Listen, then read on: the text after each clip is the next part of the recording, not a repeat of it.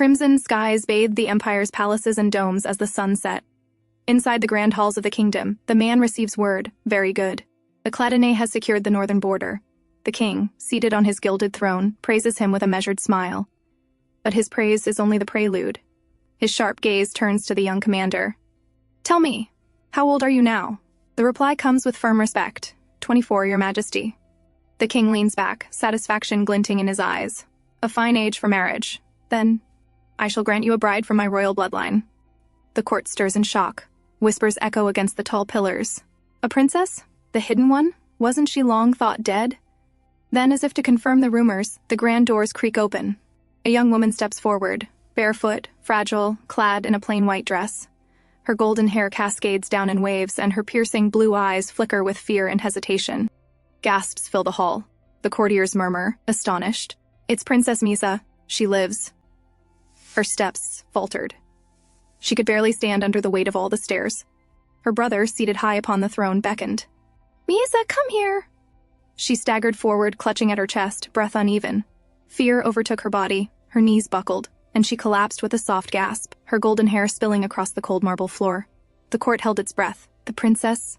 Is she even able to walk? Without hesitation, Eric stepped forward, kneeling beside her. Carefully, he took her hand and pressed his lips against it, sealing his vow in front of all. "It is my honor to serve you, princess." But Misa yanked his hand. Her heart pounded violently. Her wide blue eyes trembled, confusion and fear flashing within them. "Misa," the king's cold voice rang out, echoing through the chamber.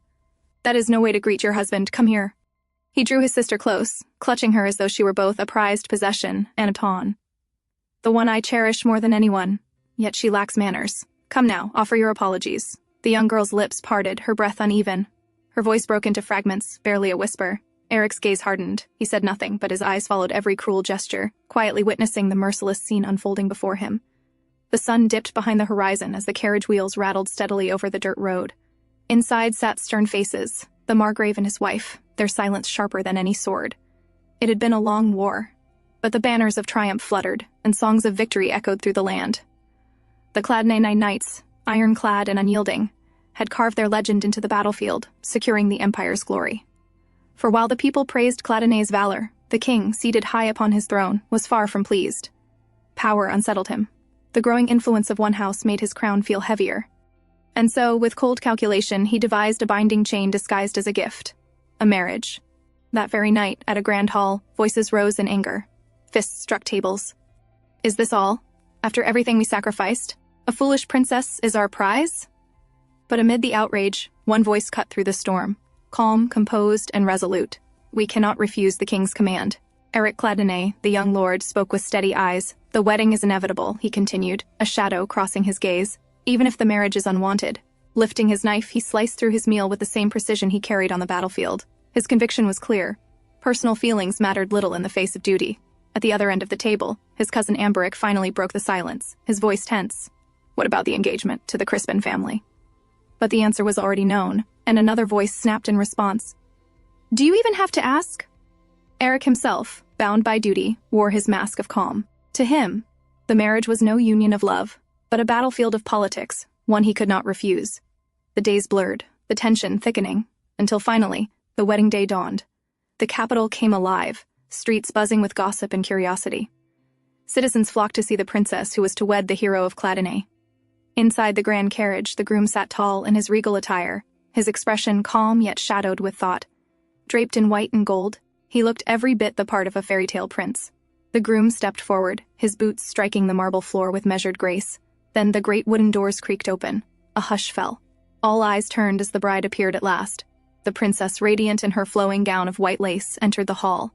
She looked ethereal, like a figure sculpted of moonlight. But soon, murmurs broke the silence. "Good heavens. Is she unwell? She looks as if she's drunk. She can barely walk." The sacred hall fell silent as the vows were spoken. The priest's voice echoed, steady and solemn, binding two fates together. The words rang heavy, final, like iron chains disguised as holy blessings. "You may now kiss the bride." Eric leaned down, his gloved hand gently cupping Mia's trembling face. Their lips met, a seal, a spectacle, a kiss that would fool the world. Applause filled the cathedral, muffling the silent despair in Mia's eyes. Night descended. The palace shimmered under the stars.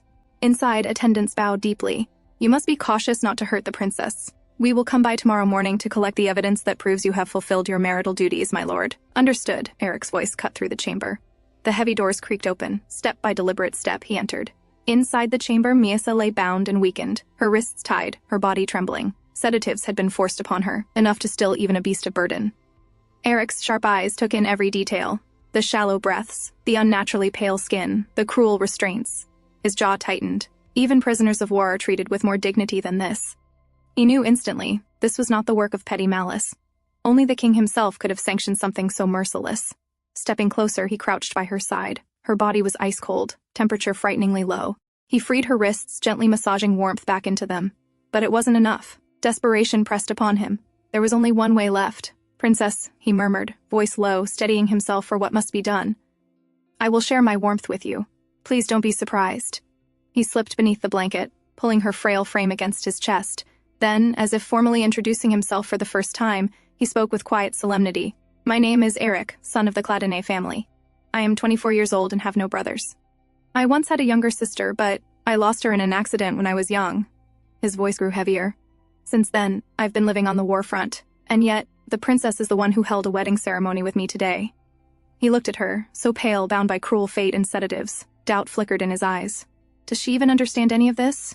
Still, he knew one thing, she deserved to know. Winter in the border is brutal, he muttered. His hands gently reached for hers, icy to the touch. Frostbite begins at the ends of the body. It's more important than anything to get the blood flowing again. The princess stirred faintly, a soft sound escaping her lips, and her pale cheek showed a hint of returning color. Relief washed through him. Good. She's feeling better. Her complexion is returning. Yet another concern pressed on his mind. Proof of the first night was required. Without it, suspicions would rise. He stood, scanning the room for what he needed. His eyes fell on the delicate glass vessels, an idea forming. He sighed quietly, the weight of duty evident.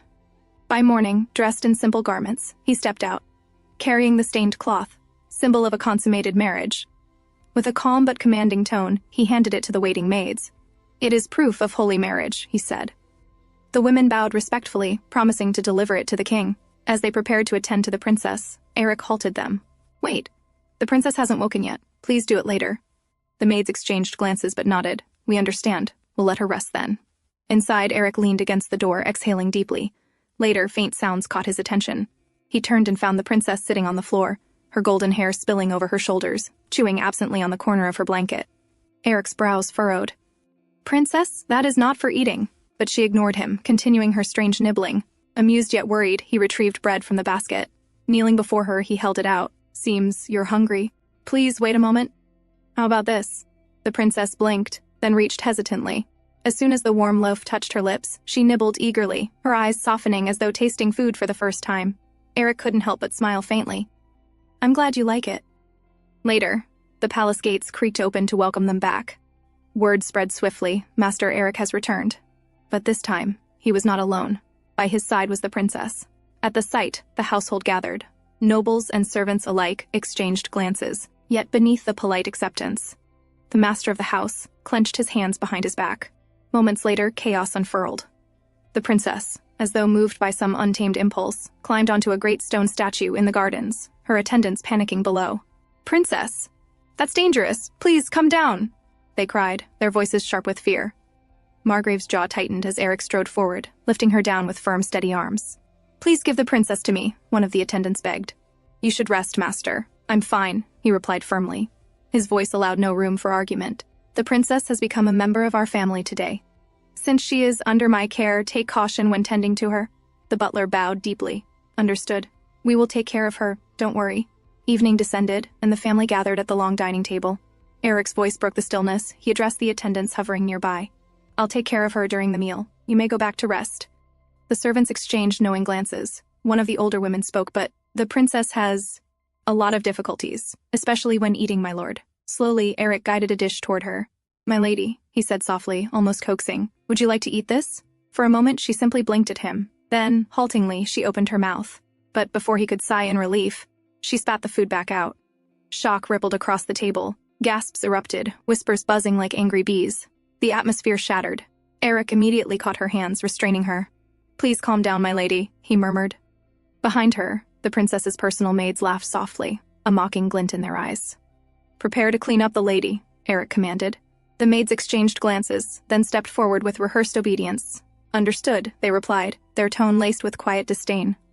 Long ago, in the kingdom of Esquilar, there were 3 houses that were called the 3 pillars of the kingdom.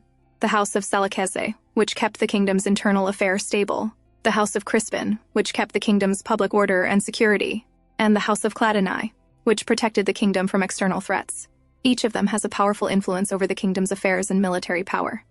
The previous king of Esquilar had 3 queens from each house. The first child born from the first queen, the daughter of Duke Salakes, was Burmalik II, the tyrant king. Burmalik ignored his duties as king and oppressed the land with violence.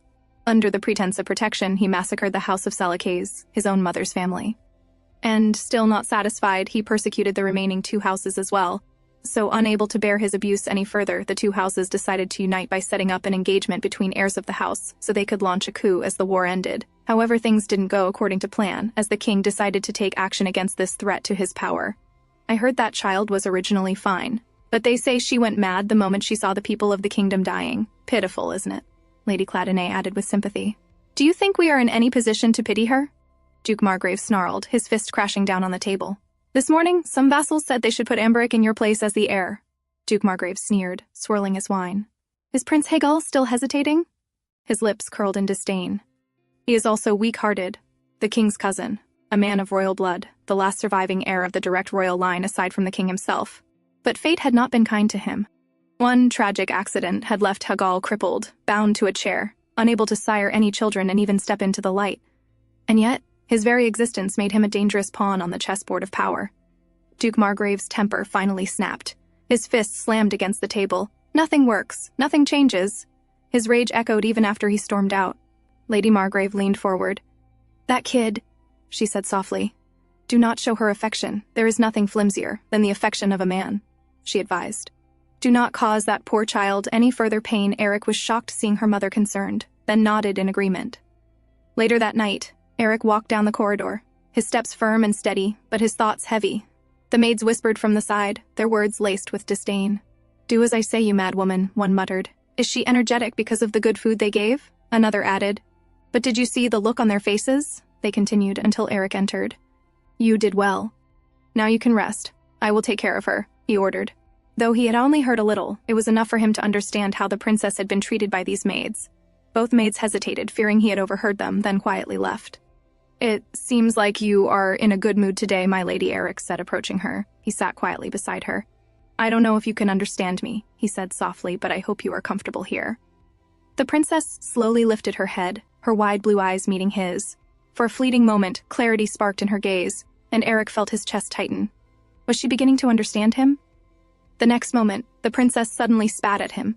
The act made everything clear. She hadn't understood a word he had said. Eric froze, stunned for a moment, then slowly wiped his face. "My lady? You should not spit on another's face," he said gently, almost as though advising a child. Then he let out a faint sigh. "Rest now," he added, his tone soft but firm, before turning away and leaving for his bath. The princess said nothing, her expression unreadable. As the night deepened, they eventually lay in bed together. Outside, a thunderstorm rumbled across the darkened sky. Lightning split the clouds, followed by the heavy roar of thunder. The princess's eyes shot open wide. Fear flickered in them, though she stayed silent, lying stiffly in the sheets. She did not move, only stared at the man sleeping peacefully beside her, her gaze unblinking as the storm raged on. The following day, they sat for breakfast. Eric, ever patient, tried to coax her. "Did you sleep well last night?" he asked gently. Her complexion looked pale, worse than before. "You seemed fine before bed, but now—" His words trailed as he studied her expression. Suddenly, she clutched at the food with her bare hands, smashing it messily across the plate. The hall fell quiet, the servants frozen at the display. Eric, however, only sighed softly. The past few days since the princess's arrival had been nothing short of hectic. The entire atmosphere within the mansion had shifted ever since Eric married her. It felt as though everyone had something to say, yet all held their tongues. Margrave Cladine eventually stopped joining his family at meals, which only fueled Lady Cladine's irritation. Even the vassals serving House Cladine seemed at a loss, unsettled by the sudden turn of events. And yet, in the midst of it all, Eric remained unchanged, calm, collected, and unwavering, as though none of it affected him. After finishing his training, Eric asked, "Where is my wife?" "She is in the maid's area," the attendant replied cautiously. Eric paused, wiping sweat from his face with a towel. His brows furrowed. Again?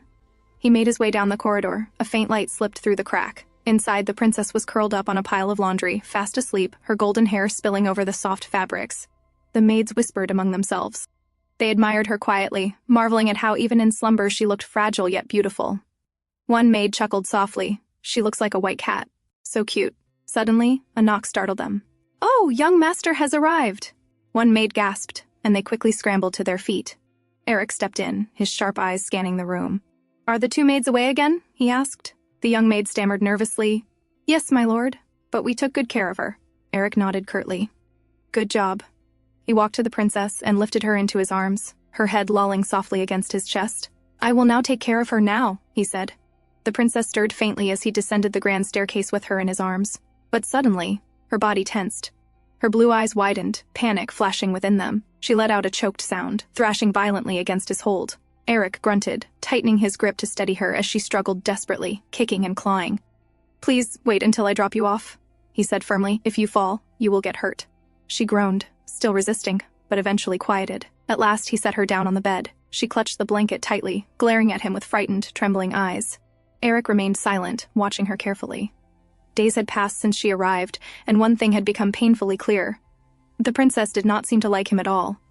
To her, Eric thought bitterly, "I must be nothing more than a means of transportation, someone to carry her around." Eric's gaze followed. There, tangled in her golden hair, was a piece of yarn. Eric leaned forward, carefully brushing her hair aside, but she hides her face, clearly startled. "I didn't mean to startle you. I'll quickly remove what's on your head," he murmured softly. "Were you very surprised?" he asked quietly, his eyes watching her closely. The princess's bright blue gaze flickered up at him, tense and guarded. "White. I once saw a cat that looked like her." The memory of the maids chatting stirred faintly in his mind as he smiled to himself at the thought. As night deepened, the princess lay in bed sleeping silently. While in another room lit only by candlelight, Eric sat at his desk, buried in documents. There was these maids, always slipping away whenever they got the chance. Eric's instincts screamed that they were hiding something. He sighed deeply, pressing his hand against his temple. "There's too much to worry about," he muttered, thoughts drifting to the food shortage plaguing the territory's people. One particular sealed letter drawing his focus. The letter carried a report from a spy he had arranged. As instructed, they had followed Margrave's movements in secret. And just as Eric suspected, the man was not loyal. The report detailed how he had been seen meeting someone in the suburbs the previous night. Back when his father first suggested an engagement with the House of Crispin, Eric had been the only one to find it strange. At first glance, the proposal seemed perfectly natural, reasonable even. To everyone else, it made complete sense. But for some reason, Eric couldn't shake off the feeling that something was off. From that day onward, he began quietly keeping an eye on his father's actions. It was around that time he discovered that a barmaid had been frequenting his father's quarters. For Eric, it was the first time he had seen his father falter from the moral standards he had always upheld. Still, he chose not to make an issue of it. The war was far more important, and his focus had to remain on that. Even so, he had investigated the woman, suspecting she might have been planted by someone with ulterior motives. Yet, he found nothing. With no proof and no leads, he turned a blind eye. But after the war ended, things escalated. His father brought the woman back to their nation, going so far as to force his right-hand man, Sir Kelvinig, to take her as a second wife. Such devotion to a mere barmaid left Eric no choice. He gathered evidence of his father's conduct and sent a detailed letter to Lady Claddenay. Today, her reply finally came. "Do not send me any further reports of this matter. Let others have him. In fact, I feel relieved that I no longer have to dine with him." Those were Lady Claddenay's words. Eric sighed deeply, leaning back. He wasn't surprised by her response. In truth, his parents' marriage had always felt more like a business arrangement than anything resembling affection. Perhaps this outcome was only natural. His thoughts drifted as he tried to sort through the mess in his mind. And then, from the corner of his eye, he noticed movement. The princess had sat up in bed, rubbing her eyes like a child waking from a nap. The princess wandered barefoot through the quiet halls. She walked toward the faint glow of candlelight. She approached slowly, and he looked up, startled. "My lady," he said firmly. "Is there anything you need?" Without warning, she rushed forward, clutching at his chest as if seeking warmth and safety, and sat on his lap. Eric's eyes widened in surprise, his body stiffening at her sudden closeness. Her gaze dropped to the papers on his desk. Eric blinked. "Are you curious about that?" he asked. "It probably isn't that interesting." She stared at the papers for a moment, then suddenly began tearing them apart. Eric didn't stop her. He only watched quietly. His gaze lingered on the woman before him. Everything had happened so fast, their marriage, their lives bound together. And now, as he thought about it, this was the woman he would spend the rest of his life with. The day he had accepted his duty as heir, he had also stopped expecting anything from his marriage. It was never about affection or choice. It was responsibility. Miasa's eyes shifted, landing on a particular letter sealed with an emblem. Slowly, she reached out her hand to take it. Before she could touch it, Eric's hand shot forward, catching her wrist midair. His deep voice broke the silence. "Stop." Startled, she looked up, realizing just how close he was. "You can't rip this," he said firmly, raising the letter high above her reach. She stretched out, trying to grasp it, but he held it tighter. "I won't give you this," Eric added, his tone unwavering. "I haven't finished reading it yet." The next morning, Lady Cladonay sat with her attendant, carefully analyzing several reports spread before her. Just then, Miasa came walking towards her, making Lady Cladonay startle slightly. As usual, the princess soon lay down on the floor, falling into a peaceful sleep. "I am not sure how to address her," Lady Cladonay admitted quietly, her eyes lingering on the girl. She turned to Miasa's maid. "How is she greeted at the king's mansion?" The maid, looking slightly annoyed, replied, "Well, I'm not sure." She gave no clear answer. Lady Cladonay's eyes narrowed, suspicion flickering across her face. The attendant leaned in and suggested gently, "Why not call the princess by her name? She has such a beautiful name." Lady Cladonay thought for a moment, then nodded. Turning back to the girl, she called softly, "Miasa." At once the princess jolted upright, her eyes wide as she stared at Lady Cladonay. Then, almost childlike, she grinned at her. "It seems she liked it," the attendant murmured under his breath. Lady Cladonay straightened, regaining her composure. "I can take care of her until dinner. You may leave now," she instructed firmly. The maid bowed and left the room. Lady Cladonay's eyes followed her, thoughtful. Something was off. Of the two maids who had come with the princess from the king's mansion, one tended to the princess with visible laziness, while the other was often nowhere to be found. There must be something behind this blatant lack of effort, Lady Cladonay thought grimly. "I don't know what they're trying to put on us," she murmured. "Go, bring me some headache medicine. It should be in my room." Understood, Adel bowed before leaving swiftly. Moments later, when Edel brought the medicine, she noticed something unusual. Princess Miasa was resting quietly at Lady Cladonay's feet. That was odd. Lady Cladonay was never the kind of woman to let anyone lean against her legs, let alone sleep there. Lady Cladonay's hand gently stroked the princess's hair, her expression softening in a way rarely seen. "The child... You said she was 20, right? I've heard that half of the court was butchered before her eyes when she was only a child. No wonder she went mad," she murmured. Her fingers moved through Misa's hair like a mother soothing her daughter. "Ever since, everyone has been using her for their own benefit. Such a poor child." Adil stood silently, listening to her mistress's quiet words. Lady Cladonay's eyes lingered on the girl's face. Her features are beautiful, especially the color of her eyes. Adil followed her gaze. Only then did she realize how close Lady Cladonay had grown to the princess. Come to think of it, the princess had the same eye color as Lady Cladonay's late daughter. Perhaps that was why the princess seemed to stir something in her mistress's heart. "Miasa," Lady Cladonay said softly, "let's cut your nails a little, and brush your hair too." Meanwhile, when Eric was finally free from his training, he, as usual, asked after the princess. "She is with Lady Cladonay," the attendant replied. Without hesitation, Eric made his way to his mother's quarters. But when he entered and saw the sight before him, he froze in shock. Lady Cladonay herself was seated with the princess's feet in her lap, preparing to cut her nails. "What are you doing?" Eric's voice was sharp, almost disbelieving. Lady Cladonay looked up calmly.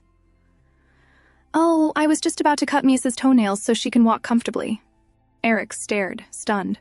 His mother, showing affection. Lady Cladonay was a woman who could occasionally pity someone, yes, but never like this, never so tender. She had been cold and relentlessly rational even to him, her own son. Yet now, that gentle look in her eyes. It was the very same look she had once reserved for his sister, Rosier. His chest tightened. "If she is projecting Rosier onto the princess, then I cannot allow it. I will do it. Please, give me the scissors," Eric said firmly as he stepped forward. For a moment, he wavered inside. He remembered his mother's face on the day Rosier died, an expression etched with something between anguish and obsession. Was it right to stop her now, or was he only denying her a fragile comfort?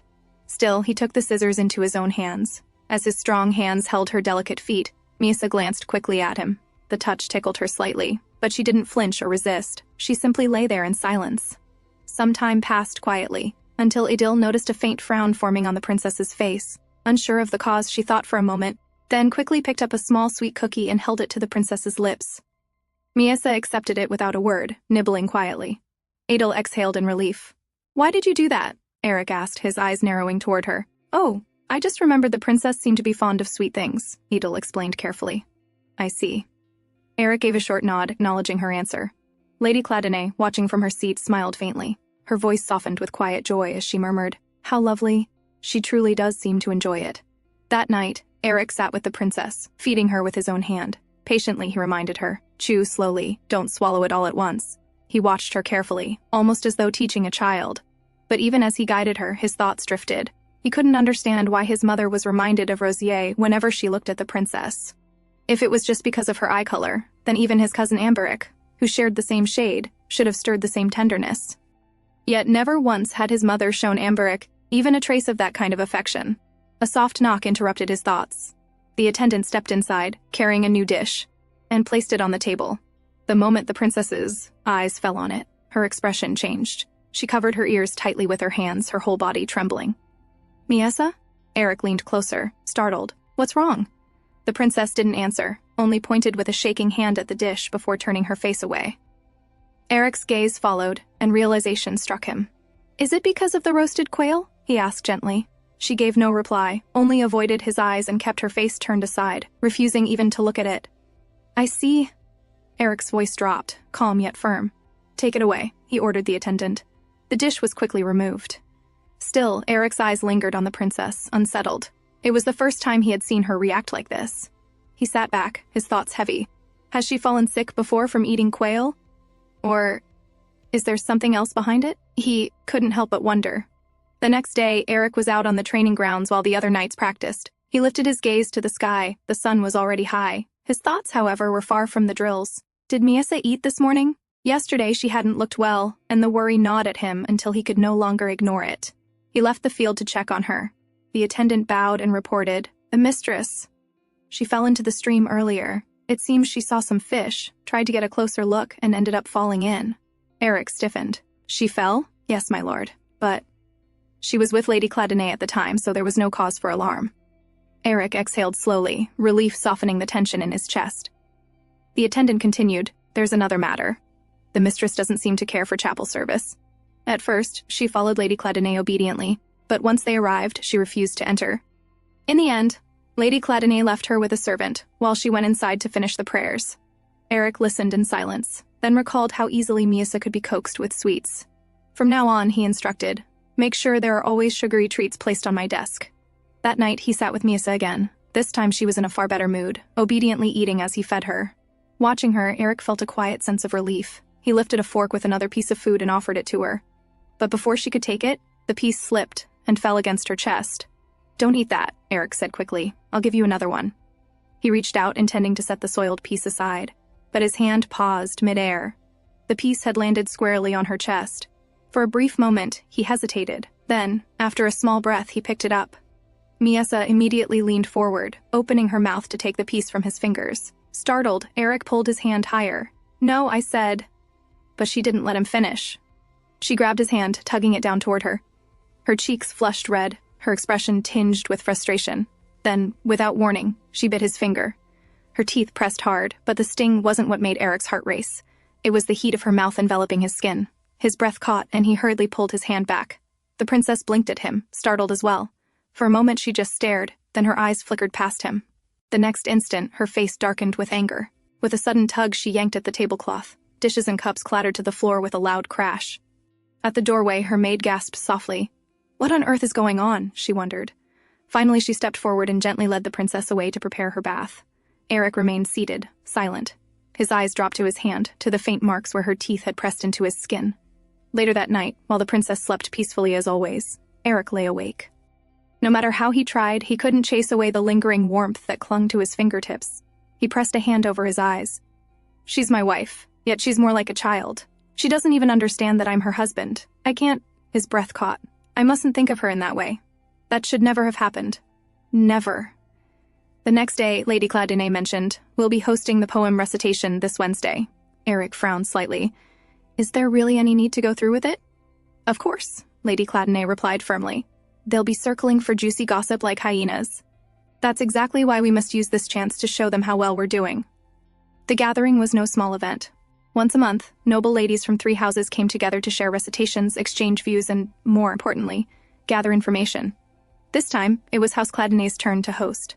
But what weighed most heavily on their minds was the fact that Marchioness Crispin and her daughter would be attending. It would be the first time their families met since the engagement was cancelled. Though it hadn't been House Cladenay's fault, Eric knew the Crispins would surely still hold a grudge. After their discussion, Lady Cladenay and Eric took Miasa to the greenhouse. The princess rushed inside with the eagerness of a child, wandering from one corner to another, curiously examining everything with wide eyes. Lady Cladenay busied herself with inquiries, while Eric stood back quietly, simply watching Miasa as she roamed.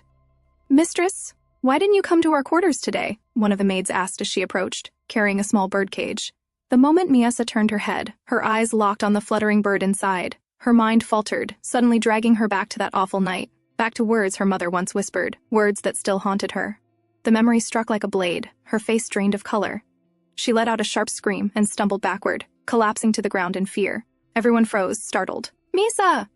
Eric shouted, rushing forward. He dropped to his knees beside her. "Miasa, are you all right? What happened?" "We don't know," a maid answered quickly. "She just got startled." Before anyone could say more, Miasa suddenly clutched Eric, burying her face against him like a frightened child. Tremors ran through her body as she held on to him desperately. Eric wrapped his arms around her, holding her steady. "As you can see," one maid explained stiffly, "the princess does not like birds very much. Then you should have told us that in advance," Lady Cladenay snapped, her tone sharp with anger. "We look after her every day," the maid retorted carelessly. "Why are you scolding us for missing such a tiny detail?" Lady Cladenay's eyes narrowed, her temper flaring, but she bit back her words. She had been suspicious of these maids from the very start. Still trembling in Eric's arms, Miasa wouldn't let go. Seeing her in that state, he spoke softly. "I'll take her outside to calm her down." Without waiting for approval, Eric carried her out of the greenhouse. His thoughts churned. Could this be the reason she recoiled from roasted quail the other night? He walked until they reached the garden and stopped at a wooden swing beneath the trees. Sitting down, he kept Miasa on his lap, holding her securely. "Don't worry," Eric murmured, his voice gentle. "If any bird comes near, I'll chase it away. You can rest." Miasa tilted her head, studying his face. His profile, calm and steadfast, carried a quiet strength. True to his word, his gaze flicked to every sound, alert to any flutter of wings. At last, reassured, she let her eyes close. Leaning against him, she drifted into sleep, comforted by the man's quiet vigilance. As they sat together, Amberic spoke with a hint of amusement. "I can see you're getting along with your wife." Eric glanced at him, unimpressed, but Amberic continued. "There have been a lot of rumors about the two of you. Even my household has heard what people are saying." Eric's brows furrowed. "Who is it this time?" he asked, his tone edged with annoyance. He knew his uncle was trying to push Amberic as the heir. Such rumors could not be ignored. Amberic leaned back, thoughtful. "Well, there's a maid named Vina. She has red hair. And another servant, skinny, with brown hair. That's what I've heard." Eric exhaled slowly. He knew Amberic enjoyed his freedom and had no real desire to be heir. Their trust had been forged in battle, from saving each other's lives more than once. "Thanks. I guess I owe you one more time," Eric said with a sigh. "No worries," Amberic replied easily, lowering himself to sit on the ground. His gaze sharpened. "But what's going on with you? Don't tell me you're actually into her, because, seeing you now, it feels like you're overdoing it," he smirked. "People are even saying your wife's feet haven't touched the ground since she arrived, because you carry her everywhere." Eric frowned. "You know she limps. And not to mention the accidents that could happen if I don't take care." Amberic shook his head. "But I don't get it. At first I thought you were just putting on a show to fool the king, but right now there's no one watching. So why are you being so devoted to her?" His voice carried a trace of frustration. His eyes narrowed. "You're not seriously thinking of marrying her forever, are you?" Eric's gaze softened as he stroked Misa's head where she rested. His answer was calm, steady. "It doesn't matter who I marry, as long as they are of help to the House of Cladenay. Now that the princess is part of our family, the king will at least leave us alone for a while. And as for my kindness to her, she knows nothing. She doesn't even know whose lap she's sitting in. I don't want her to be mistreated." Amberic let out a long sigh. "Well, I suppose you're right." A few days later, the poem recitation was held. Ladies of various noble connections gathered inside the greenhouse, their voices mingling as they settled into their seats. Among them were Marchioness Crispin and her daughter. Once everyone was seated, Miasa and Eric appeared before them. They offered a few words of greeting, polite and restrained. Yet, under the surface, the air was taut. Eyes lingered on them for too long, silent stares pressing down like a weight. The tension between the two houses was palpable, and everyone's attention remained fixed on them. Eric, however, wasted no time. He lifted Miasa gently into his arms, thanked the guests for attending, and prepared to leave. But before they could depart, the daughter of House Crispin followed. "I need to speak with you," she said, her voice urgent. Eric turned, his tone sharp. "What is it? Following me here is an unwise decision." "Then I will be brief," she replied, steadying her gaze on him. "No matter what happens, do not have a child." Her words carried firm resolve. Eric said nothing. He could feel eyes watching them from nearby, and he knew it was best not to respond. The Crispin daughter, who had been clutching a handkerchief tightly the entire time, let it slip from her grasp. "Then, until we meet again," she said before leaving. On their way back, Marchioness Crispin asked, "Did you do what I told you?" "Yes, mother," her daughter replied quietly. All her life, Lacane Crispin had been taught nothing but how to be the perfect lady of a noble house. Yet what she truly wanted, no one had ever cared to ask. That night, Eric sat in his study as usual. His desk was buried beneath documents and reports, his thoughts weighed down. The war had left heavy damage, and now they lacked enough food to last through summer. If they could manage this season, then by autumn the soldiers returning from war would harvest their fields, and things would finally return to normal. Normally, such a crisis should have been eased by the rewards granted to House Cladonay from the king. But what they received were only trivial trophies, a Harlech iron mine, and a single princess. These were the king's rewards. The mine would take time before it became useful, and it could do nothing to fill their stores with food now. Financially, it was not disastrous, but the real burden came from the eyes of the vassals. In his father's absence, they all looked to Eric, expecting him to produce the best possible solution. The responsibility was crushing him more than he had anticipated. As his thoughts tangled, a soft weight pressed against him. From the side, Miasa came quietly and settled herself onto his lap, wrapping her arms around him as she often did. Eric stilled, realizing once again that Amberic's questions had no clear answer. He could not explain it, even to himself, why he let her close, why he cared for her this way. He exhaled and lightly patted her back. Miasa turned, her finger pointing toward a glass bottle on the desk. Eric reached in and pulled out a single candy he had kept there for her, placing it gently in her hand. As she popped it into her mouth, a small smile tugged at her lips. And every time he saw that smile, his own burden seemed to lift, just a little. The comfort this fragile young woman brought him gave him an odd, inexplicable sense of satisfaction. The next day, the maids of House Crispin arrived, asking for the handkerchief their lady had left behind. Lady Cladonay's eyes sharpened immediately. She knew exactly what it meant. In high society, to leave a handkerchief in the house of one's former fiancé, who was now married, was nothing short of a token of love. "Edel," she ordered calmly, though her voice carried steel. "Gather the maids and search for it. And make sure word spreads that the handkerchief belongs to Marchioness Crispin herself. That way, there will be no unnecessary rumors." Inside the greenhouse, Cladonay's maids began their search, joined by Crispin's servants. Among them, a secret meeting took place between Crispin's head maid and one of the princess's own main maids, the very one who had come with her from the king's mansion. The head maid spoke in a low, firm voice. "Let me be brief. She must be taken care of within 2 years, at the very latest." A sly grin spread across the princess's maid's face. "If you wish, I could have it done by tomorrow." "No," the head maid cut her off sharply. "So sudden would raise suspicion. And we cannot come here too often." The princess's maid leaned closer, her eyes gleaming with a dangerous glint. "Then just let me know. I can come to you." That night, the family gathered for dinner. Margrave Cladonay, who rarely joined them, was present. But his irritation grew quickly at the sight of the princess. A dog would have better manners than her, he scoffed, his voice dripping with disdain. Lady Cladonay, seated gracefully, answered with a sweet, sarcastic smile. "Darling, if it's that hard for you, why don't you ignore Miasa altogether? After all, I doubt she wants any of your attention in the first place." The Margrave's anger flared. He pushed back his chair and stood, his eyes dark. But before leaving, he threw one last warning over his shoulder. "Just remember, we must visit His Majesty soon. Make sure she doesn't have any bruises." In the kingdom of Esquilor, it was customary for newlyweds to visit the bride's family 50 days after their wedding. And so, when the day came, Eric entered the royal palace, Miasa by his side. He bowed deeply. "Greetings to your majesty," he said in solemn respect, holding Miasa gently alongside him. "Indeed, it's been long since we last met," the king greeted with a wide grin. As usual, Miasa slumped to the ground, lying there lazily. The king chuckled. "Seeing as how our Miasa seems to be doing well, I expect we'll soon be hearing news of a child." Eric bowed his head slightly. Ever since their marriage, he had done everything possible to avoid raising the king's suspicion. "We hope the same, your majesty." "But I'm afraid my wife's health is not yet fully well," he answered carefully.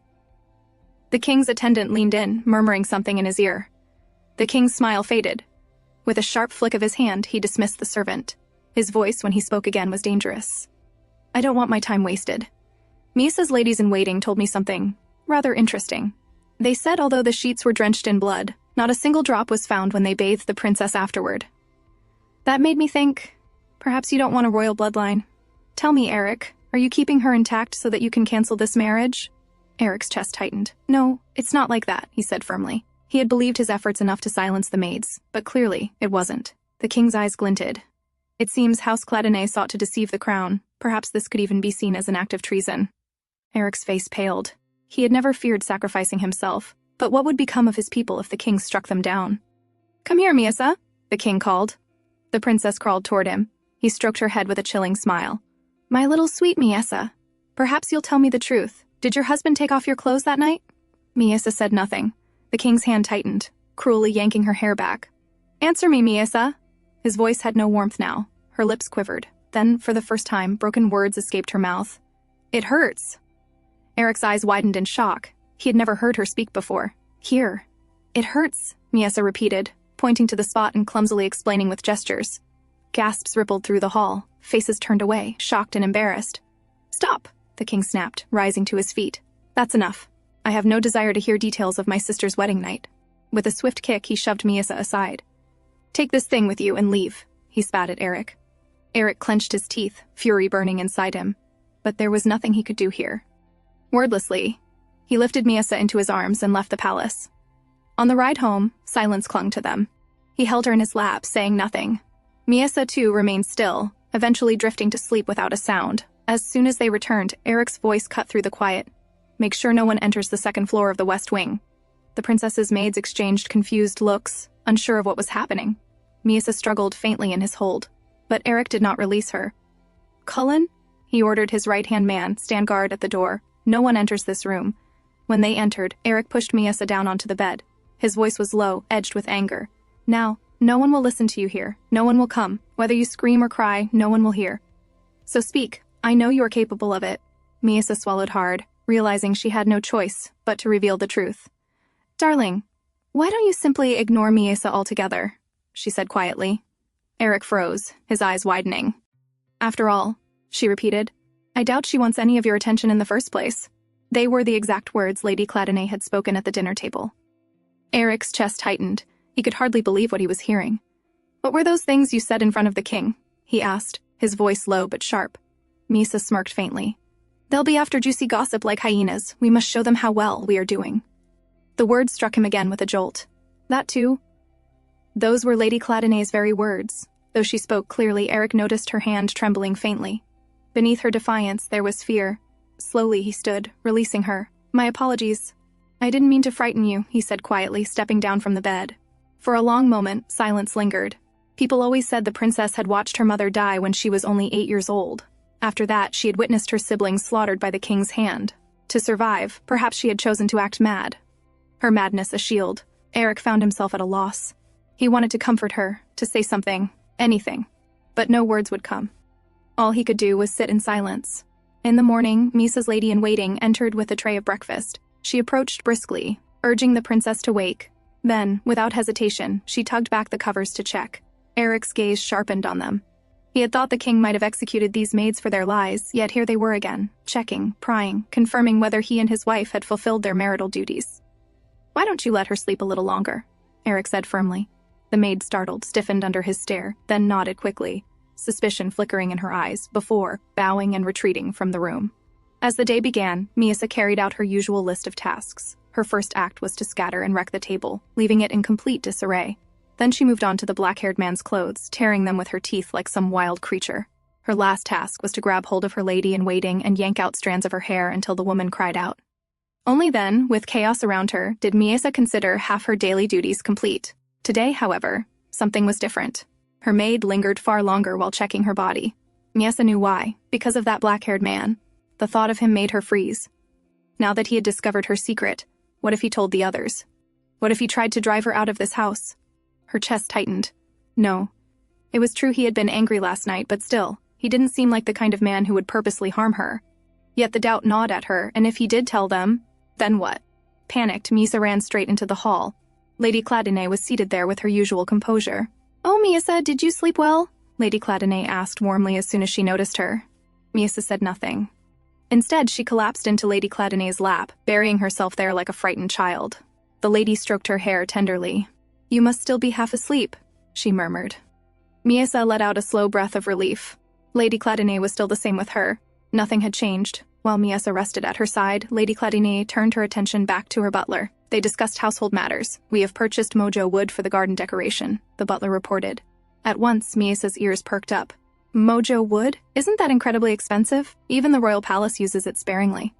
The butler then presented a sample of fine butter. "This quality block costs 20 pesos each," he said. Miessa's eyes widened. "That much money? For such a small amount of butter?" Noticing her curiosity, Lady Cladinay smiled faintly and held it out to her. "Would you like to try?"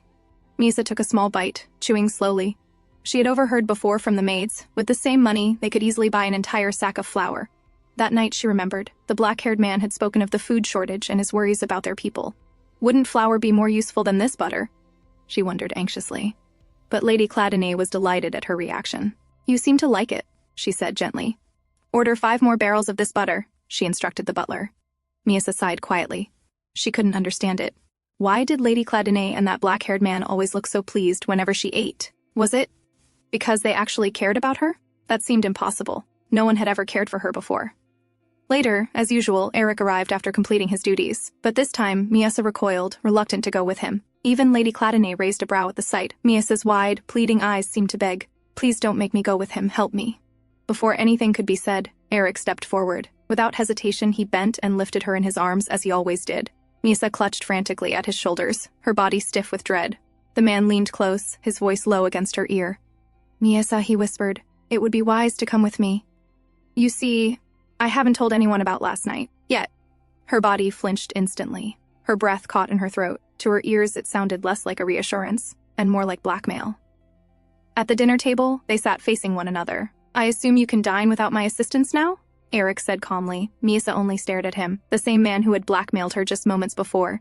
Now she was certain she didn't like him. Her eyes fell on the fork and knife in her hands, and her brow furrowed. She hadn't used such utensils in nearly 10 years. Her hands trembled as she tried to cut and lift the food, forcing herself to practice. Eric, watching her carefully, gave a small nod. "It seems you are quite proficient at this." Miessa frowned deeply at his words, unimpressed. There was nothing proficient about her awkward movements. What a strange man, she thought bitterly. Then, with irritation bubbling up, she dropped the fork altogether and began eating with her hands, munching angrily. Eric studied her quietly for a while before speaking again. "What upset you this time?" he asked. Miessa glared at him, licking her fingers pointedly. "Wasn't it obvious? If anyone saw the table spotless, wouldn't they grow suspicious? What was the point of raising unnecessary doubts?" Eric leaned his cheek into his palm, exhaling softly. "I understand," he said at last. "So please, stop." Miessa froze at his tone. Was he angry? Did I upset him? But Eric stood, dragged his chair beside hers, and sat close. She wondered, she had eaten like this many times before, so why was he reacting so differently tonight? Before she could puzzle it out, Eric reached forward, tilted her chin upward, and gently wiped her mouth clean. His voice was quiet but steady. "Do you wish me to keep feeding you as before?" Miessa blinked, then slowly nodded. Perhaps this man wasn't as oblivious as she thought. So, as she wished, Eric fed her once again. Their dinner ended in silence. After dinner, Miessa went with her maid for a bath while Eric waited outside. Inside, the head maid harshly poured a bucket of cold water over her, making Miessa flinch. She lifted her gaze, her eyes narrowing. The maid's anger was sharper tonight. Miessa knew why. It was because of the man standing outside. So, refusing to back down, Miessa clenched a fistful of the maid's hair, pulling hard. If they called her mad, then she would act mad. The maid shoved her to the floor, and the struggle turned into a petty fight. "What are you doing?" Eric demanded as he entered suddenly, having heard the commotion. The maid straightened at once, forcing a smile.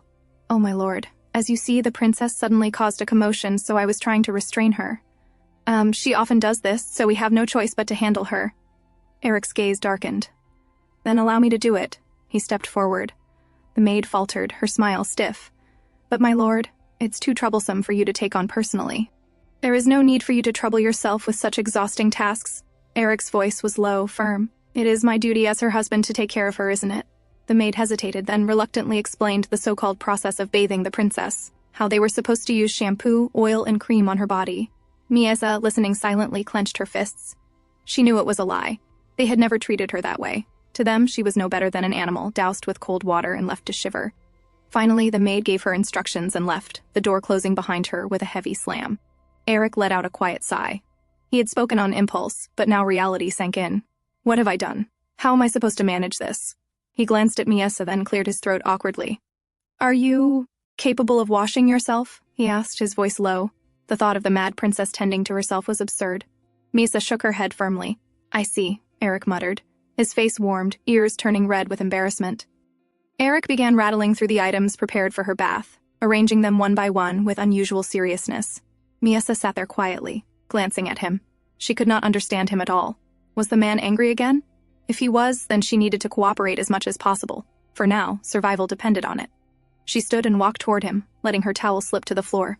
Eric flinched, quickly turning his head to cover the sight. What are you doing? He began, but the words died in his throat. He froze. Across Miasa's back were countless red marks, scars of harsh lashes and punishment.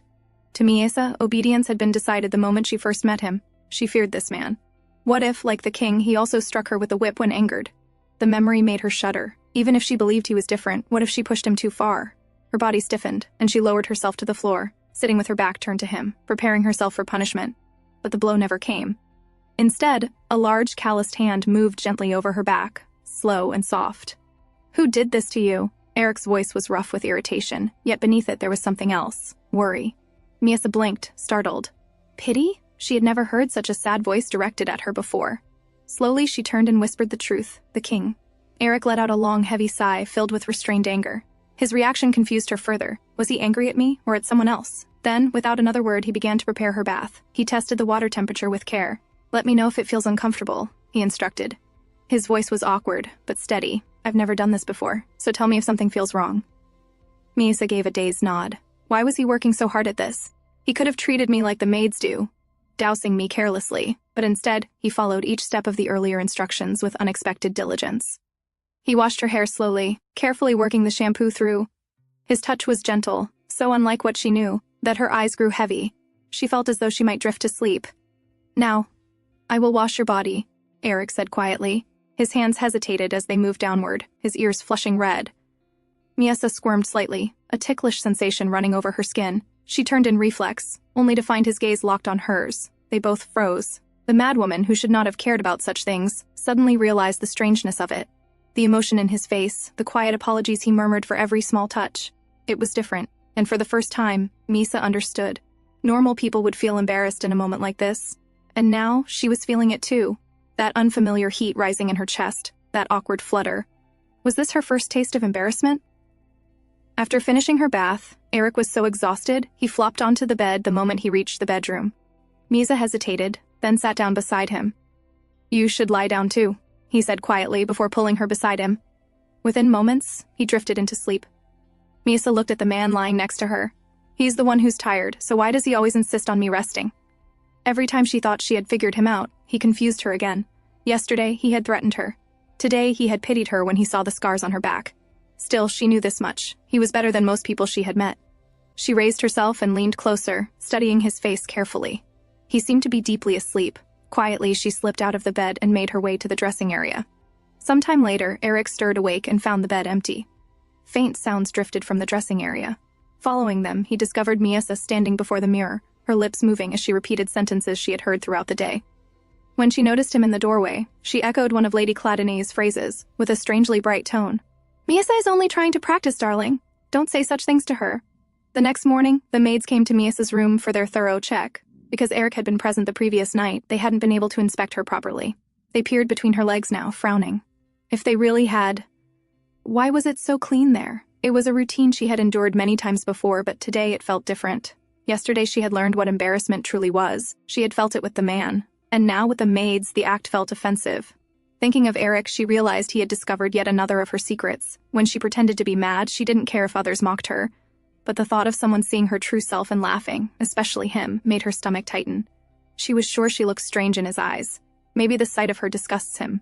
And I can't blame him, one of the head maids said in open disgust. What man would want to give his seed to someone like her? The words stuck. It had been a while since Miasa had hurt herself, but now she felt the need to do something.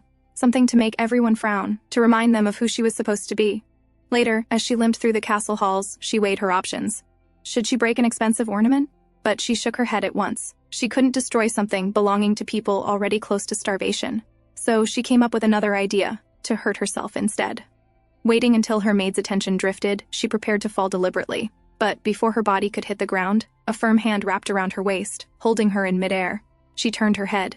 It was him. She hadn't even realized when he'd come. I will look after my wife. You can leave, Eric ordered sharply, dismissing the maid without looking away from Miesa. They sat together in the garden, where Eric assured Miesa that he had already gotten rid of any birds nearby. "You don't need to worry. There aren't any here," he said gently. Then, with curiosity, he asked, "Do you really dislike birds?" Miesa nodded. Eric stayed silent for a moment before continuing. "May I ask why?" Miesa frowned inwardly. Again, always questions. The man never stopped pestering her. "Bird, ate," she muttered, the broken words falling from her lips. "Ate what?" Eric pressed further. Miesa glared at him. First he had dragged her here without her permission, and now he was forcing her with endless questions. "There's no one here, Miesa," Eric reminded her quietly. "You can speak freely." But for Miesa, that was never the problem. She fidgeted, her fingers twisting nervously. Eric studied her, his gaze sharp, as though he could read the answers straight from her face. Then, suddenly, he asked, "Perhaps. Do you find speaking difficult?" Miesa's eyes widened. He understood. "Could it be that you haven't spoken to anyone in quite some time? So, even though you can form words in your head easily, lining them up aloud is hard?" Eric explained. Miesa had never given it much thought before, but hearing his explanation, she realized he might be right. Slowly, she nodded. Then instead of just nodding, he said steadily, "Try to say whatever you can, however short." Miesa hesitated, but his determined look pushed her to try. She forced out a quiet, "Okay," but the sound came out strange, broken. Embarrassed, she quickly covered her mouth, her cheeks burning. "It will get better with time," Eric reassured her. Then, to her surprise, he took her hand and placed it on his throat. "Here, try to imitate how I do it," he explained, letting her feel the rise and fall of his pitch. Miesa's eyes widened with curiosity. "This is what I was taught when my voice first started breaking. Would you like to try?" he asked, releasing her hand. She tilted her head, puzzled. "What is voice break?" Eric blinked, then burst into unexpected laughter. Miesa frowned. It wasn't funny. Why was he laughing? "I'm sorry," he said quickly, calming himself. "I didn't expect that to be your first question." Then, more gently, he explained, "Voices change with age. That's what I meant by voice breaking." "Do you have anything else you want to ask me?" he prompted. Miesa thought for a moment, then remembered her maid's constant warnings. With a deep breath, she spoke plainly. He hasn't touched her, even though he sent everyone away. Eric blinked in confusion. "Excuse me?" Miesa sighed inside. Why doesn't he understand? Having no choice, she showed him the exact spot her maid always talked about. Eric's eyes widened in shock, then his face flushed crimson. Quickly, he grabbed her legs and closed them shut. "Please, don't do something like that again," he said firmly, his voice strained. Miesa glared at him as if demanding silently, "Now you understand?" "When we do it?" she asked bluntly. Eric froze. Her words caught him off guard. But for Miesa, it was simple. If they didn't fulfill their duties, there was no telling when she might be dragged back to the king. I'm not sure," Eric admitted at last. "I need more time. I think we should try to get to know each other first. Then perhaps I can ease your discomfort a little sooner." He stood abruptly, perhaps to change the subject. Then, "Allow me to show you the greenhouse." He held out his hand to her. Miesa hesitated. They didn't have time for such things. And yet, she took his hand. It wasn't going to happen today anyway, so perhaps, for a while, she could enjoy this man's company. As he guided her through the grounds, Eric asked gently, "Are your legs completely well now?" Miesa turned to him, then grinned proudly. "You completely caught me," Eric muttered with a faint shock. Her grin widened, taking it as a compliment. But then she remembered. She shouldn't walk normally for too long. So after a while, she raised both arms toward him. Eric was startled at first, then understood her meaning. He scooped her up into his arms. "I suppose you walked more than usual?" he said with quiet amusement. Miesa fidgeted with her hair, secretly flustered. This man, he's kinder than I thought. If only his kindness could last a little while longer, she wished silently. Miesa remembered how a priestess once recited the process of a wedding night to her. The woman had spoken in a flat, monotonous tone, as if it were no more than a formality. To Miesa, the strange words had sounded bizarre, almost absurd. When the priestess mentioned that it could be painful, Miesa had assumed it must simply be another tiresome duty, and thought nothing more of it. But now she realized it had become her best chance to keep this marriage intact. If it were up to her, she would have gotten it over with as soon as possible. Yet it involved him, this man. And since their last conversation about it, several days had passed, with Eric giving her excuse after excuse. The king might execute him if this matter was left undone. Why then was she the only one who seemed to care? Or perhaps he was putting it off because he wanted to end the marriage altogether. "Miesa," Eric's voice called, noticing her dazed expression. But she was lost in thought, hearing again the maid's cutting words. What if the sight of her disgusts him? Could that be the reason? Miesa, Eric called again, louder this time. She bit her lip. She needed to secure this marriage, because life with the Cladonnet family felt safe, almost like the days when she had lived with her mother. Miesa! Eric finally shook her shoulder, forcing her back to the present. Are you all right? I called you several times. Lowering her gaze, Miesa repeated the maid's words softly. I suppose. I can't blame him. What man would want to give his seed to someone like me? Eric stiffened, startled. What? Who said that? His jaw tightened as realization struck. Was it the head maid? Now he understood her restlessness. Sitting beside her, his tone softened. So that's why you're in such a hurry, but as I've said before, we hardly know anything about each other. Miesa looked at him bitterly. This again. Why don't we get to know each other first? Miesa repeated his words. Then perhaps I could take care of your discomfort a little sooner. Her lips pursed into a pout. Eric chuckled, amused. So you were listening to me that attentively? And now you're saying I should go to bed with you just because you listened to me talk for a few minutes? Don't you think that's a rather overwhelming request? He leaned closer, his tone teasing. Before she could reply, he suddenly turned away. I'm afraid I still need more time to prepare for our union. It's not something that can be done in a flash, he declared, almost casually. Miesa frowned. The maids had told her even strangers could do it without hesitation, so what was this man talking about? That night, they sat together on the bed, the tension between them lingering. Miesa wanted to consummate the marriage, but Eric wished to take things slowly. Why don't you tell me about yourself each night, he suggested, and in return, I promise I'll cooperate with your wish. For a start, something easy. What is your favorite food? Meat, Miesa answered without hesitation. Eric chuckled. Simple enough. He continued with more questions, and she gave short replies. But after a while, her head began to throb. Enough, Eric, she blurted suddenly in frustration. He froze. Then his eyes widened. Was that my mother? He asked, shocked. Yes. He realized she had been mimicking Lady Cladonnet's tone. And then he laughed, loud and free, surprising Miesa. So this man can laugh at anything? She wondered. Oh, pardon me, Eric said at last, still smiling. But it was nice to hear my name from your mouth. Can you say it again? It wasn't as difficult for her now, so she quietly said, Eric. He looked at her with an unfamiliar expression, one she couldn't read. Then, smiling softly, he cupped her cheeks in his hands. It was pleasant to hear, he said warmly. And since you were gracious enough to grant my request, I'll have to return the favor. Leaning down, he kissed her gently on the forehead. Miesa blinked, raising her hand to the spot where an unfamiliar heat lingered. It was the first time anyone had shown such interest in truly knowing her. And she was right. Eric was curious about this princess who had worn a mask of madness for so long. Curious about what went on inside her small, guarded head. In truth, he wanted to know not just a little, he wanted to know everything about her. The next morning, Miesa's maids carried out their usual inspection. Once again, they found no proof of any intimacy between her and Eric. The head maid leaned closer, studying Miesa's blank expression. For a brief moment, she wondered if she had seen the girl make eye contact, something unusual for this mad princess. But just as quickly, she dismissed it as her own overthinking. The maids then turned to their own conversation. They spoke in low voices about visiting a certain family tomorrow, and about the advantage they might gain from it. A chill ran down Miesa's spine. One of the maids forced her to sit as the discussion continued. But the unease grew stronger. Her instincts screamed danger. Something was wrong. If they continued, they might uncover her secret. She had to act before it was too late. Without warning, Miesa burst into loud, manic laughter. She twisted her face into strange expressions, cackling like a madwoman. The maids exchanged startled glances, taken aback by her sudden outburst. Then, before they could stop her, Miesa bolted from the room. Her plan was clear: cause a scene, cause chaos. Hesitation was no longer an option. She ran until she reached a balcony. Checking quickly, she saw enough people nearby to witness what she was about to do. Climbing onto the railing, she leapt. In her mind, the bed of flowers below would cushion her fall. Later, in her room, Miesa lay on the bed after being retrieved. Lady Cladonnet stood before her maids, her voice sharp as she scolded them. Moments later, Eric entered, having heard the news. What happened? He demanded. The maids flinched under his gaze, but none dared to answer. Ignoring them, Eric went straight to Miesa's side.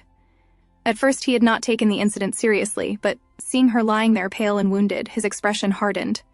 Things had gone far beyond acceptable. He called for Gela, the Cladonnet family's medic. Treat her properly, he ordered, his tone brooking no argument. Then he turned to the maids. From now on, one of Cladonnet's own maids will stay with the princess. The maids stiffened, their eyes flickering with unease. They hesitated, but under his command they could not refuse. Eric's gaze shifted to his mother. Lady Cladonnet's face was dark with anger, the kind one might show over her own child. Eric knew well why. His mother had begun to see Miesa as Rosiei, his late sister. When Rosei was killed by a drunken knight, Lady Cladinay had ordered the knight's entire family destroyed. That decision had driven a bitter wedge between his parents, one that never healed. "Mother," Eric said carefully, "this accident concerns my wife. I believe I should take responsibility for her care." Before Lady Cladinay could answer, Gela entered with her report. "The wounds are not severe, my lord. They will heal quickly. Her mobility is unaffected." Lady Cladinay exhaled, visibly relieved. That was what she had wanted to hear. "You are right," she said at last, her voice calmer. "You are perfectly capable of handling this matter." She leaned down and pressed a kiss to Misa's forehead before leaving the room. Eric then turned back to Gela. "From tomorrow, you will serve as the princess's personal maid." The sudden order stunned Gela. She blinked, but then bowed her head and nodded. "Yes, my lord." With that, she quietly departed, leaving Eric alone with Miesa. As the door closed, Eric stepped to the bedside. "I know you're awake," he said firmly, standing over her. "And I also know you must have your reasons, so would you mind explaining?" Miesa trembled slightly but kept her eyes shut, pretending to sleep. Eric exhaled in frustration and sat down beside her. "Miesa, don't be afraid. Just tell me, why did you do what you did today?" After a long silence, Miesa whispered, "There is a reason, but it's hard to explain." Eric leaned closer, his voice suddenly sharper. "Then listen carefully. Do anything you want, but never, never hurt yourself. Do you understand? Promise me." Startled by the sudden intensity in his tone, Miesa nodded slowly. Only then did Eric sigh in relief.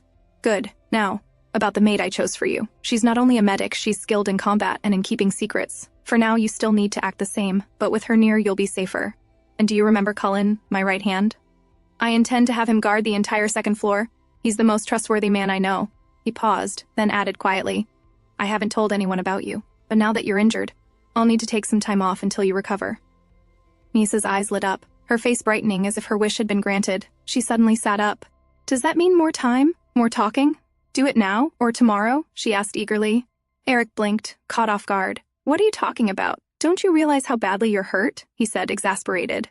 Miesa only pouted, confused at his reaction. She pulled different expressions one after another, and Eric, despite himself, found his eyes following each one. He shook his head. "Don't bring that up again until you've recovered," he said, trying to look away.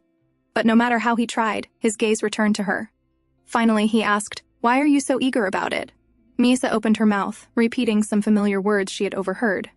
Eric's eyes narrowed as he recognized them. His cousin Amberic's words, spoken when he advised Eric to cancel his marriage with her. "Listen, Miesa," Eric said firmly, gripping her shoulders. "I have no intention of canceling my marriage with you. You know I've never hidden anything from you. You've even seen my important documents while sitting on my lap. So what else could I possibly hide?" He gently laid her back down. "Rest. If it makes you more comfortable, I'll even call for a maid to stay with you. You don't need to sleep in the maid's quarters anymore." "I don't do it for fun," Miesa muttered. "It's because I can listen to them talk." Eric glanced at her, surprised. "I used to do the same in the king's mansion," she explained, her eyes flickering with pride. "That's how I learned Lady Malika bribed Lady Nymeria, the head maid." Her face lit up with a bright, proud smile as she recounted it. "You're impressive," Eric admitted, bewildered. Behind every strange action of hers, there always seemed to be a reason. "Perhaps." He lay down beside her, propping his head on one hand so he could look into her eyes. "I wanted to speak with you a little more closely," he said. Miesa stiffened, then suddenly beamed, convinced this was it. Finally, the man had agreed. But instead he asked, "Why did Lady Malika bribe Lady Nymeria?" Her smile vanished instantly. She turned her head away in annoyance. "Please say something," Eric whispered from behind her. "Otherwise, we'll never become closer." Miesa grumbled, but finally muttered in broken words, "Malika, meet tomorrow. 3 pillars of kingdom." Eric frowned. 3 pillars? Did she mean the 3 main houses of the realm? But the house of Salakis, the king's late mother's line, barely existed in name. His thoughts flicked back to the day Lacaille Crispin stopped him, when he noticed Lady Malika listening behind a tree. "So, the meeting must be with House Crispin. I suppose I'll arrange some people to trail them both," he murmured, determination settling in his voice. Miesa tilted her head, confused. Why was he going this far? But if the man wanted to do something foolish, what was it to her? As she mulled over his strange behavior, she suddenly felt something warm against her cheek. Startled, she turned slightly. Eric had leaned in and placed a gentle kiss there. "A token of gratitude for your answer," he murmured as he pulled back. Miesa's fingers brushed over the spot where his lips had touched. This man, he still made no sense to her. The next day, when Eric entered the room, he found Gela in the middle of an argument with the head maid. "Are you saying that I bought something that could harm Mistress Cladinay?" Gela's voice was sharp, her brow furrowed. How can I know? Malika snapped back, frowning deeply. But I cannot allow you to apply that ointment to her. If it was a fight she wanted, Gela had no intention of backing down. Without hesitation, she dipped her fingers into the ointment, scooped some up, and swallowed it right in front of them. I'm perfectly fine, aren't I? She declared loudly.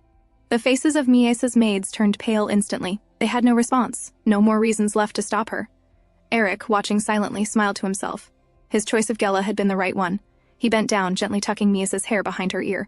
I'll be back before lunch, he murmured, brushing his thumb softly against her cheek. Then, turning to the other maids, he instructed, Take care of her until I return, before leaving the room. As he walked down the hall, his expression hardened. He still didn't understand why Misa kept hurting herself, but he was strangely grateful. Because of that, he had been able to place Gela by her side, and if he wanted to make her more comfortable and discover her reasons, he first had to remove the king's constant surveillance. The first step was to assign the knight's training duty to Amberic. His cousin wasn't pleased, but Eric had no choice. The second was to order Cullen to secretly place men to follow Lady Malika and the Crispin family. Finally, he summoned Edel, Lady Cladine's personal maid. Edel had been by his mother's side since he was a child, skilled, trusted, and sharp. Yesterday, she had accompanied Lady Malika to the palace and returned with a detailed report of the incident. Because of your efforts, we will soon be rid of those two ladies-in-waiting, Eric told her sincerely. Edel bowed, but Eric's tone turned serious. The problem is, it will all be for nothing if their replacements are cut from the same mold. That is why I need your help. You are far more suited to this task than anyone else. He then told her what he had learned. That Lady Malika once bribed Lady Nymeria, the head maid of the royal palace. He asked Edel to investigate quietly, without revealing his source, Misa, or informing Lady Cladine. Edel thought for a moment, tapping her chin. Reaching Lady Nymeria directly would be difficult. But her right hand, Viscountess Manel, has been having trouble with her brother-in-law. If we can help her resolve that, we may gain what we need. Satisfied, Eric nodded and dismissed her. By the time he returned to Miasa's room, as promised, he was met with an unexpected sight. Miasa was seated on the floor, clumsily painting with a brush in hand, while Gela leaned over her shoulder, teaching her. What is all this? Eric asked, surprised. Gela looked up, unfazed.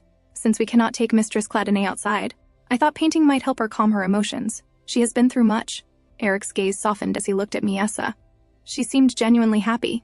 He stepped closer, gently caressing her cheek. Then perhaps next time. Why not read her some books? He suggested. Gela nodded thoughtfully. Books are not a bad idea. I'll bring some children's stories next time. But as her eyes flicked back to Eric, she caught the way he was rubbing Misa's cheek with unmistakable tenderness. Before she could say anything, Eric turned sharply. You may leave for today, he ordered. Startled, Gela bowed and left, though irritation simmered beneath her calm face. Outside, she muttered under her breath, annoyed. How can he expect me to do two jobs, medic and lady-in-waiting, for the same pay?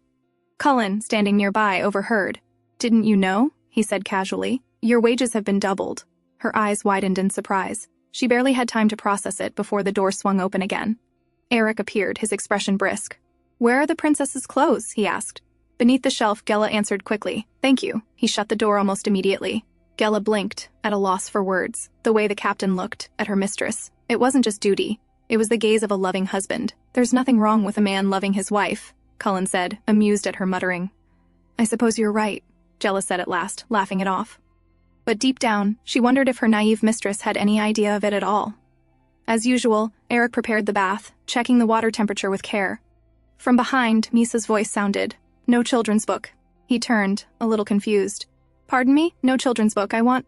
Adult talking book, she clarified in her broken words. Eric chuckled softly, then nodded. Very well, I'll tell Gela. He tilted his head slightly, smiling. Then, shall we head over there now? But Misa quickly turned her back to him. Miasa? What happened? Eric asked, a little shocked. Embarrassed, she muttered. Eric embarrassed me.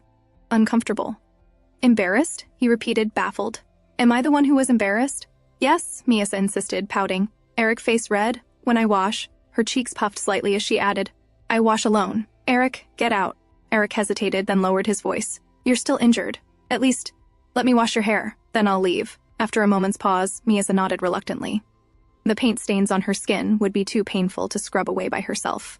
He washed her hair carefully, speaking in a calm tone as his hands worked gently. Try to speak more rather than only using gestures. The practice will help you. When he finished, she pushed him lightly. Go now. Eric smiled at her stubborn expression. Call me if you need help, he said before stepping out. A while later, Miasa emerged from the bath with a deep frown. Washing herself had been far harder than she imagined. How was it? Eric asked, waiting outside. Jella wash me tomorrow, she replied curtly, her lips downturned. Eric laughed, unable to help himself. At least wear your nightgown properly next time, he teased. She had put it on backward. Later, as he dried her hair and carefully applied fresh bandages, he asked softly, "How was your day?" "Jella nice," she answered simply. "Are you comfortable here?" "Yes, I've already notified the chef about your tastes," Eric said, brushing her hair back from her face. "But tell me, why were you so thin before?" Misa was quiet for a moment, then repeated something her maid had once said. "Why bother feeding a mad princess?" Eric's jaw tightened. He understood now just how insolently her maids had treated her. "They seem to have been quite insolent towards you," he muttered. But before he could say more, Misa suddenly grabbed his hand. Her eyes trembled. "If they hurt—" "Bearmol, no," she whispered, reminding him not to punish them recklessly, afraid he might draw the king's suspicion. Seeing her fear, Eric softened, changing the subject. "I see your speaking has improved a little." "Yes, but I couldn't practice yesterday," Misa admitted. "Why not?" he asked. She frowned. "I usually practice at night. But yesterday, when I tried to leave, Eric," she made a gesture, "flop over me, trapped me, couldn't practice." Eric blinked, embarrassed, and rubbed the back of his neck. "I must have sensed you might try to leave," he said awkwardly. "I talked now." "Here," Misa said, pointing to her forehead. She leaned forward slightly, waiting. Eric laughed quietly, then cupped her face in his hands. He pressed a soft kiss to her forehead. "What are you, some kind of informant?" he teased. "Always making sure I pay up properly for what you tell me?" It was during this time that Misa slowly grew more accustomed to speaking. Each day she spoke a little more, asking questions. Sometimes they were simple, almost childish. Other times they left Eric struggling to find answers. But the more they spoke, the closer they drew, and words that once came haltingly from her mouth now flowed with greater ease.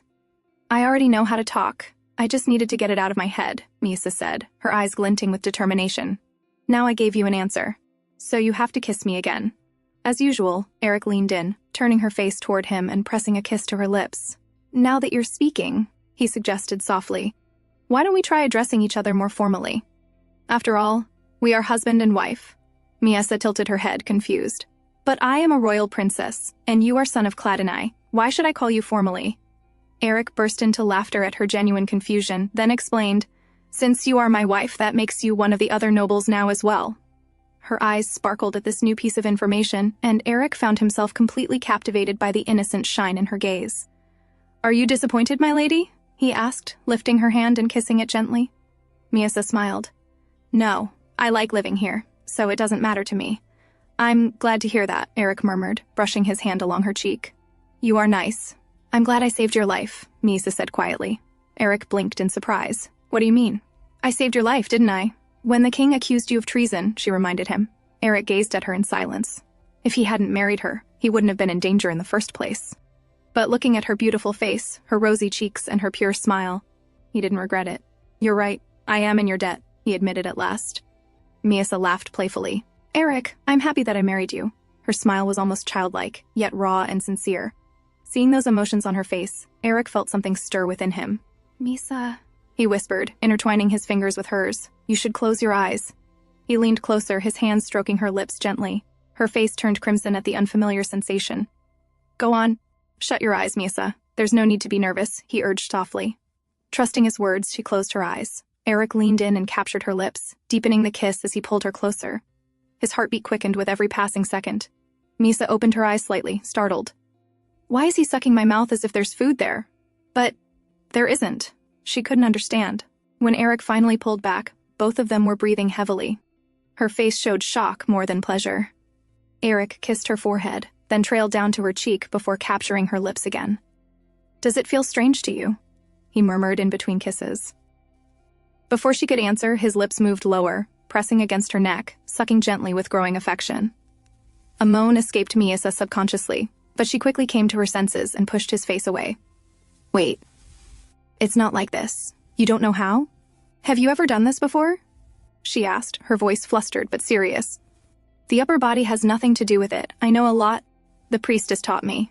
"So do as I say," she insisted firmly. But Eric only pulled her hand down and kissed her again. "This is all necessary for the part you just spoke of. It's to make sure the process will be less painful for you," he explained, voice low and steady. Misa frowned. "No, you must have learned it wrong. I'm afraid if you stop me like this, we'll never get anywhere," Eric reminded her, resuming his kisses. "And you see, this is the only way I know." She pushed his face again, frustrated. Why are you so stubborn? This is all to save your life. He stopped, his lips hovering near her ear. Are you doing all this for me? He whispered. Misa froze, but didn't deny it. Eric's breath brushed against her skin as he whispered, I'm touched, my lady, so I think I'll stay here even longer, since I don't want to cause pain to the wife who cares so much about me. Misa still thought to herself that this man must have gone mad. Why don't you listen to me? She asked, exasperated. Eric gave a wry smile. That's exactly how I feel sometimes, so stop and hurry up, my lady. He leaned in closer once again. The next morning, Miasa's maids checked on her as usual, but today they looked puzzled. It's hard to say, one murmured. Right, the other agreed, frowning. Meanwhile, Misa only yawned, playing her part as the mad princess. In reality, that man ended up doing nothing but wasting time kissing me last night, she thought bitterly. As the maids whispered, one leaned closer. Perhaps taking a lover has changed his heart? Shh, the head maid hissed, nudging her. Then, lowering her voice, she added, Look, his lover is here. They pointed toward Gela, who had just entered. My lady, I brought these clothes for you, Gela said warmly. But when her eyes fell on Misa's neck, she froze. Why do you have a rash on your body? Yesterday you were fine. She leaned closer, analyzing. Then suddenly, realization struck. Her face turned crimson with shock and embarrassment. Elsewhere, Edel reported to Eric. It seems replacing the princess's maids will not happen anytime soon, she informed. Eric frowned. Why? Why does the palace still refuse to replace them? Edel explained calmly. Lady Malika has a habit of stealing from the household she serves. When she was caught, she bribed the head maid and secured her position. With Viscountess Manel's help, I was able to gather records of the stolen items and the bribes. She handed him a report. Eric scanned the list, then gave a curt nod. Good work. Edel hesitated. Young master, yes? Eric asked. Perhaps you should... She stopped herself, clearly weighing her words. In the garden, Miasa played idly with Gela, but Gela still looked shaken. Has the captain finally lost his mind? She muttered under her breath. Then, crouching near Miasa, she whispered, If the young master ever does something you don't like, make sure to scratch and bite him. Promise me. Misa only shifted uncomfortably. It wasn't like what Gela was imagining at all. I know you're married, and no one here would stop him anyway, Gela continued, her voice low with pity. But still, I always thought my little sister was more pitiful, but now, I'm not so sure. Miasa tilted her head as Gela began sharing something she had never told anyone. My sister, she once caught the plague. She survived, but she ended up like you. Back then, our family was poor. We couldn't afford medicine, couldn't afford to care for a sick child. One day, my father took her outside, and when he came back, he was alone. Her voice cracked slightly. I realized years later, my sister went to a place from which she could never return. Miasa listened silently. This time, she learned something new, that even a parent could abandon their child. Gela smiled faintly through her sadness. Thank you. I've never shared this with anyone before. She hesitated, then added, Mistress Cladene. The truth is, the first time I saw you... But before she could finish, Eric's voice cut in. There you are, my lady, he said, striding toward them. His hand brushed Misa's hair back from her face with gentle familiarity. I'll take care of her. You may leave. Gela hesitated, clearly reluctant, but she bowed and left. Miasa, however, wanted to protest. She wanted to hear what Gela had been about to say. You don't have to come here, Eric, Miasa said quietly, turning her face away. Eric looked startled. What do you mean? You don't like me around? Miasa shook her head. Slowly, she explained, Not like that. It's just, when you're here, nobody talks. Everyone keeps silent. But with Gela, I can hear people talk. I can learn something from them. I see. Eric's expression softened into something almost pained. I understand. Miasa studied him curiously. Why does he look upset? But then, he smiled faintly. I'm glad. Your complexion looks much healthier. He gently caressed her cheek, and Miasa blinked. He noticed the change before I even did. Being with him, though confusing, made her strangely happy. She hoped he would never change. To her, he seemed almost like the kings in the fairy tales she once read as a child. A king who was fair, merciful, and wise. Shall we return inside, my lady? Eric asked at last, rising to his feet. That same night, Eric's voice dropped low as his lips brushed against Misa's neck. Please, continue what you were saying, he murmured, holding her close as she clung to him on his lap. What else do you like among the things I do for you? He asked softly. Miasa trembled. Again. This man keeps doing these strange, meaningless things to me. Why doesn't he just give me what I want already? Her breathing quickened. She didn't understand why it felt so hard to breathe when he touched her like this. I like it when you carry me in your arms, she finally replied. Eric's gaze deepened, his questions relentless. Why? Why? Misa frowned. Isn't it obvious? We only need to do this to avoid being killed, so why does he keep asking? But when Eric suddenly pulled away, her heart jolted. Take your time, he said gently. Answer me. I can wait. Misa blinked, stunned. He refuses to touch me unless I answer him. How underhanded. I've never met anyone as stubborn, or as scheming, as this man. Gritting her teeth, she gave him the truth. When I walk, I limp. It makes it hard to move. So I like it when you carry me. As expected, Eric smiled at her answer. Misa, however, was left even more confused. Why is he so reluctant when they could just get it with? Perhaps, as my maid said, maybe he truly has had a change of heart and taken a lover. Remembering those words, she suddenly grabbed at his collar, her eyes wide and searching. We are lovers, right? Lovers are when a man and woman are special to each other. We are that, aren't we? She asked desperately, repeating herself. Eric stilled, then his gaze softened. We are not lovers, he said, his voice steady. We are a married couple. Her heart lurched. Then, could it be that you're married to me? But lovers with someone else? She asked, her face tight with tension. Eric's eyes hardened. What did your maid say to you this time? Misa avoided his gaze, but her silence was answer enough. There are cases like that, yes, Eric admitted quietly. But I am not one of those people. You are the only one to me, and the same goes for you. His words carried weight, an oath rooted deep inside him. Eric had always despised disloyalty in marriage, perhaps because of his father's betrayal. He pulled Misa tightly into his arms, anxiety pressing into his chest as if he feared she might slip away. He stroked her lips with his thumb, searching her face. Tell me, have you picked up this accent from Gela? He asked, recognizing the faint Kazan inflection in her speech. Misa nodded nervously. Why? Is it strange? A soft smile broke across Eric's face. No, it's cute. Then he leaned in, kissing her tenderly, affectionately. Misa's mind whirled. All we need to do is fulfill our marital duties. That's it. None of this, the kisses, the tenderness, none of this was ever part of the process the priestess recited to me. And yet, for some reason, these unnecessary, meaningless things stirred emotions within her. Strange, unfamiliar feelings that confused her and left her trembling. The next day, the maids presented a new dress they had made for Misa, a soft cream gown with lace ribbons and a matching bib. The princess looked adorably elegant, and the maids couldn't hide their delight. You look so pretty, Your Highness, one of them beamed, clapping her hands in excitement. Misa blinked at them, uncertain how to react, while in the corner of the room stood Edel, her expression tight, her eyes clouded with irritation. Just a short while ago, she had been in Eric's office, voicing her frustration. I can't just stand by and watch this house fall into ruin, she had said firmly. You should consider taking a concubine. Eric had raised his gaze from the papers on his desk, his voice calm but sharp. So your loyalty to the Cladine family now demands that I take another woman? Adel clenched her teeth. I can't stand seeing you neglect your duties. You've left everything to Amberic, all for someone you can barely even converse with. You spend your days replacing her maids and fussing over her garden walks. Why? Eric turned to Cullen, who stood beside him, his tone even. Am I neglecting my duties, Cullen? Not at all, my lord, Cullen replied immediately. Since you resolved the food shortage by negotiating with Marquis Hetab, the people have begun to regain their trust in this house.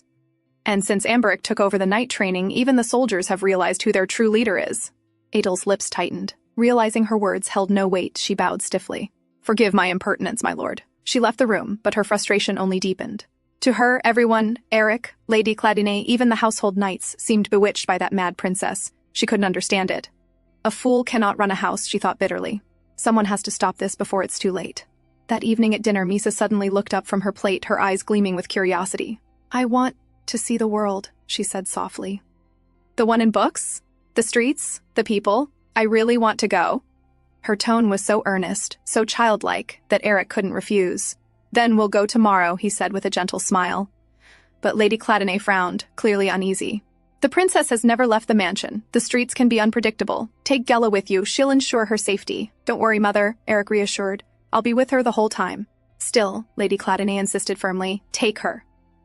He had no choice but to agree. Their carriage rolled through the cobblestone streets of the capital. Before long, Eric turned to Gela and said in a calm voice, Meet us back here in 3 hours. Until then, you're free to do as you please. Gela hesitated, worried. My lord, leaving her side, I'll look after her, he interrupted. You have my word. Though reluctant, Gela bowed and stepped away. Once she disappeared into the crowd, the carriage began to move again. Eric leaned toward Misa, who was pretending to sleep with her head resting on his lap, and whispered near her ear, You may get up now. Her eyes fluttered open, and she immediately pressed her face to the window, gazing out with pure wonder. The vibrant streets of the capital unfolded before her. Vendors shouting cheerfully, children chasing one another, women bargaining at stalls, the aroma of fresh bread drifting in the air. Eric watched her silently, a faint smile tugging at his lips. Seeing her mesmerized expression, he decided not to disturb her. For once, he wanted her to simply enjoy the world, the real one, beyond the palace walls. Suddenly, Misa pointed out the window. "What is that?" she asked curiously, her eyes fixed on a group of wooden carts lined along the busy street. Eric followed her gaze. "Those are display carts," he explained. "Merchants use them to sell their goods, but what they sell is usually of poor quality." Misa tilted her head, her brows furrowing. "If even the House of Cladonay thinks it's of no quality," she said seriously, "then can it be of use at all?" Eric blinked, momentarily at a loss for words. Then realization dawned. She had misunderstood entirely, so that's what she thought. He recalled how she often sat on his lap while he reviewed financial reports. She must have seen his documents and somehow concluded that his family was struggling. Suppressing a laugh, he leaned closer. "Miesa," he began gently. "The shortage you saw was only temporary. It happened because the war ended and 17,000 soldiers returned home. That caused a strain on our food supply, but the issue has already been resolved." Her eyes widened slightly, listening intently as he continued, almost without noticing that he had started bragging. "The Cladonay lands are prosperous," he said proudly. "We own 3 iron mines and several trade routes across the southern border. There's nothing for you to worry about." Only after finishing did he realize how self-satisfied he must have sounded. Clearing his throat awkwardly, he asked, "Are you displeased?" Misa shook her head. "No," she said softly. "I was just thinking. I used to leave my snacks unfinished, thinking there wasn't much food left. Now I wish I had eaten them all." Eric froze for a moment. So that's what she worried about, and he had no idea. As the carriage rolled past a confectionery, he suddenly tapped the wall for the driver to stop. "Stay here," he said, opening the door. "Don't unlock it until I return." Without waiting for her reply, he stepped out. Inside, Misa sat quietly. A faint sense of embarrassment crept up her face as she thought about her misunderstanding. She had once lived in the Celia Palace, small, isolated, yet the only home she had known, before being dragged to the royal palace against her will. There she had worn her title like armor, proud of being royal, because it was all she had left. But only after leaving that palace did she realize what peace felt like. She had never imagined that marriage, the one she had thought would end in misery, would bring her any measure of calm. As she gazed out the window, a group of women caught her attention. They were whispering among themselves, their fans half covering their mouths as they giggled. "Look, it's Lord Cladonay," one murmured. "The hero of the Western Front. Such a handsome man." "Yes," another sighed. "It's a pity he's trapped in that marriage. With the mad princess." The words struck Misa like a slap. Through the glass she saw Eric exiting the shop, a box of sweets in hand. Every woman's gaze followed him, some admiring, others pitying. She recognized those looks.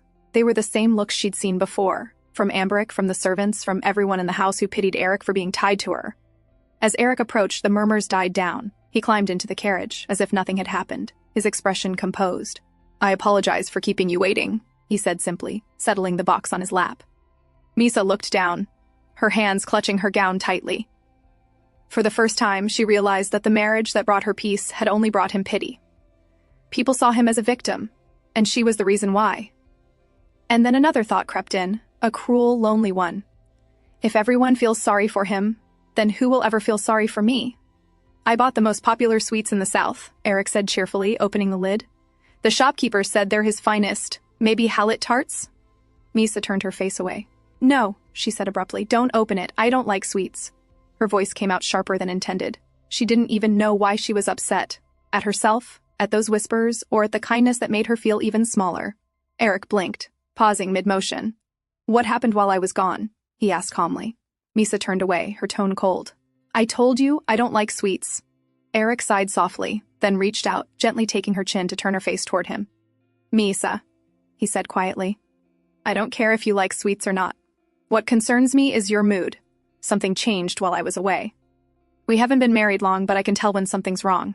His voice wasn't demanding. It was calm, almost patient. Misa stared at him in silence, surprised. He should have ignored her, dismissed her. But instead, he was trying to understand her. And somehow, that only made her chest ache even more. She ended up falling into his lap. Eric didn't say anything. He simply held her there, silent and still. But as time passed, Misa grew more and more embarrassed. Why did I do that? The question lingered in her mind, tightening in her chest. Even if they now held each other's lives in their hands, the man clearly had the advantage. He knew her secret, and she needed his cooperation to survive. And yet she had acted like a child. Maybe I've gotten too used to being treated like a human, she thought bitterly. So much that it's starting to affect me. Still, she reminded herself, no matter what, she needed to stay on good terms with him. When they arrived at the meeting point, Jella rejoined them, but as she climbed into the carriage, the air felt strangely heavy. She glanced between the two and felt a chill. Neither spoke a word. As they neared the palace, Eric noticed another carriage leaving the gates. His father's. From the direction, he could tell exactly where the man was headed, again, to visit his mistress. Edel's words from earlier echoed in his mind. You've neglected your duty. Maybe she wasn't entirely wrong. He had ignored his father's affair for far too long, and one man's corruption could tarnish the entire house if left unchecked. Young master, Jella called out as the carriage stopped. There's a box inside. Would you like me to bring it in? Eric turned to her, grabbing Misa in his arms. No, you can keep it, he said, his tone distant. Then he paused. Also, Gela, you're familiar with daggers, aren't you? Gela blinked, startled by the question. For a moment she thought of denying it, but lying to Eric never seemed wise. She nodded hesitantly. Good, he replied simply, then turned away, carrying Misa toward the mansion. Gela stood there, completely puzzled. She shrugged after a moment, picked up the box of sweets from the carriage, and left. From the balcony above, Misa's maids watched the entire scene unfold. He's spending so much time with his lover, one whispered. Strange taste for a man of his rank, another replied coldly. But as long as she keeps him satisfied, what does it matter? Inside the bedroom, Eric laid Misa carefully on the bed. Sitting beside her, he waited for her to say something, but she remained silent, her eyes turned away. Finally, he sighed and reached out, patting her head gently. Sleep well. I'll let you know when dinner is ready, he said softly, beginning to stand. But before he could leave, she grabbed his hand. Eric, are you angry with me? He looked back at her, puzzled. Misa knew the man likes it when she talks about herself, so she hesitated, then spoke in a low voice, choosing her words carefully. The sweet you bought, it's from Halieti. That's my mother's homeland. I don't like it. Eric froze. He hadn't known that. I see, he said quietly. The third and last queen of the former king, Misa's mother, had come from an insignificant noble family. When the king died, she gave birth to her first child, Misa, and was cast aside, banished to the small Celia palace, forgotten. Later, when Barmel ascended the throne, he destroyed her mother's family completely. From then on, the queen's name vanished from records, and few even remembered she had existed. I'm sorry, Eric said finally. Do you hate everything from there? Yes, Misa replied softly, her voice calm but firm. He sighed. That's why I keep asking about you, he explained gently. If I know you better, I won't make mistakes like today. She still held on to his hand. I understand, she murmured. He studied her face, then asked quietly. But there's something else, isn't there? Something that made you upset. Earlier.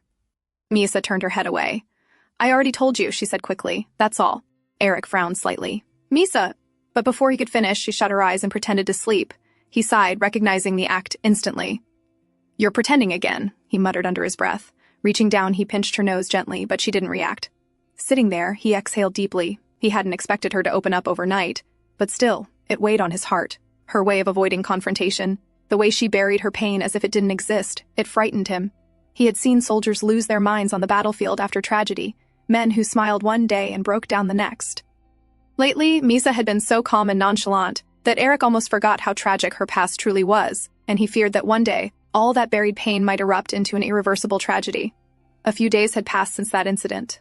That night, Eric gently pulled the covers over Misa, tucking her in as she casually told him what she liked at dinner. I liked the soup today, she said softly. And the bread, it wasn't too hard. Eric nodded, smiling faintly. I'll let the kitchen know. But when he looked down, he froze. Misa was staring at him intently, her eyes wide, waiting. With a sigh of amusement, he leaned in and gave her a small peck on the forehead. As he pulled away, she spoke again, and today the sun was too strong, so I couldn't play outside. But I like it when the weather's good, and I can play outside. Eric chuckled under his breath and leaned in once more. I see, he said, pressing another gentle kiss to her cheek. Yet, even as he did, a strange heaviness settled in his chest, a feeling he couldn't quite name. Is that all? Misa asked, watching him expectantly, as though waiting for something more. That depends, Eric replied, meeting her gaze. Is there anything else you can tell me? What you said, that's something you could say to a stranger too. Misa frowned, clearly irritated by his demand. Eric quickly looked away, avoiding her gaze. The emotions stirring in him, affection, guilt, longing, felt unfamiliar and uncontrollable, and he found himself retreating without meaning to. After a moment, Misa turned to him quietly. I don't know what I can say to strangers or what to say to people close to me, she admitted. I never really had anyone to talk to. Until now. Eric exhaled heavily, covering his face with one hand. "I see," he murmured, ashamed of his earlier coldness. There she was, trembling slightly beside him, filled with so much quiet anxiety, and all he could do was lay there, holding himself back, forcing his own emotions into silence. Feeling remorseful, he turned to her again. "Then perhaps we can talk about that day," he said gently. "There was something else, wasn't there?" When she stayed silent, he added softly, "I know it's hard to share, and you try to hide it from everyone, but it's a good sign, Misa, that you can't hide it from me." Misa looked at him for a long time before whispering, "Why are you good to me?" Her tone was quiet, but her confusion was clear. "I don't understand why you're being so nice to me." Eric was taken aback by the question. After a moment, he turned his gaze away. "Because you're a member of Cladine now," he said. "We're family." Misa's eyes widened slightly. Family. The word sounded foreign to her, distant, something she had long forgotten the meaning of. "And because we're family," Eric continued softly, "you can be yourself with me. You can talk to me about anything. Just promise me 2 things. Stay faithful to me, and remember that we'll always be on the same side." "Of course," Misa said quickly, nodding without hesitation. But Eric could tell. They were thinking of different things. To her, it meant protecting each other's lives. To him, it meant something deeper. Trust, loyalty, a bond he hoped would someday become real. "Well," he murmured, smiling faintly, "we probably meant different things, but let's hope our intentions align someday." He pulled her gently into his arms and pressed a soft kiss to her forehead. Within moments, Misa's breathing slowed as she drifted off to sleep. It had been a long time since he had held her like this, and as she lay in his embrace, she could feel it, even without words, that the man beside her was trying his best to tell her something she couldn't yet understand. She had once thought Eric was only kind on the outside, but now she began to realize he was kind on the inside too. The next morning, Eric once again carried Misa gently in his arms as they prepared to leave for another outing. "I hope you have a good time again today, Misa," Lady Cladine said warmly, her tone carrying the tenderness of a mother. Behind her, Adel stood silently, her expression unreadable. As the carriage began to roll forward, Adel finally spoke. Her voice was polite, but the irritation beneath it was unmistakable. "My lady, are you certain this is wise?" she asked carefully. "The young master is still a man, after all. Allowing such a young woman to spend this much time alone with him." Lady Cladine turned slightly, cutting her off with a light scoff. "Oh, Adel," she said, shaking her head with a faint smile. "Didn't you see how they interact? There's nothing improper between them. And besides, how could Eric possibly be distracted by another woman when he's married to someone like Misa?" Her words carried a tone of confidence, almost pride. "Misa looks so lovely these days," she added softly, "though she still needs to gain a bit more weight. I'll have the butler prepare something special for her, something she likes." With that, Lady Cladine turned and walked back into the palace. Edel stood there. The polite mask on her face slowly fell away, replaced by a look of dark irritation. She still couldn't understand it. Why was everyone so utterly captivated by that girl? What spell has she cast on them all? Late that night, Eric sat alone in his study. A report lay open on his desk. Today, Lady Malika, Misa's lady-in-waiting, had visited a pawn shop. That could only mean one thing: she was making her move. There was still no word from the House of Crispin. Leaning back in his chair, lost in thought, Eric suddenly noticed a faint movement at the doorway. Misa stood there quietly, her pale face half lit by the lantern's glow. "Misa," he said, surprised, "can't you sleep?" He gestured casually toward his lap. "Would you like to sit here like you used to?" Misa shook her head. "No, I came to tell you something." Her tone was serious, unusually so. "I thought about it a lot," she continued, "and I decided I don't dislike you anymore." Eric froze, staring at her blankly. "You disliked me?" he asked, almost bewildered. "But not anymore," Misa replied simply. Eric stood from his chair, walking slowly toward her. "So you just decided that you don't dislike me?" he asked, studying her expression. Misa flinched slightly at his tone. "Are you angry?" "No, Misa," he said softly, brushing her cheek with his fingers to reassure her. "But may I ask, why did you dislike me in the first place? Was it because I touched you? Did that make you uncomfortable?" "No," Misa replied immediately. Eric let out a quiet sigh of relief. "I don't feel uncomfortable," she added after a pause. "It's just unnecessary." Eric chuckled faintly. "I see. Well, I'm glad I don't make you uncomfortable anymore." "But Eric," Misa said suddenly, glancing around the study, "what are you doing?" "Just reviewing some documents," he replied, watching as she tilted her head curiously and stepped closer. "May I see them?" she asked. "Sure," Eric said, moving aside. "Just don't tear them up." "I don't need to tear them now," Misa said matter-of-factly, leaning over to read. To his surprise, she read quickly, her eyes moving with ease over the text. She must have spent more time reading than speaking all these years, Eric thought. You hired someone to tail my lady-in-waiting? She asked without looking up. Yes, I did, he replied. What about the House of Salakizi? She continued, flipping a page. Didn't they only exist in name? Yes, Eric said, leaning back in his chair. But there's talk of an illegitimate heir. If it's true, he might revive the family line. Misa took her time finishing the report, then looked up at him. I've read everything. Do you still have work to do? Yes, Eric said, glancing at the remaining papers. I believe so. Then, Misa paused, her voice soft but certain. I want to sit on your lap. Eric blinked, caught off guard. You may, he said after a moment. Without hesitation, Misa climbed onto his lap, sitting neatly, as she always did. By the way, Eric, she said suddenly, tilting her head, do people only kill when they're in bed? Eric froze. What? Now that I think about it, she continued innocently. It's not just that I stopped disliking you, I think I like you now. So can we start to— Before she could finish, Eric placed a finger under her chin, tilting her face upward. His tone turned low, suspicious. What is it this time, Misa? He asked. Because, to be frank, your performance isn't very convincing. He leaned closer, sliding an arm behind her head, forcing her gently to recline against him. So tell me the truth, he murmured. What made you act this way tonight? But I came to tell you something important, Misa protested, and I just wanted my reward, like always. Eric frowned. Her reasoning was strange, but not entirely wrong. Well, he said slowly, a faint smile tugging at his lips. I suppose you did tell me something important. He shifted his hand behind her neck, then leaned forward and pressed his lips against hers. Misa's eyes widened in surprise, her body stiffening for a moment at his sudden change in mood, but as his hand cradled her head, his lips deepening the kiss, she slowly relaxed, her arms wrapping around his neck, pulling herself closer until she was leaning over him, returning his kiss with the same quiet intensity. As their lips parted, both of them breathing heavily, Eric spoke first. So, is that your only reason? He asked quietly. Misa lowered her gaze. We need to do it to save your life, she murmured. Have you forgotten? If we keep putting this off, the king will— Before she could finish, Eric caught her hand. That won't happen, he said firmly. The king already used that excuse once. If he does it again, he'll have to admit that his previous judgment was wrong. Misa blinked, trying to process his words. If that was true, then he had been calm all along, while she had been the only one growing desperate. But even so, if not this reason, there were countless others the king could use to destroy him. If something happened to him, she would lose everything, the only man in family who treated her as human. And if that happened, she had to make this marriage unshakable before it was too late. Her fingers fumbled clumsily at the knot of his robe, trembling from urgency more than courage. Eric sighed softly.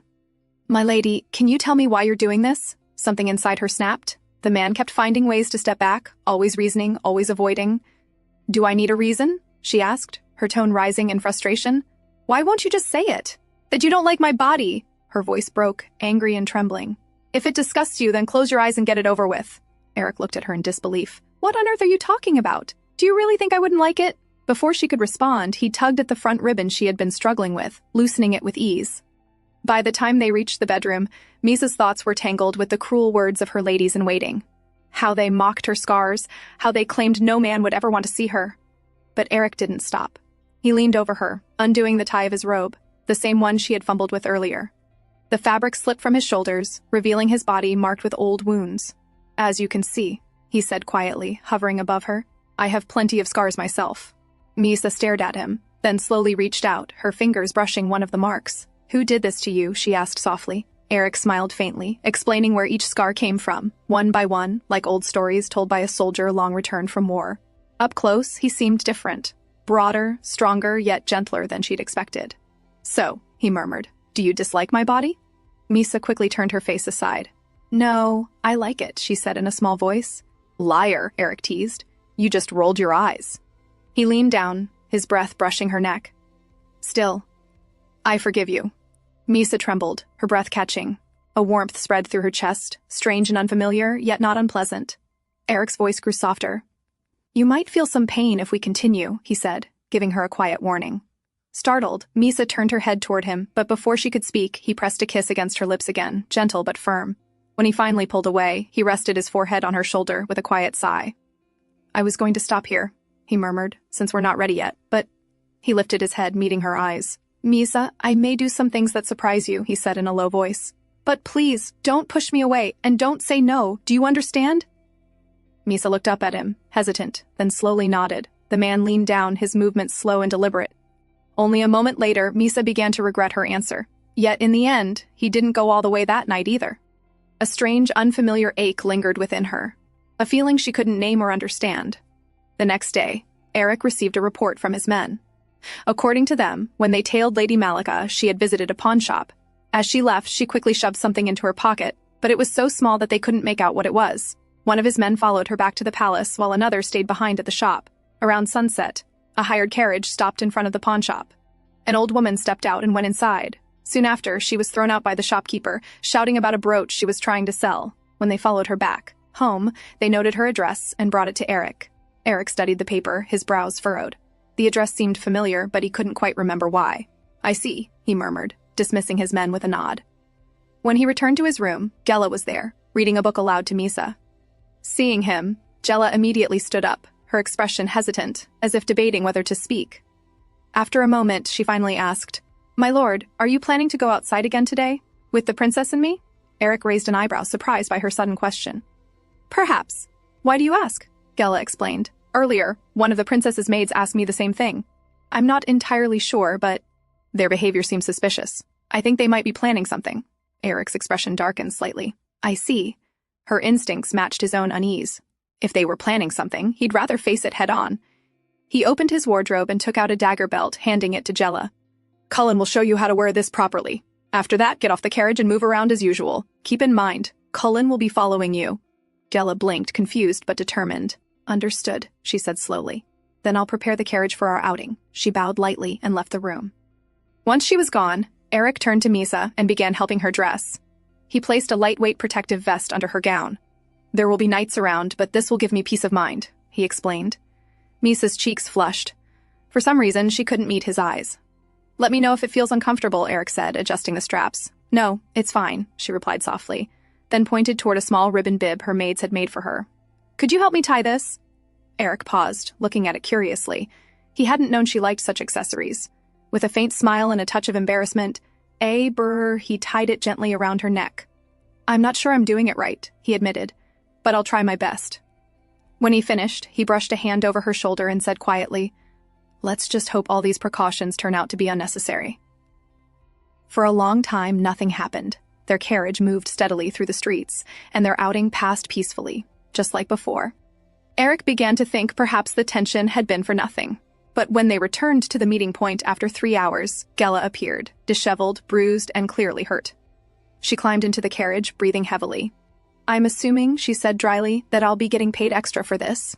Eric stared at Gela's disheveled appearance, his brows knitting with concern. "Are you hurt?" he asked, his tone firm yet worried. "Yes, I am," Gela replied with a sigh, brushing the dirt from her sleeve. "But my feelings are hurt the most, and all because of Sir Cullen." Her expression darkened as she said his name. Eric frowned slightly. "What happened?" Gela exhaled, clearly irritated, and began to explain. "After I left, I wandered around the market like usual, picked up some herbs, stopped by a bookstore. Then, out of nowhere, some man bumped into me. I was about to yell at him, but before I could, he just ran off without even apologizing. A moment later, I realized he'd robbed me." Eric listened quietly, his gaze steady. "So, naturally, I ran after him," Gela continued, gesturing animatedly. "But the bastard led me into a dark alley. That's when I realized he wasn't working alone. A whole group was waiting there." Her voice grew tense. "Disgusting men. And what annoys me more is that I fell for something so obvious." She paused, scowling. "At first, I stayed still and listened. They were talking among themselves, and that's when I found out their real plan wasn't just to rob me. They wanted to kidnap me." Eric's eyes narrowed. "They attacked me," Gela went on. "One came straight at me, but I knocked him flat on the ground. Then another tried to throw a sack over my head from behind. That was it. I lost my temper." She scratched her cheek, a little embarrassed. "Well, I could have gone along with their plan and found out who sent them, but I was too angry to think straight." Eric sighed quietly. "I see. But here's the strange part," Gela continued. "There were plenty of them. Yet they didn't all come at once. They came one by one. I couldn't figure out why. Until I looked around and saw who was behind it." She took a deep breath. "It was Sir Cullen, sending them at me, one after another, like it was some kind of twisted training session. And every time he sent someone in, he muttered a number under his breath. So I got little ahead of myself thinking he was ranking me." Eric rubbed his forehead. He was probably comparing your skill to his younger brothers at that age, he said, understanding the pattern immediately. "Yes," Gela burst out. "And he had the audacity to explain that to me afterward." She threw her hands up. "When I finally knocked them all down, he asked me, what's the point of having a dagger if I'm just going to use brute strength? So, you know what I did? I showed him the point of a dagger. By interrogating those men myself. Eric's lips pressed into a thin line. He was about to stop her, worried the story might be too much for Misa, but when he glanced at her, he froze. Misa was covering her mouth, her shoulders trembling, not in fear, but in suppressed laughter. Puzzled, Eric turned back to Jella. "Captain?" Gela said, noticing his mind wandering. "Yes, go on," Eric replied, clearing his throat. Jella shrugged her hand. Anyway, after a little persuasion, they confessed. They were hired through a thieves' guild. The instructions were specific. Her voice grew heavy. They were to kidnap me, keep me captive for months, and then send me back to the Cladene estate, pregnant. Eric's jaw tightened. He didn't need to hear more to guess who was behind it. Gela crossed her arms again, trying to regain her composure. "So, I hope I'm getting paid extra for this," she muttered. Eric finally exhaled. "I heard you were saving to buy a blacksmith shop in your hometown," he said calmly. "I'll purchase it with my own assets. It may take a few weeks, but by next month, the title deed will be in your hands." Jella's eyes widened. "Seriously?" she said, stunned. Eric nodded once. "Thank you," she said quickly, then looked down at her torn clothes and messy hair. "Well, since I'm in this state, I'll return with Sir Cullen." She gave a short bow and stepped out of the carriage, leaving Eric and Misa behind in the quiet that followed. Eric's expression darkened, his jaw tightening. "They're playing dirty," he muttered under his breath. "They wanted to spread rumors about me and Jella." Misa lifted her head, her tone calm as ever.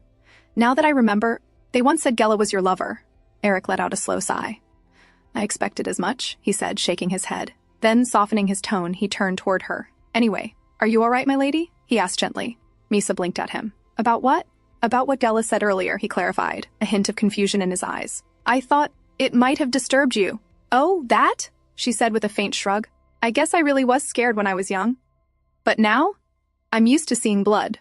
Eric's brows furrowed slightly. "You've seen it that often?" he asked quietly, his tone unreadable. "Actually," Misa began, looking away as if recalling something distant. "I kind of had a habit of laughing like a mad person. Sometimes I even had to sleep beside dead bodies. When I was young, I didn't have much choice. I had to prove I was truly mad." Eric said nothing, his gaze fixed on her. She continued in her usual matter-of-fact tone. "But about 2 years ago, the ladies-in-waiting started suspecting that I was gaining my senses back. By then, everyone close to me was already dead, so I couldn't sleep with dead bodies as often as before." Her voice lowered slightly. "After that, I came up with other crazy things, just to make sure they'd still believe I'd lost my mind." For a long moment, Eric simply stared at her. His chest felt heavy. He couldn't begin to imagine the kind of horror she'd endured since childhood. The loneliness, the fear she had disguised behind that false madness. "There are still things you dislike and fear to this day, aren't there?" he asked softly. Misa's eyes flickered toward him. "I don't want to remember my childhood," she said quietly. "And I don't want to talk about it." She leaned forward suddenly, her fingers brushing his cheek. "May I ask why you're asking me that?" Eric didn't flinch. "Because I'd like to understand you better," he replied calmly. Misa tilted her head, her expression unreadable. "That depends," she said slowly. "This is a very big secret, one that requires an equally big reward in return." Thinking back to her childhood, Misa realized those were the happiest days of her life. "Misa, I told you, no more candies," her mother scolded gently. Little Misa turned around, pouting, clutching a handful of sweets she wasn't supposed to have. The nearby maids laughed softly, one of them scooping her up in her arms to shield her from her mother's pretend anger. Her days in the small Celia Palace were peaceful and warm. It wasn't a luxurious life, but everyone there smiled at her with affection. "Don't hide, Misa," her mother said. "Didn't I tell you what happens to bad girls who don't listen to their mothers on rainy days?" her mother said playfully, grabbing her. "The goddess comes down to take them away."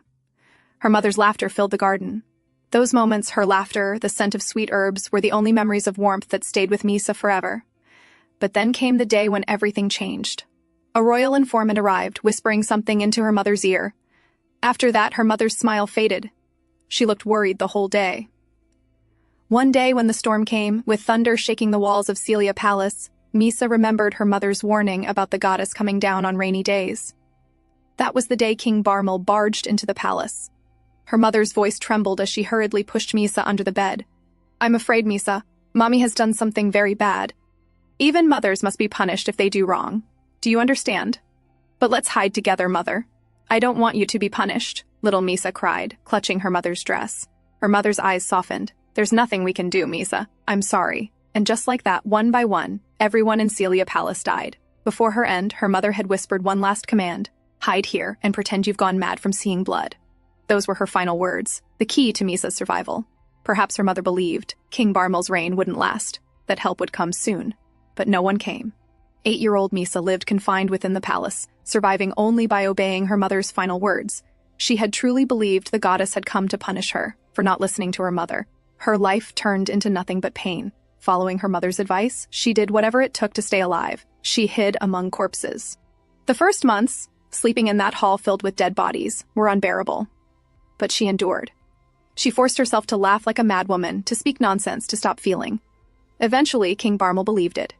He was convinced she had gone insane. At first, she would still think of her mother and cry quietly in the dark. But after a while, she realized the tears no longer came. Her heart had gone numb. Now, lying under Eric, Misa told him everything. Every word, every scar of her past. And in return, he gave her the reward she'd wanted most. "Misa," Eric murmured softly, his voice strained as he hovered above her. "Your mother, she said she named you herself?" "Yes," Misa replied, her voice trembling. "She said she had to beg for permission to name me. Does your name have a special meaning?" he asked, his voice low and husky, still heavy with the lingering warmth of their union. Her lips parted as she whispered, "Mother said, if someone says my name, their mouth must form a smile. That's why she chose Misa, so that I could bring happiness to everyone around me." Eric's breath hitched. "Misa," he whispered again, holding her tightly, his voice breaking. "Misa," he pressed her against his chest, his lips tracing soft kisses along her cheek, down her neck, repeating her name like a prayer, like a vow. And for the first time in years, as his voice trembled around her name, Misa's own eyes filled with tears. She finally understood. He wasn't just saying her name, he was proving to her that she had indeed brought happiness into someone's life. As Eric held her close, the tears that had long been frozen finally slipped down the corners of her eyes. At dawn, Eric was the first to wake. He gazed quietly at Misa, sleeping peacefully in his arms. The sight filled his heart with a calm joy. There were still so many questions he wanted to ask her, but he decided to save them for later. He didn't want to reopen her wounds by reminding her of the past. Leaning closer, he pressed a gentle kiss to her forehead. Just then, a sharp knock echoed at the door. "My lord, an urgent letter has arrived," the butler's voice called from outside, hurried and tense. "I urge you to read it immediately." After dressing up, Eric stepped out of his chamber. He walked along the corridor with his men trailing behind. One of them stepped forward, bowing slightly before reporting, "As per your instructions, my lord, we investigated the old woman who visited the pawn shop. Our findings confirmed that she is the mother of the vice commander of the Crispin Knights." Eric narrowed his eyes slightly. "The vice commander? I've heard of him," he murmured. The soldier continued, "Yes, my lord. He's known for his skill, but because of his commoner blood and his brutality, he was never promoted to commander. Furthermore, the family has been involved in questionable activities for years, dirty work done on behalf of the House of Crispin. His father was once executed on charges of assaulting a noblewoman, but witnesses claim he only took the blame for the head of the Crispin house, who was the true culprit." Eric's gaze hardened. "So the same bloodline continues its loyalty through corruption. We also discovered that the old woman maintains connections with a certain thieves' guild. The men who attacked Lady Gela were members of that very guild. It's led by her own younger brother," the soldier added grimly. Eric's steps slowed as the pieces came together. "So the House of Crispin is behind it all," he said, his voice low and controlled. But still, the logic didn't settle right with him. "Even so, why go to such lengths? To taint my father's name with rumors of a mistress? To try and dishonor my household by targeting Gela? Are they simply after the position of the next Lady of Cladonay? Or do they mean to destroy our house entirely?" He stopped in the middle of the hall, his tone firm. "Cullen," he called out. "Yes, my lord." "Bring me all records of the House of Crispin's past activities, their trades, alliances, and connections. Everything," Eric ordered. As Eric resumed walking, his thoughts tightened into unease. The Crispin family scheme had been sloppy, too easily uncovered, their network collapsing in mere days. But the mystery surrounding his father's secret lover, despite his best efforts, remained completely hidden. The contrast unsettled him. Their methods, their timing, it all felt too mismatched. Was the House of Crispin truly the mastermind, or merely a pawn? Just then, one of the attendants hurried toward him. "Young master, Mistress Cladonay is awake now," he reported. Eric paused. "I see," he said softly. "I'll go to her now." As he turned down the corridor toward Misa's chambers, one thought echoed in his mind with chilling clarity. If the Crispins were not the true hand behind all this, then there was only one other person with enough power to manipulate them all: the king. Inside the bedroom, Misa's ladies-in-waiting stood around her as usual, observing her closely, analyzing every small detail of her appearance. From their looks, it was clear they had already deduced what had taken place the previous night. Misa, laying quietly on the edge of the bed, felt uncomfortable under their scrutiny. Yet, at the same time, she thought perhaps it was a good thing.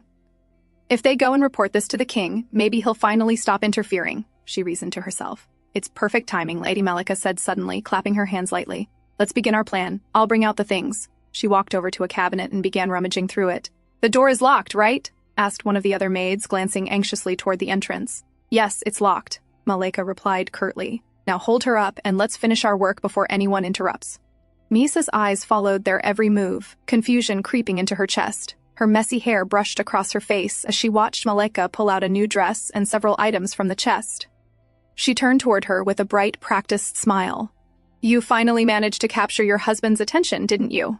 So now, let's make sure you don't lose it so easily. Her tone sent an uneasy chill through Misa.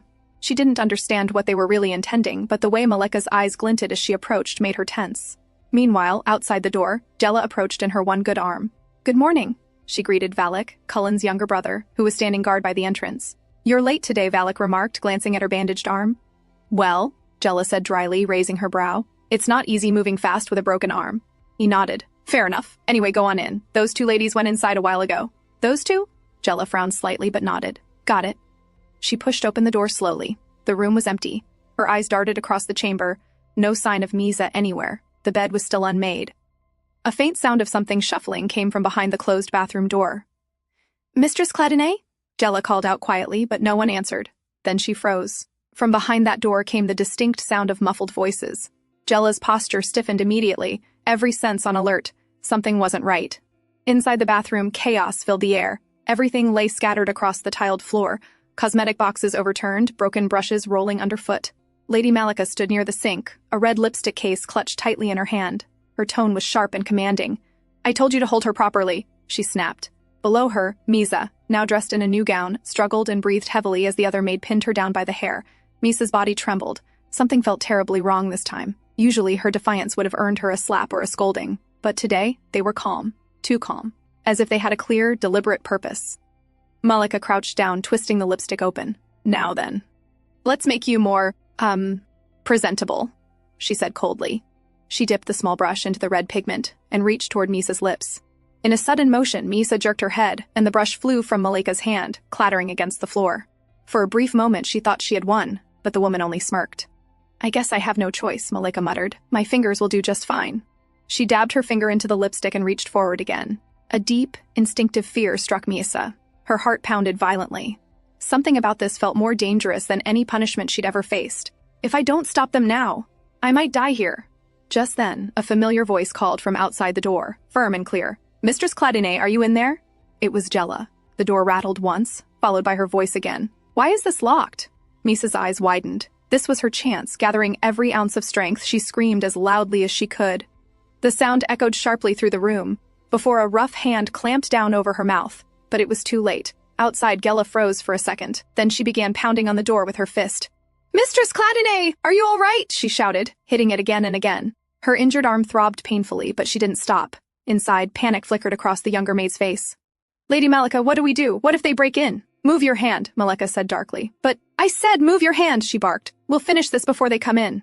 The frightened maid hesitated. What if she screams again? Let her, Malika hissed. We'll tell them she was hysterical, and we had to lock her in for her own safety. Meanwhile, outside, Valak had joined Gela, throwing his shoulder against the door again and again.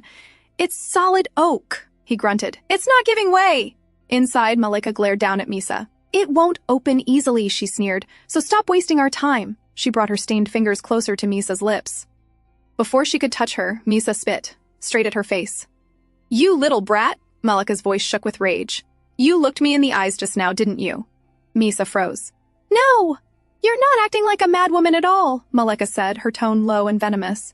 She tilted her head, eyes narrowing as realization dawned. So that's it. You've been pretending all along.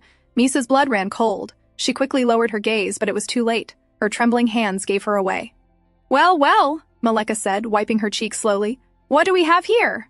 Outside, Gela and Valak were still struggling with the door when a sharp, commanding voice cut through the hall. What's going on here? They turned to see Eric approaching, his eyes like steel. Gela immediately stepped forward, breathless. Captain, something's wrong, she screamed. And the door's locked. He didn't waste a second. Step aside, he ordered. Valak and Gela moved instantly. Eric strode forward, drew back his leg, and slammed his boot into the door. Once, twice, 3 times. With a thunderous crack, the lock splintered and the door burst open. The scene inside made his blood run cold. Misa sat on the floor, her hair tangled, her gown half-pulled, her frightened eyes darting down, while Malika stood frozen with the red-stained lipstick still in her hand. Eric's face darkened, his voice like ice. "Tie them up." Lady Malika, startled by Eric's sudden entrance, stumbled back. "Young master, it's not what it looks like. You must understand," she began hastily. But before she could finish, Jella lunged forward, fury blazing in her eyes. She grabbed Malika by the hair and yanked her back hard. "How dare you lay a hand on Mistress Cladinay," she shouted, her voice echoing through the marble walls. Malika shrieked in pain, trying to pull away, but Jella's grip only tightened. Eric's sharp gaze swept over the room, taking in every detail: the overturned chair, the lipstick-stained floor, the terror in Misa's trembling frame. He turned immediately toward her. "Misa?" he called softly, striding forward, his tone shifting from command to concern. "Are you hurt?" Misa, still sitting on the cold floor, looked up at him through her ruffled hair. For a moment, everything blurred, the noise, the shouting, even her own fear. All she could see was the man walking toward her, steady and protective. When he knelt beside her, the world seemed to still. Eric reached out gently, brushing aside the strands of hair sticking to her face. "It's all right," he murmured, his voice low but firm. "It's over now." He pulled her into his arms, holding her tightly against his chest. The familiar warmth and scent of him, steady and grounding, wrapped around her like a shield. Her body trembled, but slowly her grip on his coat tightened, clutching him as if afraid he might disappear. "It's okay," he whispered again, his hand cradling the back of her head. "No one will touch you now." Without looking back, Eric rose to his feet, still carrying her in his arms. He turned toward the doorway, his face dark with restrained fury. Behind him, Lady Malika struggled free from Jella's hold, shouting, "Young master, please, you must listen to me. I have something important to tell you. That woman, she's deceiving you. She's only pretending to be—" Eric stopped mid-step. The words froze the air. His grip on Misa instinctively tightened as he turned slightly, his expression unreadable. Malika's trembling voice continued, desperate. "She's not what you think she is!" In that instant, Eric's heart sank, his mind went cold. She knows the truth. "Gela, gag her," Eric ordered curtly, before turning to leave. Without hesitation, Gela followed his command, swiftly forcing the cloth into Lady Malika's mouth to silence her. Later, she and Valak stood before Eric to report what they had found. "She was holding a lipstick," Jella explained, her tone tense. "She tried to put it on Mistress Cladinay. It looked ordinary, but—" She hesitated, glancing at Eric. Misa wouldn't have resisted that strongly, without a reason, Eric thought. He took the lipstick from her hand, smelling the content. The color looked harmless, but something about it felt wrong. "It's suspicious," Jella added cautiously. "Give me 2 days, I'll analyze it properly." Eric's expression hardened. "Why bother taking that long?" he said coldly. He walked back into the room where Malika was restrained, standing before her trembling form. Without a word, he opened the lipstick, scooped out some of its contents, and forced it into her mouth. Malika struggled violently, muffled screams echoing through the room, but her hands were tied too tightly. Within seconds, her body convulsed, her throat tightening as she choked violently. Foam gathered at her lips, and her face began to swell grotesquely, so distorted that it was no longer recognizable. Beside her, Lady Deal's eyes widened in horror, her whole body shaking as she watched her companion die. Eric stood still, his cold gaze fixed on the lifeless body at his feet. So it was poison, and judging by how Misa had reacted, they likely intended to poison her slowly, just enough each day for it to look like illness. No immediate suspicion, no direct evidence. A quiet death, perfectly staged.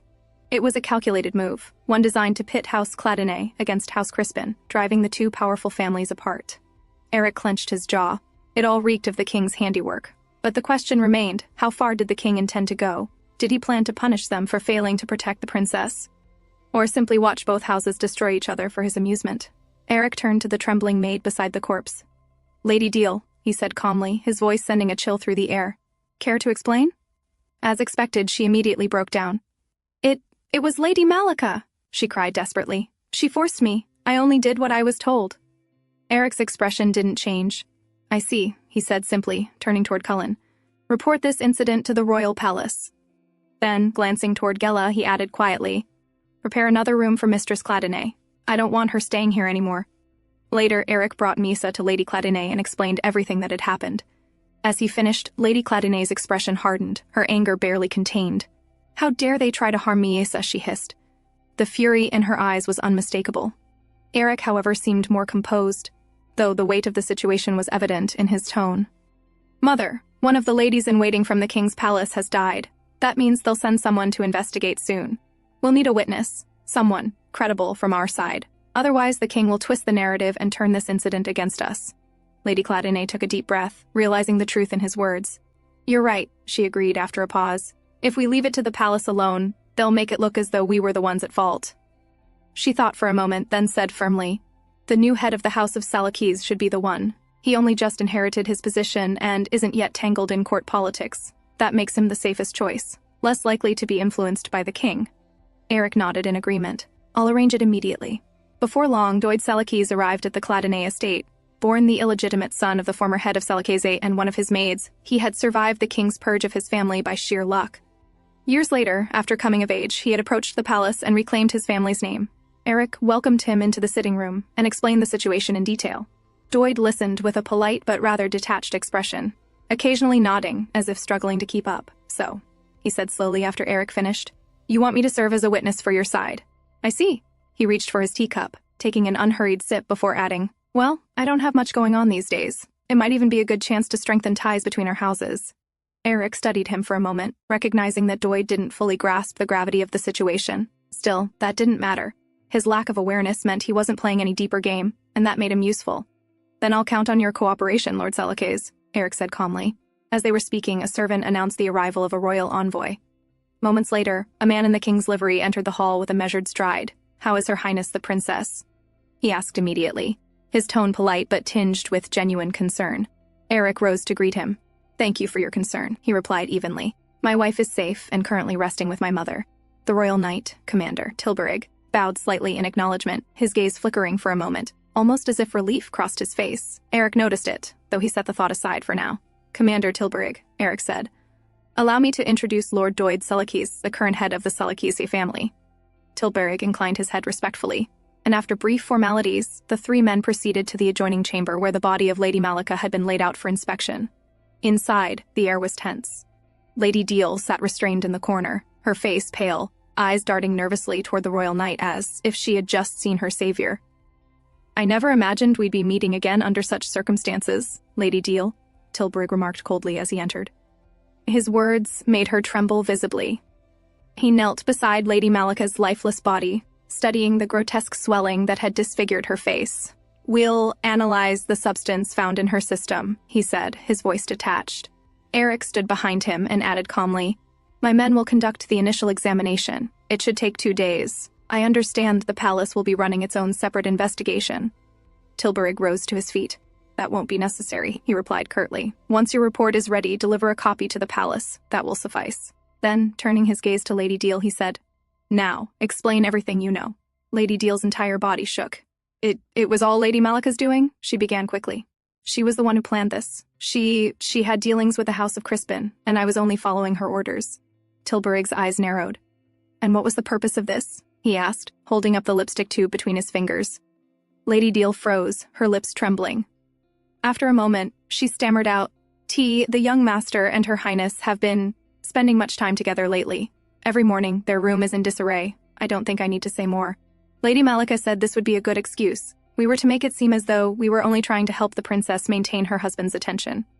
As she finished, Eric glanced toward Lord Salakis, giving him a subtle signal. It was time for him to intervene. Lord Salakis cleared his throat, trying to sound authoritative. That's quite a claim, he said slowly. But to be fair, perhaps we should also hear testimony from Lady Cladinay's other attendants. Tilburg nodded once. Yes, of course. Gela stepped forward, composed and confident. What I saw, she began clearly, was very different. When I entered the room, Lady Deal was holding Mistress Cladinay by the hair, like a hostage. Lady Malika was standing over her with the lipstick in hand. That's not... Lady Deal tried to interject, panic flooding her face, but Tilburg didn't let her finish. His voice was sharp and final. Take her in. The palace knights immediately moved forward, seizing Lady Deal by the arms. She screamed in protest, but her words were drowned out as they dragged her away. Eric exhaled silently, watching her disappear through the doorway. His plan had worked flawlessly, everything resolved without scandal. As Eric was preparing to return to Miesa, a servant entered hurriedly. My lord, the lady of House Crispin has arrived, he announced. Eric exhaled, his patience thinning. I ask that you be brief, Lady Crispin, he said curtly, taking his seat, as I must return to my wife once she wakes. Lady Crispin removed her hood with a trembling hand. I've come to ask for mercy, she said softly. Her voice was steady, though her eyes betrayed the weight she carried. She bowed her head before continuing. My parents, They were greedy. They let themselves be tempted by treason, though I assure you, their intentions were far from noble. My father is dull and slow-witted, unable to win the king's favor.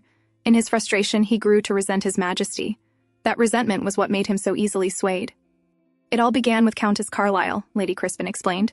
She's the one who devised the plan that caught my mother's interest. They always feared the king. Anyone could see where this was headed. But my mother, her excitement blinded her, and she led our house straight into this disaster. Eric nodded slightly, his tone calm but unyielding. I understand your position, but I'm afraid I have no choice but to hold the House of Crispin accountable. Unless, he added pointedly, you would prefer that I hold the king responsible instead. Lady Crispin gave a bitter, knowing smile. That would be impossible, Lord Clattenay. I came here only to do what little I could, as their daughter. Eric studied her carefully, then asked, one more thing. Was your family behind my father's affair? Lady Crispin shook her head quickly. No, but if you wish, we can investigate the woman and report back to you, she offered. Eric stood up, his voice cool but decisive. Very well, I can treat this incident as a trivial political misstep, but I'll require compensation. You'll send it along with your report. And, he added firmly, we also expect restitution for the attempt your family made to harm one of my people. Lady Crispin bowed her head. I understand. I offer my deepest apologies. Just then, the doors opened again. Margrave Clattenay strode in, his voice sharp with disapproval. You didn't even glance at each other when I arranged the marriage, and now you're meeting in secret? Lady Crispin immediately rose and bowed. My lord, she murmured before taking her leave with her knight, leaving father and son alone. Eric turned to his father with a cold stare. What took you so long? He asked flatly. I heard, the Margrave said, his tone rising with anger, that for that mad woman you killed one of the king's attendants, and now you're favoring the knights. Do you intend to hand the commander's position to Amberic next? Eric let out a mirthless laugh. You're one to talk. Tell me, father, how much do you really know? For instance, were you aware that the king was behind this entire incident, that all of it was orchestrated by him? The Margrave's expression faltered, but Eric didn't stop. His voice grew louder, sharper. Or perhaps you didn't know that the barmaid you've been meeting at this late hour came with a proposal from the king himself to bind our two houses in marriage. The older man's face turned pale. His silence was answer enough. Did you at least apologize to mother? Eric asked quietly, almost weary. For putting this family in danger? The Margrave's jaw tightened. You wouldn't understand, he hissed. I've lived my whole life with a woman who scorned every decision I made. She was so competent that she mocked me simply by existing. Eric said bitterly, stepping closer. Being deceived by a barmaid was the best you could do to escape her ridicule? The Margrave flinched but said nothing. Eric scoffed, moving past him toward the door. I should thank you, father, he said coldly, pausing for only a moment. Thanks to you, I now know exactly how to avoid such disgrace. With that, he left the room, slamming the door shut behind him. Later, Eric brought Misa to their new room. She moved quietly, still dazed from everything that had happened earlier. He watched her sit on the dining table, her gaze distant and unfocused. For 12 years, no one in the royal palace had ever doubted her, not even once. Yet in the short span of a few weeks since arriving at the House of Clattenay, her secret had been exposed, twice. Misa, are you all right? Eric asked softly, his tone filled with concern. She rubbed her temple lightly. My head just feels a little clouded, she murmured. Eric brushed his hand gently over her hair, his touch comforting as he hugged her. Then you should rest, he said. But as she leaned slightly against his arm, the tension in her body eased. The moment his hand touched her, all her tangled thoughts began to blur away. To help her clear her mind, Eric led her to the balcony. The night breeze brushed gently against their faces, and for a moment, everything seemed still. Do you know Commander Tilburg? Eric asked suddenly. I do, Misa answered without hesitation. What is he like? Eric pressed, curious. Tilburg? She repeated, her tone suddenly flat. He's a fraud. And a traitor. Eric blinked, taken aback. A fraud? He echoed. He had just met Tilburg earlier that day. The man had seemed disciplined, confident, and loyal. Hardly the kind of person one would call a fraud. Misa, Eric asked carefully, you know what a fraud is, right? Yes, she replied simply. Someone who deceives others to get what they desire. Then why are you calling Tilburg one? Eric asked, his brow furrowing slightly. Misa tilted her head. Why are you asking about him? He was here earlier, Eric said. He came to conduct a palace investigation. The moment he said that, Mia's expression changed completely. The dull emptiness in her eyes was replaced by sudden brightness. Tilburg was here, in this house? She asked, her voice full of excitement. Eric blinked again, taken off guard by her reaction. You said he's a traitor, he reminded her. Why are you happy to hear about him? He is a traitor, she replied honestly. But he's also my friend. We're close. Your friend? Eric repeated slowly. You know what a friend is, right? Yes, she said with a faint smile. He used to play with me. Eric hesitated, trying to make sense of her words. Then what did he do? No. First, tell me this. Why do you say he's a fraud? What did he desire, and who did he deceive?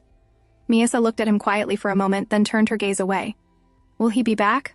She asked instead, ignoring his question. Miasa, Eric said gently but firmly, answer me first. But she didn't. Her expression softened, as though she'd withdrawn back into her own thoughts. Then, as if to change the subject, she murmured in a small, almost teasing voice, but we already did it together, didn't we? Eric blinked, taken aback again. Wait, are you refusing to tell me because of that, he asked? Just because we spent the night together? He sighed and added, you know, we can always talk again another time. It's not... Before he could finish, Miasa looked up at him, blushing furiously. Is that something you can do more than once? She asked in a quiet, almost innocent tone. Then, realizing what she said, she quickly covered her mouth, embarrassed. But I didn't talk that much. I still haven't told you about Tilburg. Eric exhaled deeply, rubbing the bridge of his nose. I have no intention of doing anything tonight, he said at last. You're tired. You should rest. Miasa nodded and leaned against his chest. You're right, she murmured softly. I'm tired. Let's go to sleep. All right, Eric replied quietly. Let's get back inside, his gaze lingering on her calm face. What on earth was she hiding this time, he wonders. That night, Miasa saw a terrifying dream. Eric sat at the edge of their bed, his body drenched in blood, his eyes distant and lifeless. Startled, she jolted awake, her heart pounding violently in her chest. For a brief, horrifying moment, she couldn't tell if it was real. Her trembling hand reached out toward him. He was there, lying beside her, breathing softly, peaceful in sleep. She exhaled shakily, her chest tightening with relief. It had only been a dream. Carefully, she lay back down, inching closer until she could feel his warmth. Pressing her forehead against his shoulder, she whispered softly, Don't die. Please don't leave me. He had saved her, comforted her when she was scared, and not long ago she had only wished for him to stay alive, to not do anything reckless. But now she realized that wasn't enough anymore. She wanted to live longer with him, to stay by his side, no matter what. For the next few days, Miasa spent all her time wandering through the mansion. She didn't rest, always moving from one corridor to another, as if afraid something terrible might happen if she stopped. Eric watched her quietly, realizing her sudden cheerfulness was only a fragile mask, something she wore to hide the lingering fear in her heart. One evening, while Miasa and Gela were resting in the changing area, tired from their endless walking, they suddenly heard raised voices echoing from inside. It was Lady Cladonay and Margrave Cladonay. Gela froze. They weren't supposed to overhear that conversation, but when she saw Miasa curiously tilting her head toward the sound, she panicked and handed her a clean cloth. Bite this, mistress, she whispered urgently, and don't make a sound. Through the half-open window, the argument grew clearer. Margrave Cladonay had finally brought up the matter of his affair, his voice trembling between guilt and anger. Lady Cladonay, however, remained calm, cold even. I don't care, she said plainly. I've never expected anything from this marriage. You played your role as husband, and for that, I'm grateful. But it's time you hand your position to Eric now, Margrave stammered, trying to justify himself, but she cut him off sharply. We'll begin the preparations tomorrow, and don't worry, your lover will be safe. With that, Lady Cladonay turned and left, leaving her husband standing there, pale and defeated. Gela's hands trembled slightly. She knew they'd heard something they shouldn't have. Without another word, she quickly lifted Miasa onto her back and hurried down the hall before anyone noticed. As they passed a group of maids, one of them stopped them suddenly. Ah, Gela, she called. Do you know what kind of product Mistress Cladonay uses during her monthly period? Her ladies-in-waiting used to handle it, so we never intervened. But now that they're gone, we'll need to take care of it. Gela froze in her tracks. Her eyes widened. She hadn't even thought about that before. That evening, Gela went to Eric's room, where he and Miasa were sitting together on the bed, Eric playing with Miasa. What did you want to talk to me about? Eric asked without looking up, still indulging Miasa's game. Gela hesitated for a moment, then said carefully, I think Mistress Cladonay hasn't had her periods in quite a while. Eric froze mid-movement, his hand stopping in mid-air. His gaze shot toward her sharply. Gela quickly waved her good hand, flustered. No, that's not what I mean. I'm not saying she's pregnant, she clarified in panic. What I mean is, her cycles seem irregular. Or maybe... They stopped. Eric's expression shifted from surprise to concern. Explain, he said simply. Gela took a breath. I've been attending to her for almost 2 months now, she began. And I've never seen any sign of her monthly cycle. The laundry maid said the same. None of her linens ever showed traces either. When they tried asking her old ladies in waiting, they said they'd handle it and warned us not to interfere. So no one followed up after that. Eric frowned slightly, trying to make sense of it. I don't have much knowledge in that area, he admitted calmly. You'll need to be more specific. Are you saying something's wrong with her body? Jella sighed and rubbed her temple. She didn't want to say something that might distance him from Miyasa. But she couldn't avoid the truth. I mean, she might not be able to give you an heir, she said quietly. Eric nodded slowly. I see. Then tell me, what could cause that? Well, malnutrition is one of the most common reasons, Jella replied. And when she arrived, she was far too thin. That could easily be the cause. Miyasa, resting quietly on Eric's lap, listened in silence. She didn't understand most of what they were saying, only that it was about her. She wanted to ask Eric, but Jella was here. Could there be any other cause? Eric pressed. Jella nodded grimly. There could. Judging by how her previous maids behaved, it's possible they were poisoning her slowly over time. Eric's expression darkened. If that's true, can we find out what they gave her? Jella scratched her head, thinking. Normally, we'd ask the person directly, but that's not an option here. We'll have to identify it ourselves. And depending on the kind of poison used, some foods could be catastrophic for her. At that, Miyasa suddenly raised her head. Catastrophic? She echoed softly. Is it dangerous? Both turned toward her in surprise. Jella's eyes widened so much that she stumbled backward, nearly falling over. You spoke, she stammered. You really spoke. Eric turned to Miyasa. Are you sure about this, my lady? He asked gently. Miyasa nodded. We can trust Jella, she said firmly. But Eric wasn't entirely convinced. Now that her secret was out, he had to take precautions. Then I have no choice, he murmured. I'll take her family as hostages. Before he could finish, Miyasa quickly grabbed his hand, eyes wide. Don't do that, Eric. Her sister is getting married soon, to someone she loves. Don't ruin their wedding, she pleaded. Besides, I feel much more comfortable when Jella is around. Eric let out a slow sigh. Who could say no to that face? All right, he conceded quietly. Jella, still frozen from the shock of hearing her mistress speak, blinked rapidly. Miyasa turned toward her and said softly, Jella, get yourself together. You have to prove to Eric that you can be trusted. Jella rubbed her forehead and finally managed a weak laugh. I guess I need a little time to process all this, she muttered. Miyasa giggled, spinning lightly, holding Eric's hands. Then tell us when you're ready, she said cheerfully. Once you are, I'll explain what kind of drink they gave me. Later, as the three of them sat together, Miyasa recounted in detail. 3 days before the wedding, they made me drink something thick and brown. My stomach hurt a lot after that, and they also forced me to take some medicine that made me sleep. Did you ever experience any bleeding after that? Jella asked cautiously. Miyasa thought for a moment, then shook her head. No, never much. Jella sighed deeply and stood. At this point, she wasn't sure whether it was the result of poison or a defect in Misa's body. Either way, she needed proof, so she gently took a strand of Misa's hair. Then, turning toward Eric, she used subtle gestures to inform him that she would conduct the examination soon and report the results as soon as she had them. After that day, Jella buried herself in books, medical records, but no matter how much she read, she couldn't find anything that matched the description of the substance Miyasa had drunk. If it truly was poison, it could have a long incubation period, and though Miyasa seemed fine now, that didn't mean she was safe. Jella needed answers, and soon.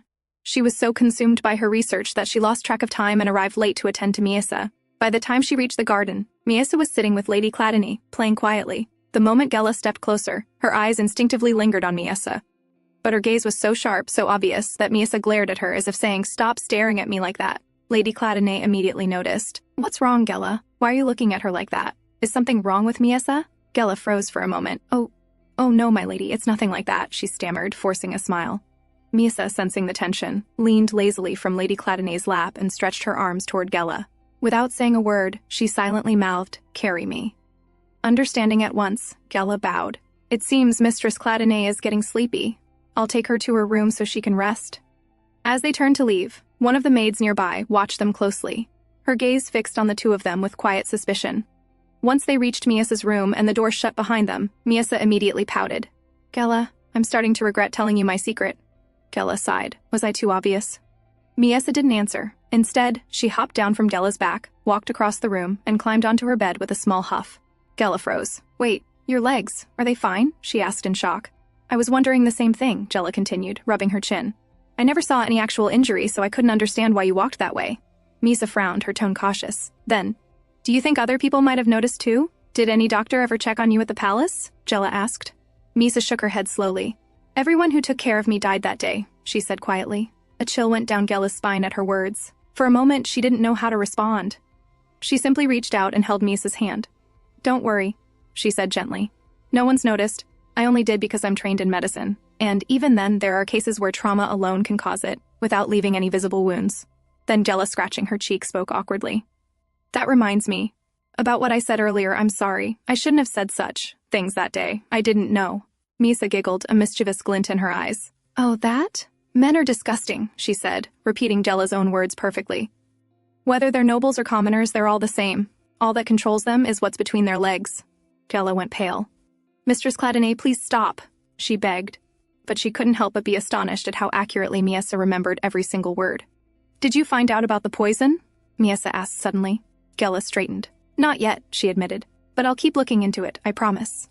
Miesa nodded, then asked innocently, "What did you mean by may not be able to give an heir?" Gella hesitated. It's okay," Miesa said, tilting her head. "If it's too hard to explain, I'll just ask Eric." No, I'll explain," Gella said quickly. "What I meant is, it's possible you might not be able to get pregnant." Miesa blinked, confused. "Is that something to be ashamed of?" Gella shook her head, then sighed. "Not ashamed exactly. But in noble families, producing an heir is very important. If a wife can't, people start looking down on her." Miesa stared blankly at the ceiling. To be looked down upon? That was nothing new to her. What more could she possibly lose? She had never held any power to begin with. That night, Eric woke up to the sound of heavy rain pounding against the windows. The wind howled through the cracks, and thunder rumbled across the dark sky. He remembered what Miesa had once said, that she hated rain. Getting up quietly, he crossed the room and closed the curtains to block the flashing lightning. But as he turned, he noticed Miesa trembling in her sleep. Her face was pale, her body stiff, and her breathing had grown uneven. "Miesa?" he called softly. When she didn't respond, his calm expression turned sharp with worry. Moments later, Gella arrived. "She's frightened. She hates rain," Eric explained, his voice tight with concern. Understanding immediately, Gella hurriedly soaked a cloth and placed it gently on Miesa's forehead. Then she tore a small roll of paper and tucked it carefully into Miesa's ears. "It'll help block the sound," she said softly. In her dream, Miesa saw her mother's face. "Misa!" the woman called gently. Miesa reached out, desperate to touch her, but when her fingers finally brushed skin, she woke with a start. Her wide eyes met Eric's face, close, warm, real. Startled, she sat up abruptly, confusion flashing across her features. Where am I?" "You're home," Eric said gently. "You had a fever. You've been sick the entire day." She blinked, realizing the truth. His hair was damp, his eyes tired, but he was still sitting beside her. He hadn't left even once. He must have stayed there all day, managing his work from her bedside. Her heart began to pound harder in her chest. "Do you need something to eat?" Eric asked, starting to rise. Before he could stand, Miesa reached out and grabbed the hem of his shirt, holding it tightly in her small hand. Her heart raced. That warmth she felt, it reminded her of something she hadn't known in years. Once, she had been surrounded by love, by people who smiled at her just because she existed. But after that dreadful day, she'd forced herself to forget that kind of warmth. Since then, she had only lived as if she were on stage, pretending to be the mad girl in a cruel play.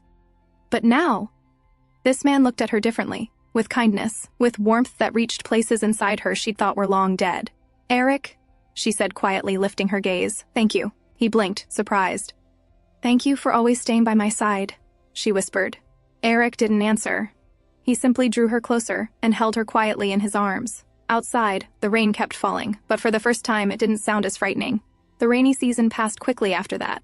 Eric stayed with her for 2 full weeks, rarely leaving her side. Thanks to his patience, Miesa no longer needed to block her ears every time it rained. She could even sit by the window and watch it, so long as there was no thunder. But now, as she sat beside him, she found herself unable to meet his gaze. Something stirred inside her whenever she looked at him. Something strange, new, and uncontrollable. "Miesa, what's wrong?" Eric asked softly, noticing her avoiding him. "It's nothing," she murmured, closing her eyes. Still unconvinced, he reached forward and brushed her forehead with his hand. "You don't have a fever again, do you?" When he couldn't tell, he placed his hand on his own forehead for comparison, leaning closer in the process. Their faces were only inches apart. Miesa's heart thumped violently. Her stomach fluttered with a sensation she didn't understand, and before she could stop herself, her fist flew. A light but sharp punch landed right on Eric's cheek. He froze, utterly still, the corner of his mouth twitching slightly, as if deciding whether to laugh or sigh. And Miesa's heart nearly stopped as she realized what she'd just done. The next morning, Gella entered Miesa's room carrying several newly delivered dresses, the ones Eric had ordered for her. Mistress Cladonay, she said cheerfully, setting the boxes down. The clothes have arrived. Would you like to try them on? But Miesa stood quietly, her eyes distant. The guilt from last night still weighed on her. The memory of accidentally striking Eric's cheek wouldn't leave her mind. Eric was admired by everyone. People always praised how handsome and graceful he was. Even Gela and the maids sometimes whispered about him with admiration. And yet, he was the one who had seen her at her worst. The thought of that disgusted her. Why did she care so much about what he thought? She didn't understand it herself. He had said he was only kind to her because she was part of his family now. And though they had shared their wedding night, that too had only happened after she'd begged him, pleaded with him. So what exactly did she want from him? Her heart ached when she realized she wanted him to want her, not out of duty, not out of pity, but because he truly desired her, and lately, he hadn't even kissed her. Gela, she said suddenly, lying on the grass in the garden, her hair spread beneath her. I read that noble women put colors on their faces. Makeup, they call it? Yes, Gela replied, adjusting the hem of Misa's new dress. Why are you suddenly curious about that? Misa's heart jumped at the question. Why indeed? Why did she want to know something like that? Embarrassed, she quickly diverted the topic. Have you ever tried it? Gela laughed. Oh no, not for people like us commoners. We have to spend our coins on more important things before paint and powder. Misa tilted her head, thinking. Then she began murmuring numbers to herself, calculating how much the Cladonay household might be spending on supplies, food, and salaries each year. Gela blinked, stunned. You're really amazing, Mistress Cladonay, she said, genuinely impressed. You remember every figure so easily. Amazing? Me? Miesa asked, surprised. Yes, of course, Gela said with a smile. Not everyone can do what you just did. Miesa leaned forward eagerly, her eyes shining. Am I really that amazing, Gela? Gela nodded with certainty. You are. Realizing how happy she was to hear that, Miesa quickly leaned back, face flushed. Why did she enjoy the praise so much? Trying to hide her embarrassment, she changed the subject again. Gela, could you teach me those signs you used to talk with Eric sometimes? Sign language? Gela asked. Wouldn't it be better to ask the young master to teach you himself? Miesa shook her head quickly, smiling shyly. No, let it be our secret. I want to surprise him. Gela chuckled. As you wish, Mistress Cladonay. Meanwhile, Eric sat in his study, resting his chin on one hand, his fingers brushing the faint red mark still lingering on his cheek. The memory of Miesa's startled punch kept returning to him. That night, as he tucked Miesa into bed, he asked gently, What did you do today? Relieved that he didn't seem angry, Miesa avoided his gaze. I tried on the dresses with Gela. Then we walked in the garden. Eric leaned in a little, closer, his voice low. And? She turned her face away quickly, tugging the blanket higher. I'm really tired, so let's go to sleep. But Eric didn't move back. Why are you avoiding my eyes? I'm not, she said too quickly. You're not. No. Why would I? She said, her tone stiff. Eric studied her quietly for a moment before asking, Then why won't you look at my face? Does my touch make you uncomfortable? Her heart skipped. No, of course not, she said, flustered. Then turn toward me, he said softly. I'd rather not look at your back all night. Slowly, she turned to face him. Her heart began to pound again. Eric simply pulled her close, holding her tight without realizing what storm of emotion she was carrying. The next morning, a letter arrived from the palace. Eric opened it, scanning the neat handwriting. Commander Tilburg would be visiting in 2 days. He turned to Edel, who stood waiting for orders. Did you find anything on Tilburg? Yes, my lord, she replied. According to my sources, he's utterly loyal to the crown. She hesitated, lowering her voice. She had also discovered something strange. A few years ago, Tilburg had proposed marriage to the princess. But she didn't understand why. A loyal knight wouldn't make such a request unless he was truly in love with the princess. But if he married her, she'd lose her royal status. So either it was love or the king's scheme. And apart from that, she had also overheard the maids whispering. Before Lady Malika died, she shouted that the princess was deceiving you. No one believed her, of course, but it made her wonder. She decided to keep digging quietly and refrained from telling members of Cladonay for now. The Cladonay family, she thought, was too blind where the princess was concerned, and if there was any danger ahead, she'd uncover it herself. Later that day, a new lady-in-waiting from the palace arrived. She greeted everyone politely before bowing before Miesa. She was the same woman who had once helped the Cladonay family expose the corrupt headmaid, and in return, Eric had helped her brother-in-law secure a post. After she left, Miesa whispered to Eric, I know her. She served under the headmaid before. She always kept her distance when she couldn't stand what was happening. But she stayed loyal because she has 3 sons. She wanted them to succeed. Eric listened quietly as she spoke, surprised by how freely she was sharing her thoughts today. Miesa glanced up at him afterward, smiling softly to herself. She had talked so much, told him so many things. Maybe tonight, he would finally kiss her. 2 days passed. Yet the kiss Miasa had been quietly waiting for never came. Instead, Commander Tilburg arrived at the Cladonay estate. He presented a small gift. Eric accepted it, a delicate statue of the goddess. "It's for the princess?" Tilburg added, his tone formal yet faintly hesitant. "It's said to ward off nightmares. I thought it might help her sleep better. Is she still having difficulty resting?" Eric looked up, his eyes cold but polite. "No," he said evenly. "She's fine now. Thank you for your concern." Tilburg nodded, his expression softening with visible relief. Afterward, they moved to discuss official matters. The substance was a deadly extract, derived from a rare spider, Tilburg explained.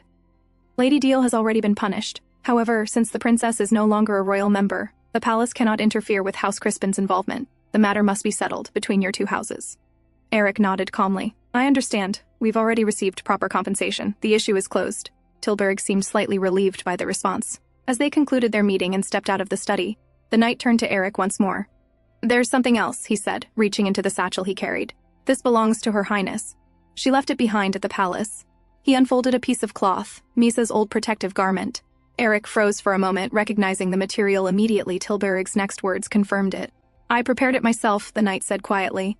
Eric's gaze darkened. His eyes drifted, not to the garment, but to the faint scar above Tilburg's forehead, a small but deep mark, old enough to tell its story.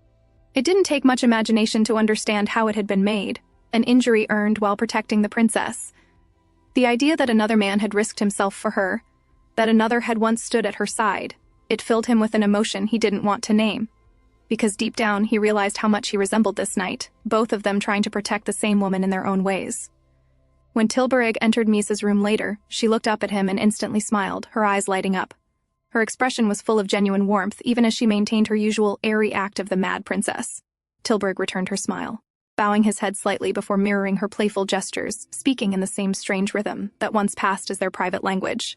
For a moment, they looked as if they belonged to another world entirely, two people who understood something unspoken. Behind them, Eric stood in silence, watching.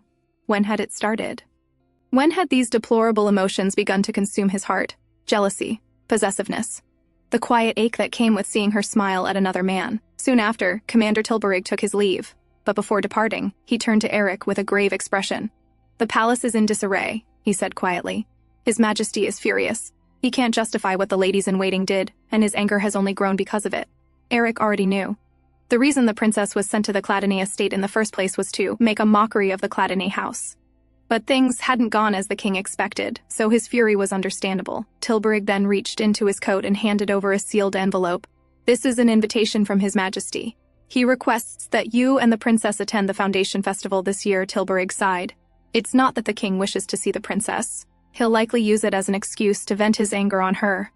My advice: attend the ceremony, show your faces, and leave as quickly as you can."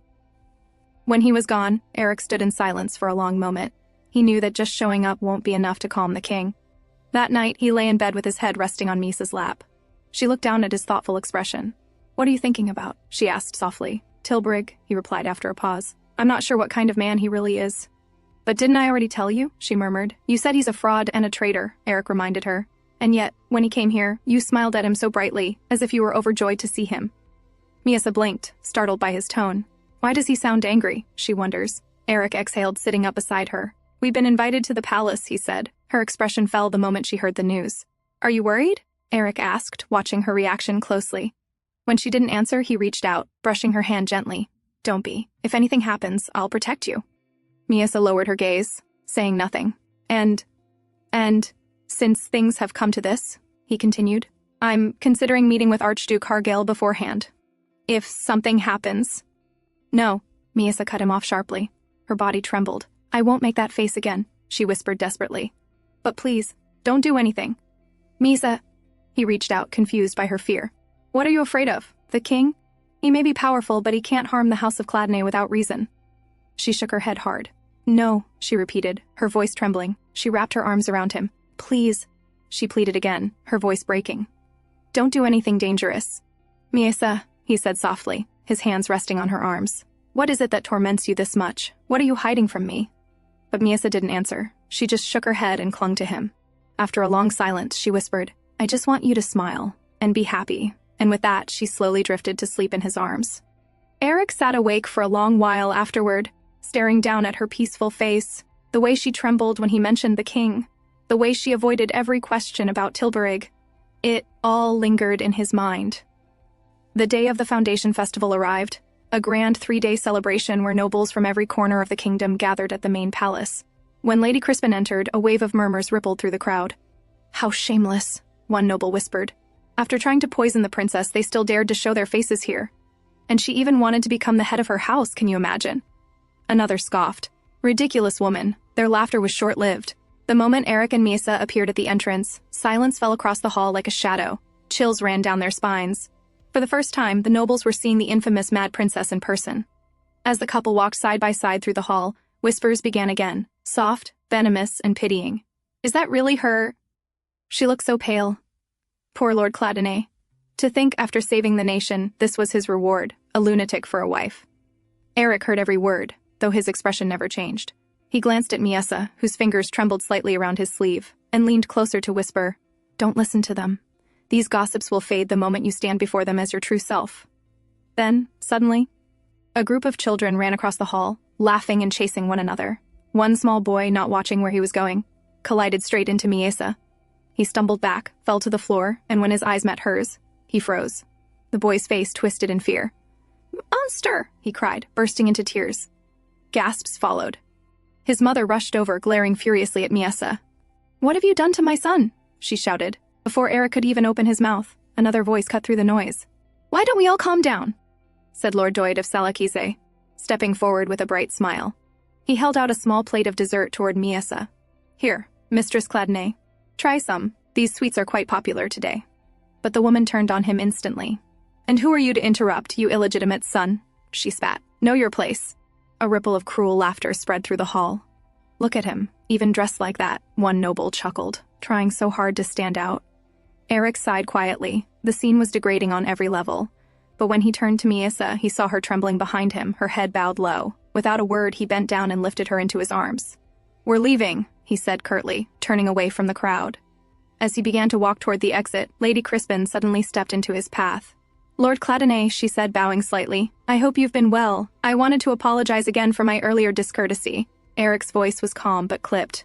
"I'm afraid this isn't the right time, Lady Crispin.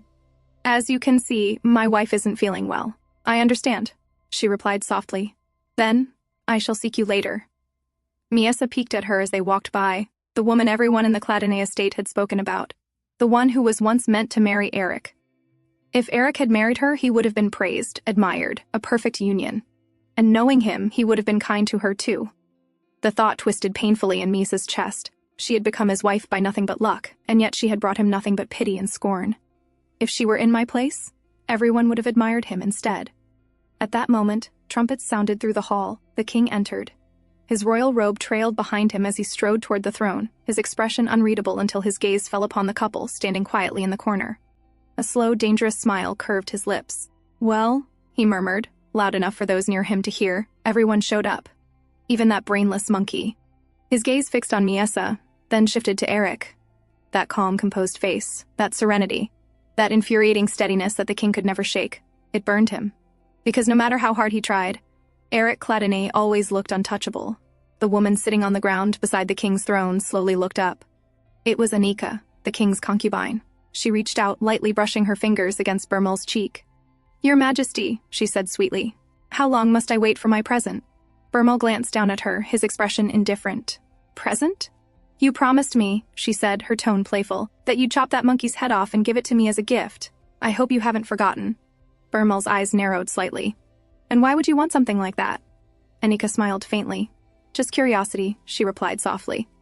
"I want to see if that monkey will still have that insane smile on her face, even after her head is separated from her body." She rose from the floor, setting herself gracefully on the king's lap. "Wouldn't you like to see that too, Your Majesty?" she whispered. Bermel gave a low laugh. "You're nothing but a pathetic monkey yourself," he said coldly. "Yet you still dare to flirt and bat your lashes at me just because you're treated a little better." Before Anika could respond, Silath, the court palatine, entered and bowed deeply. "Your Majesty," he said, "Master and Mistress Cladonnet have arrived. They've been standing quietly in the corner, as if they don't wish to attract your attention." He hesitated, then added, "It seems they've grown a bit too confident, believing that in the outskirts the House of Cladonnet holds more power than the crown." A sharp crack echoed through the hall as Burmel's hand struck Selath across the face. "Enjoying yourself?" the king asked dangerously. "How dare a pathetic insect like you speak about the crown's authority?" Selath shook his head. "Of course not, sire. I only meant to warn you out of loyalty. I don't wish for the princess's husband to develop any wrong ideas." Burmel's gaze shifted across the hall. His eyes found Miessa and Eric, still standing silently in the corner. "I suppose you're right," he said slowly. "How can I allow my precious sister to stand in a corner all night long? Go, let Master Cladonnet stand somewhere I can see him." Selath bowed again and left quickly to carry out the order. Annika, still sitting stiffly, turned to the king. "Your Majesty, there are still 2 more days of the festival," she said carefully. "You don't need to act so—" Before she could finish, Burmel's hand shot out, gripping the back of her head. "Annika," he said, his voice low and dangerous. "That monkey is my toy, and no matter how much you flirt or act like a cute pet, you'll never amuse me the way she does." He yanked her hair harder, forcing her to look up at him. "Because even though she's insane, she's quiet, obedient, and she knows who her master is. And right now," he hissed, "Master Cladonnet is the one holding my amusement. Do you understand how much that irritates me?" He released her hair suddenly, his voice colder. "And I don't recall giving you permission to crawl onto my lap." With that, he pushed her off him. Annika fell hard onto the marble floor, gasping. Burmel leaned down, his voice a harsh whisper near her ear. "Do what you do best," he said. "Cower at my every glance. Everyone should bow to me, flinch at even the slightest twitch of my brow." "Because I," he said slowly, "am the only one in this kingdom who received the goddess's blessing. I am special." On the other side of the hall, where Eric was quietly conversing with Lord Selakizi, 2 men approached them. One was Viscount Malika, the husband of Misa's late lady-in-waiting who had died attempting to poison her. The other was Count Carlyle, whose wife had been the one to plant that very plan in Lady Crispin's mind. In short, both were nothing more than the king's lackeys. "The princess looks rather listless," one of them murmured, his tone mocking. "I hope you haven't been keeping her locked away." Their smirks made their intention clear. They were there to insult the House of Cladonnet. "Of course not," Eric replied evenly, knowing exactly what they were trying to provoke. "I would never treat my wife that way. She spends most of her time outside in the garden." "I see how things are going for the House of Cladonnet these days," Count Carlyle said with false sympathy. "I heard you're to inherit your father's position soon. Some of the higher-ups seem to oppose it, but feel free to come to us if you ever need advice." Eric sighed quietly. Advice, from them, of all people, was the last thing he needed. Before he could respond, Lord Salakis stepped forward with a grin and casually wrapped an arm around Eric's shoulder. "I'm sure there's no one more suited for that position than Master Cladonnet," he said playfully, his tone light but steady. Eric frowned slightly. They had rarely met, yet Salakisi always spoke as though he were on his side. "But I suppose the real problem lies elsewhere," another voice came. Before anyone could reply, Selath approached. "If you become the head of the House of Cladonnet," he said smoothly, "then naturally the princess will become the lady of the house. It's only reasonable that some would oppose that decision. After all, the princess is quite frail. Fulfilling the duties of the house would be beyond her capabilities. So you see, they're not opposing you, Lord Cladonnet. They're opposing your wife." Eric's expression hardened. "As an outsider, you have no right to decide whether my wife is suitable or not," he said, his voice calm but edged with warning. "And as you can see, she's unwell, so please excuse me." He turned to leave, but Selath wasn't finished. "It seems the son of Cladonnet is deeply affectionate toward his wife," he said with a mocking smile. "Or perhaps it's her condition that pleases you in the bedroom?" Eric froze mid-step. A few chuckles followed from the king's lackeys, echoing crudely in the hall. "But I suppose it's understandable," Selath continued, stepping closer. "The princess is beautiful, after all. To tell you the truth, I was quite surprised when I saw her today. I hadn't noticed it when she was young, but now that she's grown—" He leaned forward, lowering his voice. "I realized just how much she resembles her mother." His hand landed on Eric's shoulder as his gaze slid toward Miessa, still resting quietly in Eric's arms. Looking at her, Selath murmured, his tone dripping with insolence. "Brings back memories of those days. The late queen was truly a beautiful woman. So I can completely understand your attraction to her." The words barely left his mouth before Eric's anger flared. His hand shot up, gripping Selath's shoulder tightly, and with a sharp motion he shoved him back. The one who had contributed the most to making Burmel the king was none other than Palatine Selath. From childhood, Burmel had shown violent and unstable tendencies, and because of that, the late king had originally intended to pass the crown to one of his other sons. But Selath, who was the first to catch on to this, quietly incited Burmel's mother and her family, the House of Salakisi, to act. Following his suggestion, they murdered all the other princes, ensuring that Burmel became the sole heir to the throne. But before the crown could be formally passed to Bermel, a daughter was born between the late king and his third queen, and soon after that child's birth, the late king suddenly met a mysterious demise. Once Bermel took the throne, Selath immediately turned against the very family that had helped him. He caused internal conflict within the House of Seleucus, making them fight among themselves, which greatly weakened their once mighty power. Then, he struck the final blow by accusing them of being the ones who murdered the late king.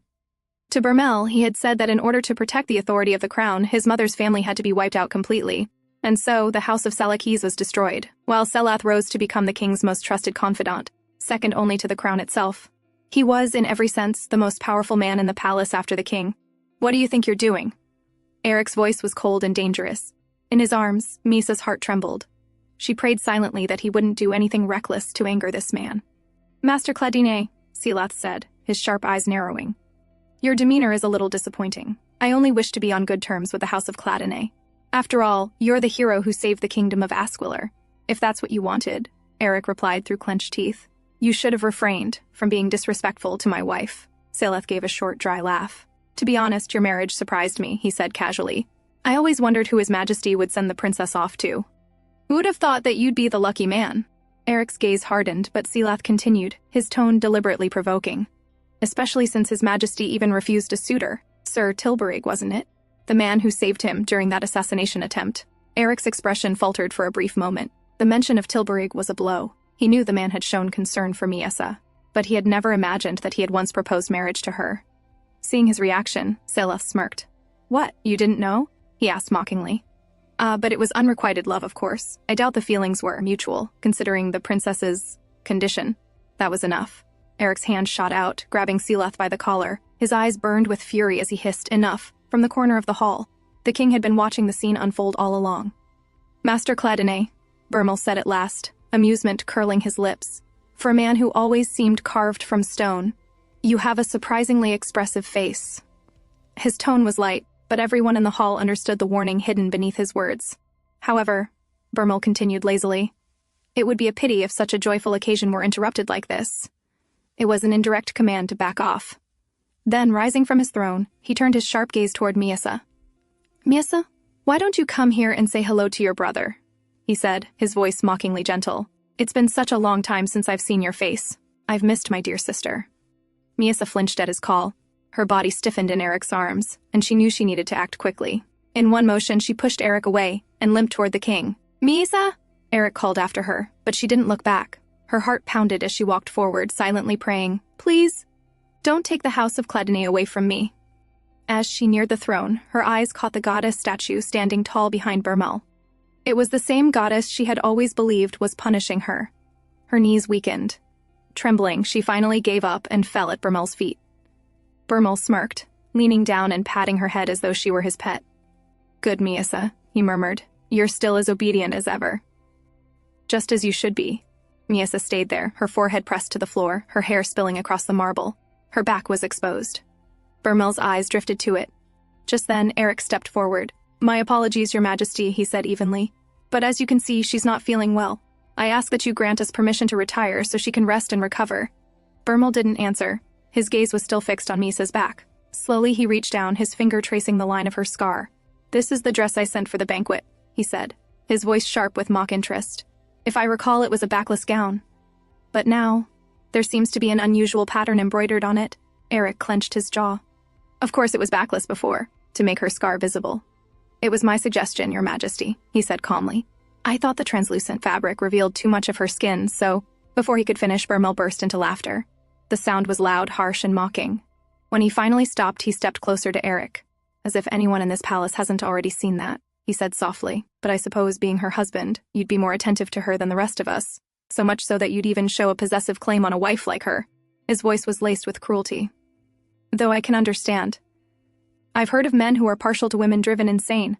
Women who can no longer comprehend what's being done to them." The king laughed loudly, his cruel words echoing through the hall as murmurs spread among the nobles. Eric had known this was coming. From the moment the dress had arrived, he'd understood that they wouldn't escape the king's attempt to humiliate them, but he hadn't imagined it would be this brutal. Bermel wasn't finished. "Who would have thought," he said with a smirk, "that the young master of Cladine would have such perverse tastes in women?" Laughter erupted around them, mocking, pitiless. Eric sat there silently, holding Misa close. He had known humiliation awaited them, but not this. And now, watching the scene before him, he realized something. This was not just cruelty. This was the reality of the palace Misa had lived in for years. How much suffering had she endured here? Why had she never told him anything? Countless emotions swirled inside him. Bermel's voice cut through the silence again. "I should use this occasion to get closer to both of you," he said lightly. "How about you two stay in the palace for the rest of the festival?" Eric rose slowly, still holding Miesa in his arms. "Your Majesty's offer is most generous," he replied, his tone polite but his gaze cold. "However, I'm afraid we must decline." Bermel's eyes narrowed. "If I offer an alternative," Eric said with a cold voice, "perhaps we can visit the palace every day instead." Hearing that, Misa's heart pounded with dread. She began pushing against Eric's chest, trying to calm the situation to stop him before things went further. And in that moment, Eric realized, despite everything he had done, all his efforts, the distance between them remained exactly as it had been on the first day they met. Bermel stepped closer, patting Eric's shoulder. "I hope," he said softly, "you won't brush off my hospitality." Eric said nothing. He understood now. He had no choice. And that helplessness burned inside him like acid. For the first time, he thought that if Misa truly were the senseless madwoman everyone believed her to be perhaps, he wouldn't feel this hollow, this betrayed. "Since both her ladies-in-waiting are gone," Bermel said suddenly, smiling, "I've decided to assign her a special attendant during her stay, someone who knows Misa better than anyone." He turned toward the entrance. A woman stepped forward and bowed gracefully. "Good day. I am Namiera, the head lady-in-waiting of the palace," she said with a smile. "I look forward to serving you, Mistress Cladine." In Eric's arms, Miasa trembled. Though she continued her act as the madwoman, her body stiffened completely at the sight of the woman. And in that moment, a chilling thought struck Eric. If Miasa were ever to tell him everything that had happened to her, would he truly be able to handle the truth? At night, Eric and Miasa returned to their assigned room, but Miasa's mind still wouldn't calm. Bermel had let them off easily today, but what would happen in the days to come? And when she remembered the head maid, she trembled, but she wouldn't be able to treat her the way she used to. She wasn't the princess anymore, she was now Mistress Cladine, and Eric was with her. But deep inside, what concerned her the most was Eric. She was used to being stared at like that, but Eric wasn't. It must have been shocking for him. If he had married someone else, he wouldn't have had to experience any of this. So what if he regretted marrying her? What if he grew tired of her? All kinds of questions swarmed her heart until she could barely breathe. Suddenly, Eric spoke, pulling her back to reality. "Misa, remember I asked you to promise you'd always be faithful to me? Until now, I thought what happened to you was too painful to talk about, but now, I can't shake the feeling that you're hiding something, that I still haven't gained your full trust." Misa flustered. No, it's not like that." "Then tell me everything," Eric pressed gently.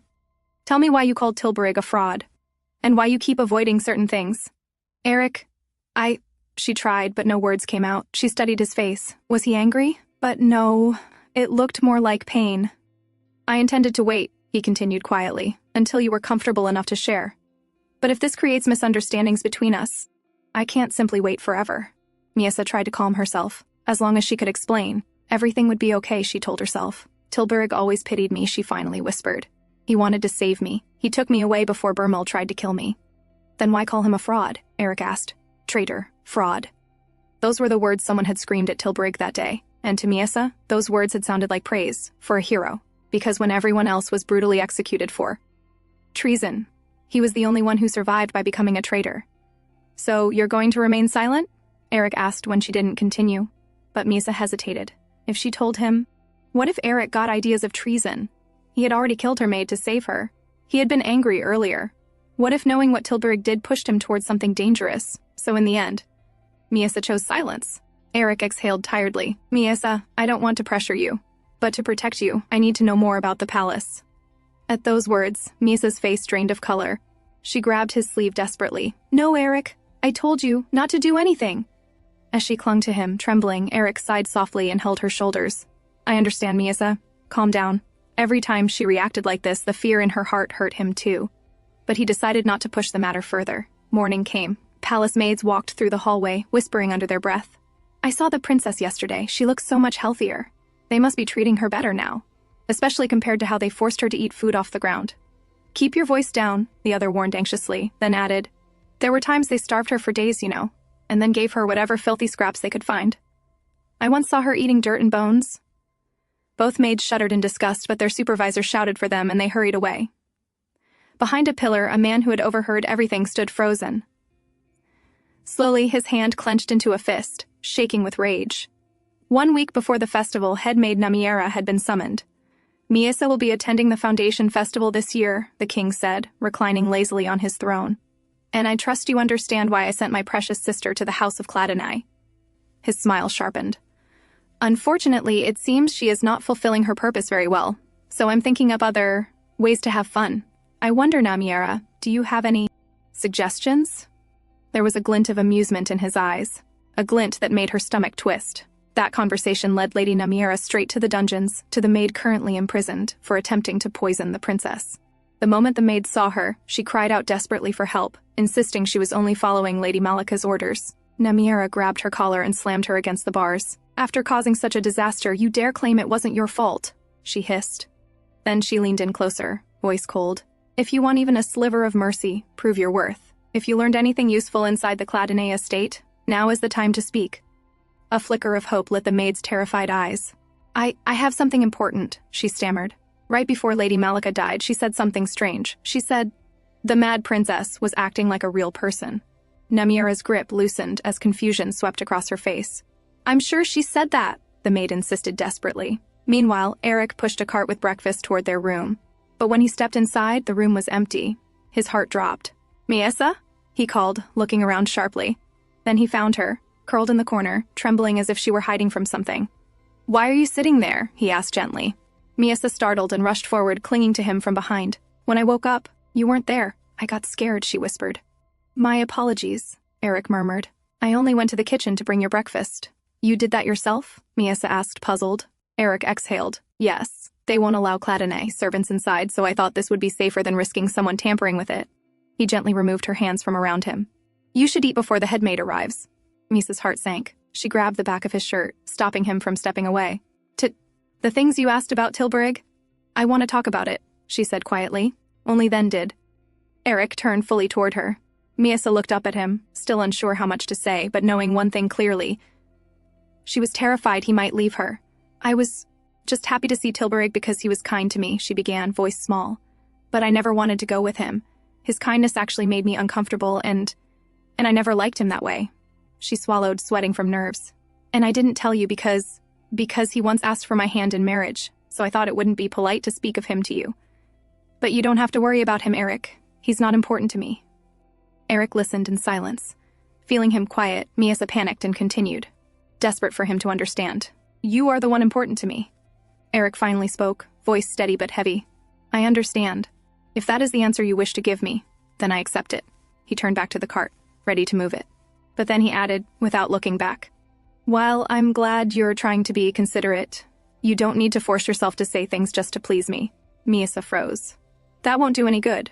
For me, or for you, or for this relationship," he continued. "And more than anything, if you were to be hurt because I remained unaware of something I should have known."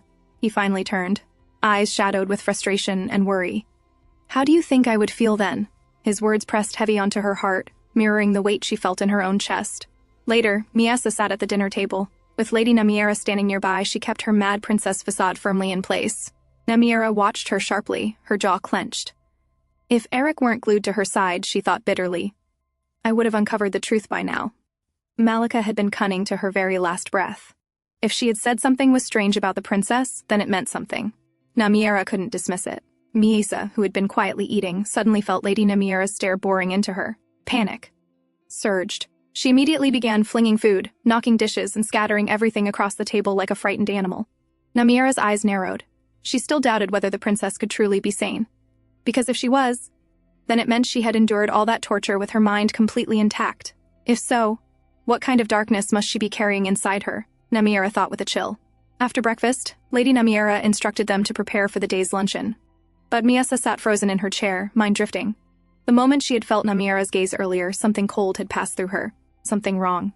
Did I make another mistake, she wondered? Did I do something again like last time? Fear squeezed her lungs. Her hands trembled. Eric, noticing, placed his hand over hers, steady, warm, silently telling her to breathe. Lady Namiera continued coolly. The servants will be here shortly. You, my lord, will prepare in this room. I will take Mistress Cladonai to another chamber and escort her to the luncheon myself. Her smile sharpened with calculation. Eric's brow furrowed. I cannot accept that. Namira bowed slightly, though her eyes glinted. My apologies, but I'm afraid it is His Majesty's order. He decreed that lords and ladies shall hold this luncheon separately. Both Eric and Miesa froze. They were trying to separate them, by force if needed. Namira smiled wider. Do not worry, my lord. The luncheon is being held for the princess. She will be the guest of highest honor. We will devote ourselves to serving her well. Her reassurance felt more like a threat. Elsewhere, Bermel lay drenched in sweat upon his bed, chest rising and falling unevenly as if trapped in a nightmare. A voice echoed in his dream. How did you get hurt? I treated you a little, but you must see a doctor. From now on, I hope you stay safe and unharmed. Your Highness. A young Bermel stared up silently at the woman before him, her face blurred but her gentle tone pierced through the darkness of his memories. About 20 years ago, soldiers lined up in perfect rhythm, boots striking the ground as one. Is this the best you can do? The leader barked. A young Bermel walked past the rows of soldiers, the first prince of Esquilor, small and expressionless. Inside the mansion, a woman cried out, Please stop! A maid tugged harder at the woman's corset strings. Just a bit more, Your Highness. We're almost done. Please hold still. As Bermel passed the doorway, the woman's desperate cries followed him. I think I'm going to die. You're suffocating me. He did not stop. He did not look back. He simply walked on until her voice faded into silence. In the palace, the king sat atop the throne while the archbishop declared loudly, Only one blessed by the goddess may sit upon this throne. His Majesty is that chosen one. Therefore, his will is the will of Esquilor. His will is the will of the goddess. At dinner, the princes sat in a row. A strict tutor paced behind them. Prince Bermel, she sighed as his knife slipped from his fingers yet again. You cannot continue like this. As the first prince, you must be flawless, so the others may learn from you. The younger princes snickered, while Bermel lowered his head. I have no choice, the woman said sharply. I will report this to His Majesty. Later, in frustration, a woman hurled a glass toward Bermel. It shattered near his feet. His Majesty has abolished the rule of the firstborn's right to the throne. Do you understand what that means? She shouted, voice trembling with rage. Young Bermel knelt on the floor, clutching his bruised knee, eyes lowered. I warned you not to lose His Majesty's favor, his mother spat. You are the eldest son. You could have become king without effort, and now you've ruined everything. Do you think my family will pity you just because you are my son? Her voice dropped cold and sharp. Remember this, Bermel. If you do not become king, you are worth nothing. Outside in the garden, Bermel picked up a stone and threw it at a small bird. The impact made his mother's words echo relentlessly in his skull. He took a shovel and dug a hole. When he placed the bird inside, a soft voice sounded behind him. Oh dear. Is it dead? Poor thing. He turned. It was a woman, gentle-faced, concerned. Did she see him kill it? Should he bury her too? But the woman smiled sadly, unaware of his thoughts.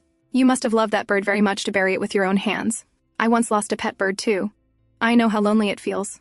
It was Misa's mother. She later guided him inside and showed him her new pet bird. After seeing how sad I was, His Majesty gifted it to me, she said warmly. A child's cry echoed from behind. She rushed over, lifting a small girl into her arms. There, Misa. It's all right. I love you always. Bermel watched the mother and child frozen. Love? The word was foreign. Had anyone ever loved him? Faces flashed in his mind, people yelling, scolding, striking. No. No one. Darkness festered inside him, deeper and deeper, until one day it consumed him entirely, driving him into committing an unforgivable sin. Who knew His Majesty would pass so suddenly? Apparently he suffered from some mysterious chronic illness. Those murmurs filled the palace halls. One by one, the princes were killed, his siblings eliminated. Bermel ascended the throne everyone claimed he didn't deserve. Miasa's mother had cried at her husband's funeral, and that expression, that anguish, haunted Bermel to this day. Bermel jolted awake from his nightmare, drenched in sweat. Beside him, the woman rose quickly. Your Majesty, what happened? He clung to her like a frightened child. I'm scared. It's all right, Your Majesty, she soothed, gently touching his arm. But he kept trembling, muttering, It's their fault, all their fault for looking down on me. They're the ones who started it. She tried to calm him. It was only a dream. Suddenly, he pushed her aside and staggered to the window. It's not my fault, he whispered harshly. I did nothing wrong. As he stepped near the window, his eyes widened as he spotted Eric and Miesa in the hallway below. I understand now, he breathed. Why I cannot sleep peacefully. His fingers gripped the window frame. It's because I let that couple of rats into my palace. Outside, Eric tried his utmost to remain by Misa's side, but Lady Namiera blocked him yet again. Lord Cladonay, she sighed, irritation dripping from her voice. Haven't we gone through this already? It is His Majesty's decision. You must part ways here. I won't do anything, Eric insisted. I will only stay beside her. The luncheon can proceed as usual. Lady Namira's jaw clenched. For a moment, it looked as if she would refuse, but eventually she exhaled sharply. Fine. I will request His Majesty's permission for you to accompany her to the doors of the banquet. That is the most I can allow. Now, I trust you'll accept this fair compromise. She extended her hand toward Miasa. Allow me to take Her Highness so I may prepare her for the luncheon. But Eric stepped forward, remembering vividly how the maids treated Miasa earlier. He couldn't risk it again. I will prepare her myself, he declared firmly. Lady Namira let out a long, annoyed breath. I'm afraid under court etiquette, that is impossible. And I am beginning to wonder if perhaps you harbor unsavory intentions. Of course not, Eric said sharply. My wife is unstable. As her husband, I must ensure her safety with my own eyes. But this time, Lady Namira did not yield. She tightened her grip on Miasa's wrist and tugged her away. Lord Cladonay, I assume you do not wish to follow us into the dressing chamber. Eric's teeth clenched. He had no choice left. Then I will wait directly outside this door, he said at last. If I hear the slightest disturbance, I will enter without warning. I trust you understand. Lady Namira's gaze hardened. Lord Cladonay, I will be sure to report all of these actions to His Majesty. With that final warning, she closed the door behind her, dragging Miasa inside. Eric's fist tightened, until his knuckles whitened. He had no choice. Protecting Miasa mattered more than whatever consequences awaited him later. But he was helpless here. He could not plan anything in advance. The palace was unpredictable, dangerous, and he knew nothing of what Miasa had truly endured. Anyone who might have told him, her friends, her allies, were long dead. The only person who might understand Miasa's past and the palace's secrets was Archduke Hargale. Lost in thought, he suddenly heard a noise from inside the room. A chill shot through his spine. He lunged at the door, forcing it with all his strength. It didn't budge at first, but after several pushes, it burst open. Miasa! He rushed inside, breathless. The room was empty. His heart dropped. The window was open. Eric dashed toward it and saw one of Miasa's shoes lying outside on the ground. What did that damn woman do to her? He didn't waste a second. Eric jumped out the window and ran, scanning every direction, panic tightening around his chest. He didn't know where the women's luncheon was held, or where Lady Namira might take her. He had promised to protect Miasa, and now he had failed her. As he raced through the corridors, a figure stepped into his path. Eric skidded to a stop, chest heaving. Commander Tilburg stood before him. Meanwhile, after Eric had left, Lady Namira emerged from the hidden underground chamber, muttering curses under her breath. She was relieved she had finally gotten rid of the meddlesome husband. She turned back to Miasa, grabbing her by the hair. Lady Namira hissed, "You know, I heard something very amusing." Her eyes narrowed. "Someone said you might not be insane after all." Miasa's face drained of all color. "She knows." "It sounds ridiculous. Nonsense, really." Namira continued, lips curling.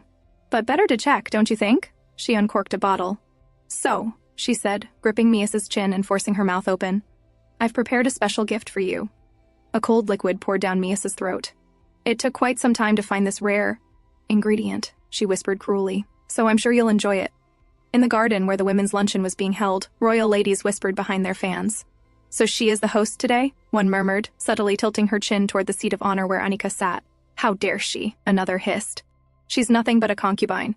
And yet she sits there, boldly, claiming the place of distinction.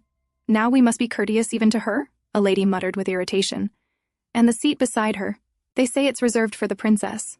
My goodness, what is happening to this palace?" Their hushed complaints swirled like gnats around Annika, but she kept her gaze on the table before her. Her fingers lifted to her neck, brushing faint fingerprint marks still etched into her skin. The sight of these noble women envying her made her want to laugh. Bitterly. If only they knew. In their eyes, her life looked enviable, manageable, bearable. But she spent every moment flinching at a single word or glance from the king. That morning, Bermel had wrapped himself around her from behind, his breath hot at her ear. "You will host the women's luncheon today," he murmured. His voice alone made chills crawl up her spine, not out of affection but terror. "Yes, Your Majesty," she murmured dutifully, the way a caged animal responds to a predator. She only wanted one thing, survival. If humiliation was the price, she would endure it. She believed, desperately, that this torment would end someday. Then Bermel lifted his head from her shoulder, sliding a hand around her neck.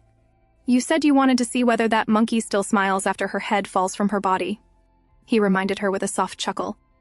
"If you provide me with sufficient amusement during the luncheon, I may consider granting your request." His grip tightened around her throat. The truth struck her then. She had been wrong. There would be no end to this. Not soon. Not ever. Remember one thing. Bermel's voice dipped lower, colder.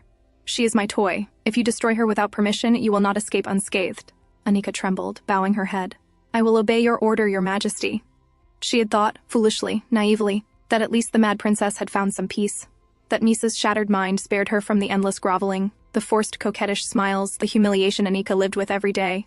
But the moment she heard Misa whisper hurt, that small broken sound, she realized the truth. Misa had been suffering too, suffering just as deeply, perhaps even more. And if the princess had lived all those years with her mind intact, aware of every cruelty done to her, then her life had been nothing short of hell. In this palace, neither of them would ever be free, not as long as they breathed. So, Anika made a decision. If this world refused to release them, then she would break the chain herself. She would help Misa escape this hell, even if the only escape left for them was death. At least then, for the first time, they would finally be free. The clouds above rumbled, heavy and dark, warning of thunder about to break. The noble ladies murmured nervously among themselves. Perhaps they should end the luncheon early and go inside before the sky opened. But before they could decide, Lady Namiera's voice rang out from the entrance. Apologies for the delay. Mistress Cladine has arrived. She dragged Misa forward with her. Misa stumbled as she walked, arms flailing, shouting incoherently like the mad princess everyone believed her to be. Gasps and whispers rippled through the crowd. Yesterday she appeared almost healthier, yet today she seemed far worse.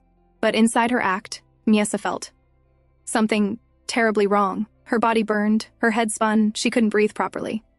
What did Lady Namiera force into my mouth? Her vision blurred. As she staggered forward, her eyes fell on the birds fluttering through the garden. A piercing scream tore from her throat, echoing through the luncheon. The noble ladies rose in fear. The princess was completely out of control. Lady Namiera merely watched, calm and satisfied. After all, this chaos was her doing. Misa collapsed to the ground, tears spilling as her body trembled uncontrollably. Anika stepped forward. Lady Namiera, she said firmly, please gather the ladies and adjourn the luncheon. Without waiting for a reply, Anika took Misa's hand. I will take Mistress Cladine somewhere quiet and calm her down, she declared. Then she lowered her voice gently, looking straight at Misa. It won't take long. Let's get you up. Misa lifted her tear-filled eyes. Because of the drug clouding her senses, she didn't see Anika at all. She saw Eric. His warm, steady face overlapped with Anika's, making her chest ache. There's something I need to tell you, princess, Anika whispered. Let's go somewhere quiet and talk. Hearing Eric's voice in her haze, Misa beamed faintly. She tried to call his name, but Anika quickly covered her mouth. No fuss, princess, she murmured, aware that Lady Namiera was still watching. Do you understand? Misa nodded obediently and let Anika lead her away. As they walked, Misa struggled to keep up, breath trembling. Eric, please slow down. Anika finally turned toward her, and Misa, still thinking she was speaking to her husband, continued anxiously. I'm sorry, Eric, I didn't mean to complain, but are you still angry with me? The words froze Anika. So it was true. The princess was sane. Misa looked down, voice quivering. I was so scared. Your eyes looked cold. I was afraid you'd be angry with me forever. Anika listened in silence, telling her to calm down, but inside, her thoughts churned. If the princess was sane, then the House of Cladine was no refuge. From suffering, from fear, from anything. Perhaps there was no escape for women like them. Only one exit remained, death. Determined, Anika slipped a dagger from her sleeve. If the princess wished for someone to finally end this torment, then she would help her. They would escape this hell together. But then, Misa's trembling voice halted her. I'm still a member of the House of Cladine, right? Anika paused. Misa continued, desperate. You always took care of me, no matter how much I upset you, because I am a member of Cladine. And you were doing your duty as my husband. That made me happy. Anika stared. Husband. Every time I saw how much you cared. I wanted to stay a member of Cladine forever. Misa, pouring her heart out to the man she loved, who wasn't here, reached out and touched Anika's cheek, hand trembling. Coming to the Cladine mansion. Meeting you. It made me dream of a future for the first time in my life. A future where you and I could stay together in that mansion. Forever and ever. Anika stood frozen, wide-eyed, dagger hovering in her hand. But then I grew terrified, Misa whispered, crying softly. Because with each day, my feelings for you grew stronger. So strong I felt that if I reached out, everything would shatter and disappear completely. She bowed her head, sobbing. That's why I can't stand it anymore. Eric, I love you. The confession broke from her like a plea torn straight from her heart. Anika slowly hid the dagger behind her, her mind spinning. The princess loved her husband, loved him deeply, loved him enough to endure anything, even this hell. I don't want to be alone anymore, Eric, Misa cried. I want to live with you, grow old with you. So please, don't do anything reckless. No matter what the king does, I can bear it, as long as you are there. So please, don't leave me. The dagger slipped from Anika's grasp, clattering to the ground. And Anika stood there, stunned, shattered, realizing everything she believed until now was wrong. On the other side of the palace grounds, Eric stood face to face with Tilburig. "Why are you still here?" Tilburig asked, puzzled. "The men's luncheon isn't in this direction." "I'm looking for my wife," Eric replied sharply. The head maid disappeared with her. "Where is the women's luncheon?" Tilburig exhaled calmly. "I believe His Majesty decreed the luncheons to be held separately this year. It would be wise to obey his command." Eric walked past him without hesitation. "If you can't give me an answer, then excuse me," Tilburig called out, voice firm but quiet.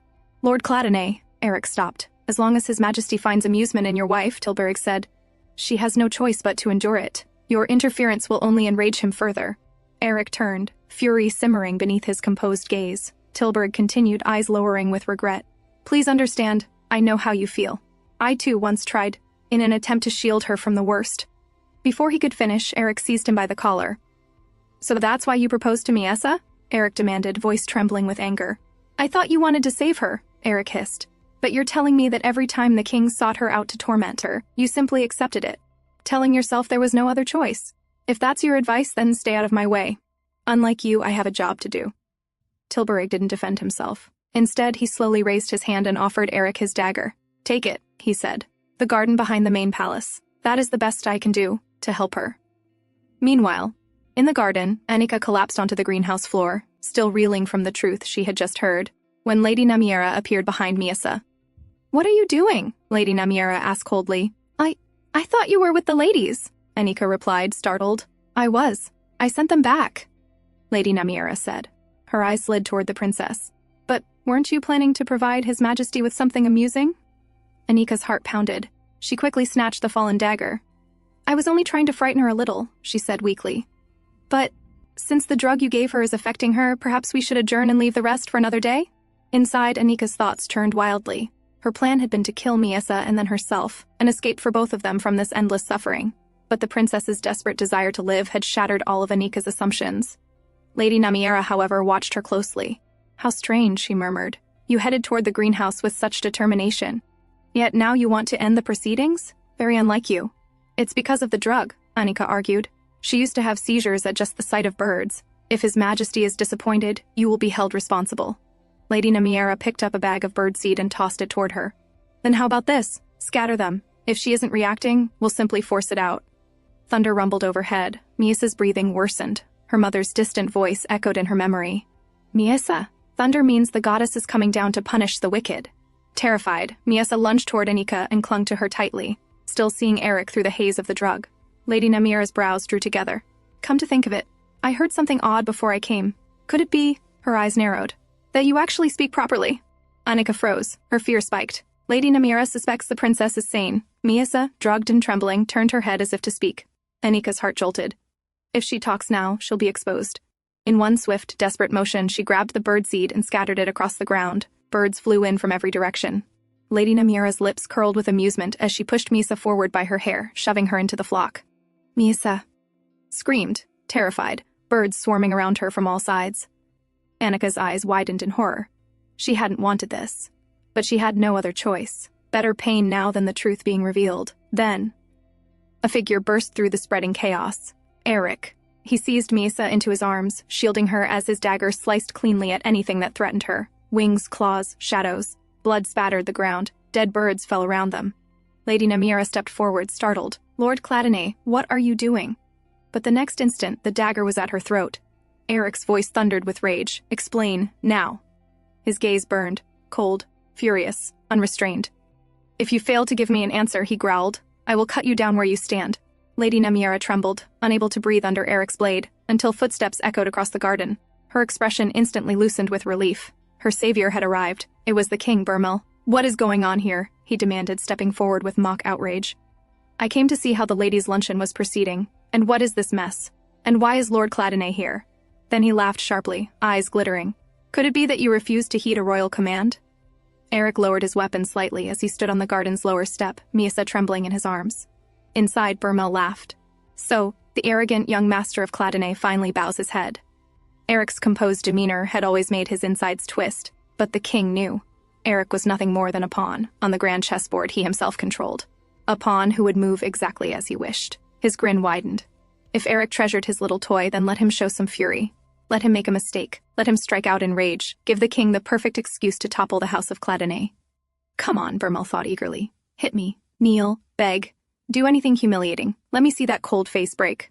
Eric stepped forward, carrying Miesa steadily. Bermel leaned in slightly, hungry to witness the destruction of that serene calm. But Eric only bowed his head and spoke, voice even. Your Majesty, I believe you misunderstood. I would never dare go against a royal command, not even in my dreams. Bermel's lips curled in satisfaction. Perfect, he would beg, exactly as Bermel had foreseen. But Eric continued, his tone respectful, yet sharp enough to cut. I came only to check on my wife's condition and encountered this scene. Lady Malika once informed me that my wife is terrified of birds, that the mere sight of them triggers convulsions. Yet it was this garden, filled with birds, that the headmaid chose to bring her to. And not only did she disregard that, Eric went on, she failed to protect her at all, resulting in my wife nearly sustaining serious injury. He paused, letting the words sink in. Given that she must have known about my wife's condition, I can only conclude that this was intentional. Bermel's eyes narrowed, and on top of that, Eric added smoothly, though my wife was perfectly fine this morning, she suddenly fell ill. Therefore, I request permission for the House of Cladonay to lead the investigation into this matter. A clean strike. A move the king did not foresee. Lady Namiera's eyes widened in furious disbelief. What a laughable effort, considering all of this had been carried out by the king's own orders. You wish to investigate this yourself? Bermel asked, voice dangerously calm. Eric replied sharply. My wife is first and foremost a member of the royal family. Any harm done to her is a grave affront to your Majesty's honor. Therefore, I will ensure this incident is fully investigated, so that your honor suffers no stain. A perfect argument. One the king could not refuse without appearing incompetent. Bermel stared at the sky, jaw tight. This was no fun. Nothing had gone as he wished. Instead of Eric walking into his trap, he, the king, had been pushed into a corner. Finally, through. Clenched teeth, Bermel spoke. You are right. He drew his sword and let it drop to the ground with a heavy clang. Lady Namiera flinched as the sound echoed through the garden. It is unacceptable, Bermel said slowly, for a mere lady-in-waiting to dishonor royalty. Lady Namiera paled. No, this wasn't the plan. He walked toward her. She stumbled backward. Your Majesty, please, I have been loyal. I only did as ordered. But Bermel's expression had already soured. She had failed him, and failures had no value. With a swift, merciless slash, his sword cut through the air. Lady Namiera's body dropped to the ground. Anika trembled violently, blood splattering across the stones. But Bermel simply wiped the blade, amused once more. Turning to Eric, is there anyone else who wishes to dishonor the royal authority? I thank your Majesty for your swift judgment. Eric answered. He did not flinch. He did not blink. After that day, Eric and Misa finally returned to the House of Cladonay. The moment they entered, Lady Cladonay and Della rushed into Eric's bedroom. What happened? Lady Cladonay demanded, her face pale. Della didn't wait. She hurried straight to Misa, who lay unconscious on the bed. Why is she suddenly ill? Lady Cladonay pressed, anxiety rising. Don't tell me that wretched king did something to her. Eric clenched his fists, his expression tight with restraint. We can discuss that later, he said quietly. Right now, Miesa comes first. Her fever had worsened overnight. Faint purple marks had surfaced across her body, marks none of them recognized. Days passed with no improvement. Finally, after more than a week, Miesa's eyelids fluttered. She blinked slowly, vision hazy, but the room was familiar. She was back in Cladonay Mansion. But where was everyone? Her throat tightened. She tried calling out, but no sound came. Her voice wouldn't come out. The last clear memory she had was Lady Namiera forcing something down her throat. And after that, her eyes flew wide. She remembered clinging to someone warm, someone she desperately needed. Eric. Panicked, she pushed herself up and stumbled out of the bed, searching for him, wanting to see him to confirm she was really here, that it wasn't a dream. Before she could take another step, a strong hand grabbed her wrist and pulled her into an embrace. Eric wrapped arm around her, holding her so tightly against his chest that she could barely breathe. His palm pressed firmly on her stomach, as if terrified that if he loosened even slightly, she would vanish again. Misa slowly turned her head, seeing his face up close. And only then did she realize. She was home. He was real. She was truly back in Cladonay. Her trembling fingers rose, cupping his cheeks gently, apologizing without words for everything he had endured, for the fear, for the pain, for the helplessness. She wasn't even sure what she could possibly say, but she wanted him to know she was sorry. She leaned closer, hesitating, unsure if she was worthy of this moment, of him, until Eric suddenly grabbed the back of her head, pulling her in and pressing his lips against hers with raw desperation. In that instant, Misa understood. All she wanted was to stay with him. Later, Eric sat on the bed with her settled on his lap. His voice trembled as he spoke. I see your voice still isn't coming out. Is there anything else that's making you uncomfortable? Tears slid down his cheeks, dampening her shoulder. He had been holding himself together for too long. Misa shook her head, indicating she was fine otherwise. Eric pressed his forehead to her shoulder. I was terrified, he whispered. Your fever went down days ago, but you didn't wake up for more than a week. He pulled back suddenly and gently turned her body toward him. I was scared you'd never wake up. And your body, he paused, hands trembling as he loosened the knot of her robe. The fabric slipped, revealing the faint but still visible purple marks scattered across her skin. You had these marks everywhere, he said, voice tight. They're fading now, but... He swallowed hard. Misa, when I lost sight of you, did Lady Namiera force you to drink something? Misa nodded slowly. Eric exhaled shakily. So it was her. She was the only one who would know what that was. All of this, none of it would have happened if only I... He stopped, expression twisting with self-blame. Before he could finish, Misa hurried to the bedside drawer. After fumbling for a moment, she found a sheet of paper and wrote quickly. Lady Namiera became suspicious of me being sane. Eric read it and answered, carefully, Don't worry, she's dead now. The king killed her. As long as he hasn't found out, it should be fine. Misa immediately scribbled more and showed it to him. I am not certain, but I think I spoke to Annika. Maybe she knows the truth, too. Annika? Eric asked. The king's concubine, the one who stood beside him on Foundation Day? Misa nodded. What did you tell her? I'm not sure. I remember her looking shocked. She wrote another line, hesitating before showing it. Did you think Annika was me at first? Eric frowned slightly while reading. So she had hallucinated, likely, because of the drug. An unfamiliar fear rippled through him. What exactly had that poison done to her? And he hadn't been there to protect her. Misa wrote again, her hands shaking now. Eric, what if I made a mistake? What if Burmel finds out about me? What if House of Cladene falls into danger because of me? Tears rolled down her cheeks uncontrollably. Eric immediately pulled her close, his hands firm and warm on her shoulders. Don't worry, Misa.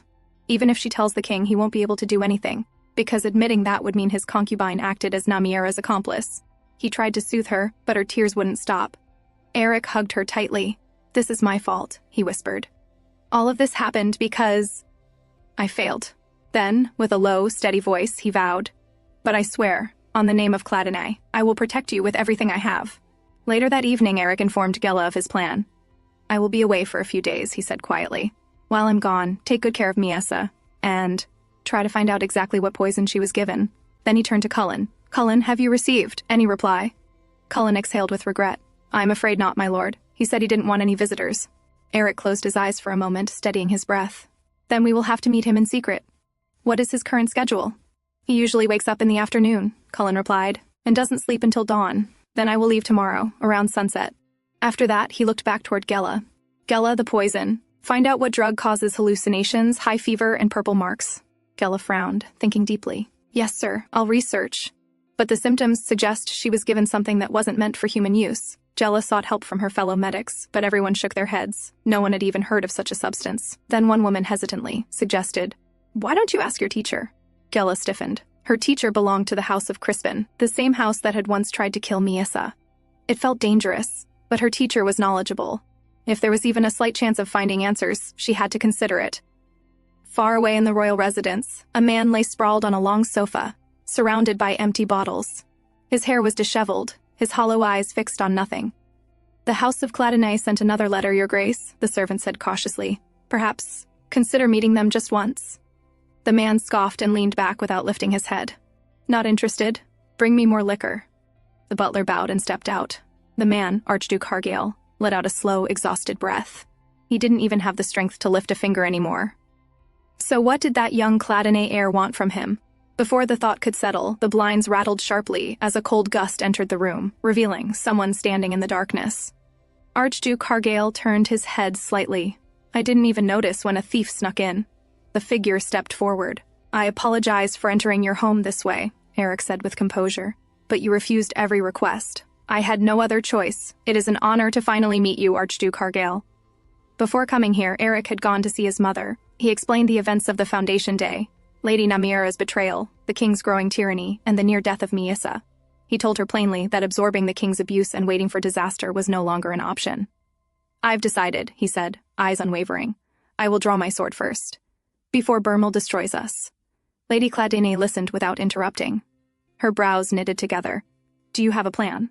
Eric nodded. He explained that the money demanded from House of Crispin, as compensation was deliberately impossible for them to pay. Eventually, they would have no choice but to come and renegotiate with him. And when that day comes, Eric said, I intend to accept their new terms, in exchange for a small favor. Lady Cladonay's eyes narrowed. A favor? Eric nodded again and laid out his strategy. After hearing everything, she responded in a low, serious voice. Your plan is sound, but after the rebellion, what then? Archduke Hargale is a broken man now. Even if we use him as a figurehead, ruling a kingdom with someone like that will be difficult. For now, we don't have another choice, Eric replied. A king's duty is to make decisions, not always to come up with the solutions. But yes, it will be difficult. Most of those in power are Burmel's allies. Have you considered any replacement candidate? Lady Cladonay asked. Eric thought for a moment. The head of Salakese might be useful. Lady Cladonay didn't seem convinced about Lord Salakese being a worthy candidate, and truthfully, Eric wasn't either. He could not accurately measure how valuable he would be in the future, and for the future he envisioned, usefulness wasn't enough to shape the kingdom after Burmel, to legitimize a rebellion. He needed someone irrefutable, someone with royal blood, enough to silence every noble faction at once, and there was only one person alive who fit that description. Archduke Hargale. And so Eric had come tonight, to the mansion of a shattered man who once stood next in line to the throne. As they sat, Hargale kept staring at the man in front of him. Eric's expression was grave, unwavering, so determined it almost made Hargale tired just looking at him. With a long sigh, he leaned his head back against the sofa. Well, since you've come this far, he muttered, waving a lazy hand, I suppose I can at least listen to your prattle for a few minutes? At his cue, the butler, silent until now, stepped forward and placed a sand clock on the table. Lord Cladonay, His Grace cannot maintain conversation for long. Please finish before the sand runs out. Hargale snorted. It's not that I wish to be disagreeable. I simply can't sit still in one place for long. If I do, the horrible memories start drifting back, especially when I'm sober. Eric nodded, acknowledging the warning, then began immediately. Why did you reject my proposal? Oh, straight to the point, are we? Hargale replied, reaching, clumsily, for another bottle. You look at me in this state and still think I can cooperate? I barely have the strength to exist, let alone scheme. His hand trembled as he tried to open the cap. Eric rose and began unsealing it. Hargale eyed him. Thank you, but I was referring to my ability to commit treason, not my ability to open a damn bottle. I understand, Eric said calmly, but I didn't want to waste any of the little time you're allowing me. Hargale exhaled, sinking deeper into his seat. Fine. Let's say I somehow became king. What then? Do you expect me to rule when I can't even hold a sober conversation for more than 10 minutes? Eric hesitated, then asked quietly, My apologies, but may I ask what happened to you? For a moment, Hargale simply stared up at the ceiling, expression hollow, as if gazing at a memory rather than plaster. You know, he began slowly, I too once dreamed of rebellion. Eric listened in silence. Hargale continued, voice low and heavy. He explained how he'd been involved in the Gyal assassination attempt, something very few knew. At that time, House Cladonay was entirely occupied on the battlefield against Side House Crispin, despite their desperation, was too disorganized to achieve anything on their own, and House Salakese had long since declined. So, Hargale said with a bitter smile, the only thing left was to win over the commander of the Royal Knights. And once that was done, all we needed was timing. They tried 5 times, 5 attempts on Burmel's life. On the last attempt, they made it as far as the king's bedchamber. Hargale's jaw tightened, and then Tilbury betrayed us. Eric's eyes narrowed, finally understanding why Miesa once called Tilbury a fraud. He told Burmel, Hargale continued, that he only pretended to cooperate with us so he could root out the traitors. But I don't believe that. Not for a moment. He was far too enthusiastic about our cause at the beginning. His voice hardened. I remember it vividly. We were just about to finish everything when Tilbury walked in with his men and told us to halt. Said one of the assassins had already confessed, so we should surrender quietly. Hargale scoffed. A hero's welcome followed, of course. He was greatly honored for saving the king. Then his gaze slid to Eric, and as a reward for his oh-so-noble service, he asked for that girl. Eric's grip tightened. You mean Miesa? Right, Hargale murmured. Your wife, now. I heard the rumor. His eyes softened slightly, tired but curious. So she managed to become the mistress of House Cladonay. Tell me, Lord Cladonay, how is she doing? Seeing the look on Eric's face, Hargale let out a short, humorless laugh. So, you really must care for her. He tipped his chin toward the empty bottle on the table, then added, that girl was far too useful to simply hand over as a reward to a loyal dog. Naturally, the king refused Tilbury's request on the spot. Hargale's eyes slowly lowered, his voice dimming. The king killed everyone who put their trust in me, and through that, I learned something very clearly. There are many ways to kill a person. They were pulverized, mutilated, crushed. The main hall reeked of blood, and always sitting in the corner of that carnage was that girl. Eric's eyes widened at Miasa's mention. Hargale continued, as the woman carrying my child died in agony. That girl giggled with unrestrained delight. It was a revolting sight. I knew she had been driven mad long ago, but still, I couldn't help feeling repulsed. His voice cracked faintly, because the woman she laughed at was the woman who would have become queen if my rebellion had succeeded. The first love of my life, a woman I cherished since childhood. He drew in a shuddering breath. But later, when I learned the king's favorite method of killing people, I finally understood her madness. What she lived through was far more horrific than anything I experienced. Horrific? Eric asked quietly, bracing himself. Hargale's gaze met his. The king's preferred execution, he said, each word heavy, was to release birds of prey, to let them tear apart his victims. Eric stiffened. But what does that have to do with Miasa? For a moment, Hargale didn't answer. Then he spoke, very slowly, because the first people subjected to that method were the residents of Celia Palace, including Miasa's own mother. Eric felt the blood drain from his face. So that was why. Her terror at the mere sight of birds, her screams, it all made sense now. But Hargale wasn't finished. He revealed, piece by piece, every cruelty Miasa had endured, how she sat in the corner giggling in madness after witnessing her mother's death, how she survived on things no human should ever eat, how her sanity was chipped away day after day inside that palace. Eric's blood boiled. He shot to his feet, fury twisting across his face. But Hargale was not doing well either. Blood began to drip from his nose. The butler rushed forward, pressing a cloth to his master's face. "My lord, please. Perhaps you should rest." Hargale shook his head weakly, then looked at Eric with an expression strangely lucid. "Lord Cladonay," he said, his voice thin but firm, "I'll give you a few pieces of information I've gathered over the years. Don't ask why. I don't know myself. I just feel like doing it. Seleth, the court palatine. You must be wary of him. I've heard he's been secretly gathering extra soldiers." Eric frowned. "But everyone knows he played a crucial role in making Burmel king. He's cunning, yes, but why gather forces behind his back? To strengthen the kingdom's military power," Hargale scoffed. "That is the surface reason. But something about it feels different this time, as if he's planning something else entirely." "Are you suggesting," Eric asked, "that he intends to go against the king?" Hargale, still holding the cloth to his nose, nodded slowly. "As he controls the military, it is entirely possible. One day, he may aim to seize the throne himself." Eric leaned back, thinking hard. "What you say is not unreasonable, but he isn't of royal blood. He has little chance of becoming king." Hargale's grip on the cloth tightened. "There is another member of the royal family who could inherit the throne besides me." The implication struck immediately. Eric's hand slammed against the table, rage erupting across his face. "I don't know what you mean by that, but I will not let her be dragged into such schemes." He was already determined to send Miasa far away from danger. The idea of using her royal blood for political maneuvering made him sick.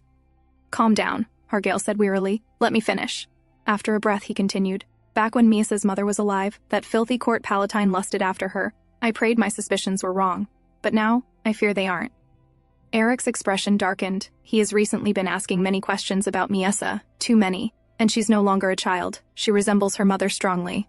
Hargale exhaled slowly. He is building a private force to crush the House of Cladonay. Once he has enough power, he will take Miasa for himself, make her queen, and become her consort.